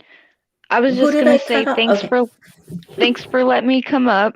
I'm gonna get off and drop down in the chat and watch. Nikita, thanks for coming up. Yeah, thanks for letting me come up again. join That you was guys. awesome. That was Yeah, really we loved interesting, it. to hear about that case, because wow, I Yeah. can't believe I never heard of it. That is a I'm glad you covered it. Wow. Yeah. Thank you Well, for sharing thank you that. guys. Seriously, I'm sorry I took over your chat, Nikita. Oh no, you're fine. Thanks Thank you. for taking over something else, because I was finished. I didn't know what else to talk about. You did good, Oh. Nikita. You did really good. Well, Yeah, thank you you did guys. awesome. For your first time, you're awesome. I was listening and I was like, this girl's amazing. This is great. Well, now I'm going to come thank in and you. bombard and take over. Well, that's fine. Well, thank you guys. I'll be listening and see you Thanks, next time. Nikita. Thank you so Bye. much. Bye-bye. Yeah, thank you. Come back again. Take Definitely. care. You're more than welcome to come back anytime. I can't believe I've already been on for 4 hours, and this seems like a short one right now. I mean, if I would end it, I'd be like, man, that feels short, but it's really actually a long one compared to a lot of people's lives. Oh my gosh, you guys. It always Because you're- feels long short when I'm on panel, Sav. What's that? I make time just fly by. Oh, yeah, you just Goldfish syndrome. So, but no, if I'm letting your crew know that if there's any time you see a face with like a zipper across my face or whatever, those little emojis, it's because I'm refusing to swear on Zav's channel or other I thought you channels. meant like literally a zipper. No, Like, what? Zap space. You can't shut this bitch up. No, but no, it's just so that way I don't say any horrible words. So if you ever see that in any of the other chats or your chat, you know why, because I'm refraining from swearing. Okay, well, or calling NK her nicknames that I have for her. yeah. But feel free to pop over to my Facebook page and I will say all those names there. All right, leave it in the chat, your Facebook page. Yeah, I was going to say that. I'll pop down and I'll put it in the chat now. Okay, thank cool. you. Well, thank you, Tammy. Thank you. I promise I won't take this one down unless Bella freaking gets ornery over here and says I might cause it to go just down. make sure you're good. You behave. Thanks a lot, jeez. All right, So all right, far, take everything's care, good ladies. so far. Knock on wood. All right, take care, girls. All right. Bye, Okay, Tammy. Bye. Bye, Tammy. Well, she was fun. Yeah. Where are you hiding her? I don't know. Yeah. So, well, that was a good run through of NK really quick. It was definitely, I mean, I still have a long list of people that yeah, that was interesting because I haven't talked about Chris Watts in a minute, I feel like. But yeah, I still have a long list, but I mean, I don't think I'm going to cover any more tonight. Next time, Bella, I want to just it's my fault. I just want to kind of be like have some things prepared ahead of time. Maybe, or was this okay? Did you guys have fun just doing it like this? Do you think it was okay then, or should I be more better prepared? Like next time we do like an open discussion, do you think I should have more things already ready to go if I can, or was this okay, or just Give me some input here. So you guys, put a 1 in chat if you think this format was really good, or put a 2 in chat if you think that Zav needs to be more prepared. So 1, 2, 1 or 2. Oh, look at Wait, I Lila forget talking. which one means what. 1 means that this was a perfect format and you guys love this format of how we did this chat. 2 means Zav has a lot of work to do and she has to prepare before I admit, I came live. into this with no preparation at all. I was just a blank head or blank mind, like nothing. So, but yeah, we can do these. I mean, we could do them again. It was good. See, everyone says 1 so far. All right. Well, why do I always get paranoid? I don't know. I thought it was really fun and everyone had fun, but I don't know. I mean, I'm just having fun, so maybe I'm just No, good. Okay. I just feel like I disappointed you, and I don't know. Why do I feel like I disappointed everybody? Who? Me or Chitty Chatty Meg? You. Oh, get out of here. Come on. You're never gonna do that. No way. Who won? Because I didn't catch that. I haven't picked the winner for the merch because I'm going to give people, giving people a little bit of time to fill out the form. You guys better fill out the form. Do you want this merch or what? Or become a member. If you're not a member, you guys, you can't win. You got to be a member to win. So come on. I want to see, and I want to see who wins, and I want to see what fabulous merch you guys get. Oh, they get to pick it, whatever they want, because there's 3 different designs. Really? So, they get to pick? Okay, you guys, who's not a member? You guys need to get in there. Doll Eye says, yay, where's the form? I think, is it on the community page? yeah, it's on the community page. It's probably my last community post. Just, it's not going to be that far down on the community page. Just fill out the form because it gives me your email and stuff. So when you do win, I have a contact information to tell you. But what that was about in the chat earlier is the congratulations, because KJ was the winner of this velour hoodie, this tie-dye hoodie. It's not a merch. So KJ, it's not merch, but it's the tie-dyed hoodies that I had gotten a few extras for giveaways a while ago. It's just plain, it's just tie-dyed, no merch or anything. That's but it's right. just, I forgot. That one was like the velour one, and then I still have the other one that she responded, so I got to send those out. KJ, congratulations. Will you take a picture of it and send it to Zav? Because we want to see, like, when you get it, not like off the screen or something. But yeah, when you get it, send a picture. Yeah, definitely. Chitty Chatty, yeah, when we do the Menendez, because I want to do another one. I'm still trying to gather some more clips for the next Menendez discussion, because I want to play some more trial clips, so I haven't got that finished yet. But when we do it, or we can even just do a separate panel one. I'd love to have you up, because I need a panel for that case. So if you want to come up, we'll try to do it sometime soon. And then Sunday, guys, please come. I'm so excited. I have to get that thumbnail so you guys can get the questions.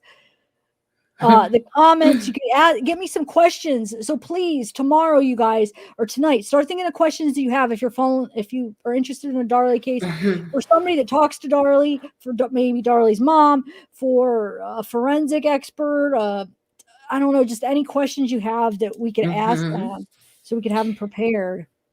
And it's going to be if whoever isn't into Darley, this is the time to come and check it out, so that you'll be like, that's what they've been talking about for like 9 episodes now. So yeah, guys, come in and check it out. We're going to have, if you weren't here earlier and you weren't here a couple of days ago when we announced this, we're having special guests on Sunday.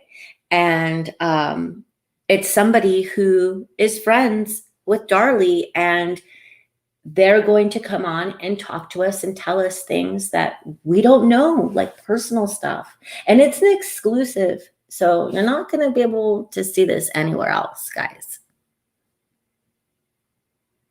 Yes. And Miss Libra Scales is going to be up with us. And yeah, so if you miss her and want to hear her, she's going to be up with us too.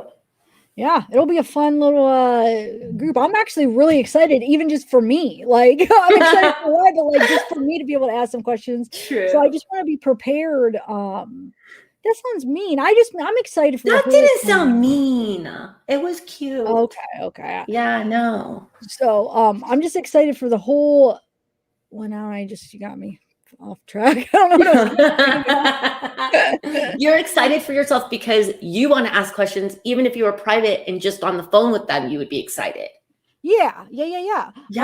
But thanks. But the questions, guys, I need your help on this though, for certain questions. And Bella, do you have any questions that like I would have help that we could do? so Are you many writing them out? questions. Then why don't you email me or we talk about it so we could write them out so I could put them up. I could get the banners ready and get them up so when they come on, I could put them up like as banners. I could have it all pre-done up. Of course, we could improvise a little and whatever comes up, a question comes up off of another question or whatever. But I want to have some prepared with the banners. I really do. And if some aren't good, then just don't read them. Okay. Don't read them out loud if they're not good. Wait, what? I'll send you my questions, but like, what if they're not good? Like, yours. No. Well, yeah, I'm sure probably only able to use like maybe 10% of yours. I know. Yeah, Libra, we're gonna need your help too. Yeah, definitely, Libra. I know you'll come up with some good questions. Mm-hmm. Please, because don't let me stuck with Bella's questions.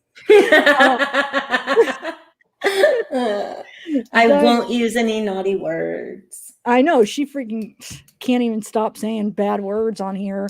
Yeah. Last live, I know. It's actually kind of comical that you did because of everything that happened with that video. now that stupid iHeartRadio, they thought they were going to make a bunch of money off of that video. They're not going to make anything. So thanks, Bella. That was actually. I'll never listen to iHeart again.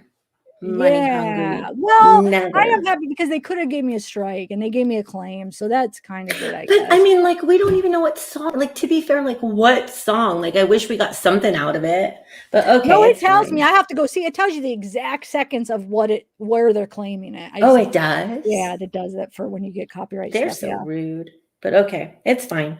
It just sucks because if it was purposely put in there and I used it, but it was an accident, it was playing in one of my tabs that was up on accident. It played from a freaking article. And I remember we're just sitting there talking and I hear, I'm like, what is this from? Yeah, it scared you. It scared me. And then I had to go back and find it and turn it off right away. So it was a freaking accident. I told you should strike them for scaring you. Ruining your show. I could, huh? I would. I'd be like, I'll send them a letter, just like a yellow piece of paper cut out that says strike and send it. I strike you. No, it's getting late, guys, and I had chocolate. So sorry. I don't know how I'm gonna wake up with chocolate all over here. The last few nights. Oh my god. So last night I had seeds in my bed because I can't put those.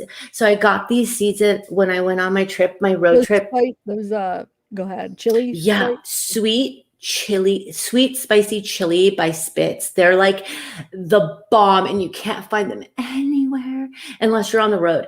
And so I just went into them when I was sleeping, and then I woke up and there was like seeds in my bed, and I'm like, what is going on? But usually I have a lollipop stuck in my hair. So.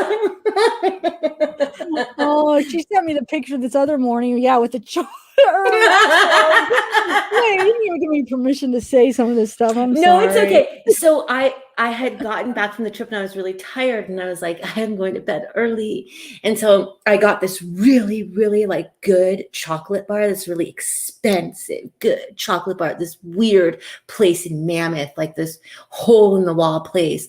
And I've never seen this chocolate bar anywhere. And so it was like salted caramel pieces and whatever. It was really good. And I guess I fell asleep with it. Like I dropped it on my chest and then it melted. So I woke up in the morning, like smelling cocoa, like really strong. And I'm like, what is that? My plug-in is not like cocoa. What's going on? And then I put my hand down and it's like chocolate. I'm like, my bar. Yeah. Oh my gosh. Yeah, I'm a weirdo, Jojo. Yeah. No, but Bella, 2 days. I haven't touched those suckers. I'm so proud of you. You hid them from yourself. No, I mean, I pretend, but no, I'm so proud of you. Oh, but now that I just brought it up, now I want one so bad. Anyway, Can you have just one? And do you have the blue one? Probably there's some left. That's my weakness, those blue ones. Those light blue ones, the blue raspberry. Oh my gosh. And no, I'm afraid because once I have one, I just want more. Oh no. Well, you better. Oh no, like you're not the same way. No, I told you what I do. I take one blow pop out of the kitchen into my room, and then like, you know, I'm not going back out. I'm not getting out of bed. Sometimes it's cold. Sometimes I'm not wearing PJs or something. I'm not walking around here all brave. I just want to go to bed. No, I'm not lying, Karen. No, I still have, look. Karen. She says, be honest, you ran out. No, I still have, well, I opened this bag to get a blue one out because I was out of the blue. So I got 2 bags open. So I have 2 left in this one, and then I got a bunch left in this because the first couple of days I went nuts, but the last couple of days I didn't eat any. She's doing good. Yeah. Tammy, you weren't a paint on panel. You were so fun. I wish I had Facebook to join your channel. That definitely was fun. Back in the day, sister. Back in the day. Not anymore. I'm too old for that. You really love those. Yes, I really love them. I want a blue one now. Oh my God, they're so good. Oh, they're like sour. They have like a little bit of a sourness to them, and it's just. And then these ones are really fresh because once you get to the Tootsie part, so you know sometimes they could probably be old. It's so soft, so soft in the middle. You're like, okay. So the next bag I'm gonna have to get is Tootsie Pops. OMG, I'm in trouble. Oh my God. See, that's why my dentist doesn't like me. I feel. Oh yeah, I know. I did. Yeah. I feel like I'm wearing my teeth down because of Tootsie Pops, like on the inside. Maybe. Not Tootsie Pops, blow pops. Blow pops. I don't know. Those blow pops I got though, they're freaking like rocks. That was gonna rip out my teeth. I need to get rid of them. They're so because hard. They're stale because people aren't buying them, and instead they're buying Tootsie Pops. See? Yeah. Hey, Leah, you never had a Tootsie Roll Pop? Is that what you're saying? Oh, you're missing out. Okay, you suck it for a while. I can never resist. I usually bite it too soon because I want the middle real quick. That's the commercial. That's the commercial, the classic commercial. Yeah. But once in a while, if I'm busy and I'm keeping busy, it is better. Like when you, well, there's benefits to both ways of eating it. But sometimes Tell us. Please. You're the professional. Go. I want to know. No. I don't know. Now there's too much pressure. I can't. No, come on. Don't leave us hanging. Okay. Well, you know, like with a blow pop, like if you're sucking it and then you bite it a little bit too soon, you know, it's kind of hard to get to, you know, you got to get through all the hard stuff. But then you get the Tootsie Roll might not be as soft, but then it's mixed with all of the chunks of the pops or of the sucker. So that's a benefit because you have it like mixed. So it's a good mix. But it's also good when you wait because you wait. And then it's so soft and there's still a little bit of sucker, but then it just like, it's so easy to chew and it just comes right off. And yum. Where's my blow pop? No, Tootsie Pop. I know, but I don't have those. Oh, okay. Well, they don't have them in Australia. What kind of lollipops do they have, Leah? Really? I know. I could send you some maybe. Oh, wow. You just can't move to Australia, Zav. Yeah, no, Australia.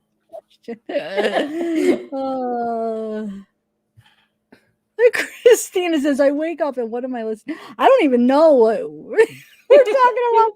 Well, I was good with the, oh man, now you guys made me see it now. See.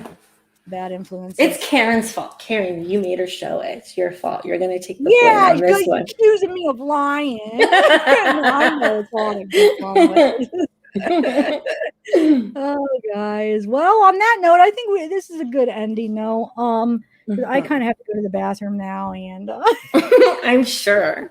Okay, Okay, a little bit too much, but and maybe Sunday, guys. Do not break. Please. And it's early, you guys. It's not going to be this late night thing. So I hope you guys can make it. It's going to be maybe like 1-ish, 1:30-ish Eastern Standard Time. Do your converter apps to find out what that is in your time zone. But please join us because we're going to have this kind of fun, hopefully. I mean, we might have to be a little bit more serious, but we're going to have fun. Okay? Yes, definitely. Sorry. Yeah, it is going to be fun. So yeah, please, it'll be early. So just what she said. Yeah. All right. Well, everybody, thanks, Bella, for coming on. Thanks for having me. Thank you, guys. Sugar Buns, Zav got me a microphone. That's why my voice sounds better. And maybe because I'm not reading for like 4 hours. Oh, wait. Are you saying it sounds better than what it used to? Is that what well, I mean, confused. What are you saying? Probably. Or that it just sounds better than mine, probably. No, it says it sounds better, not so shaky or fried voice. But thank you.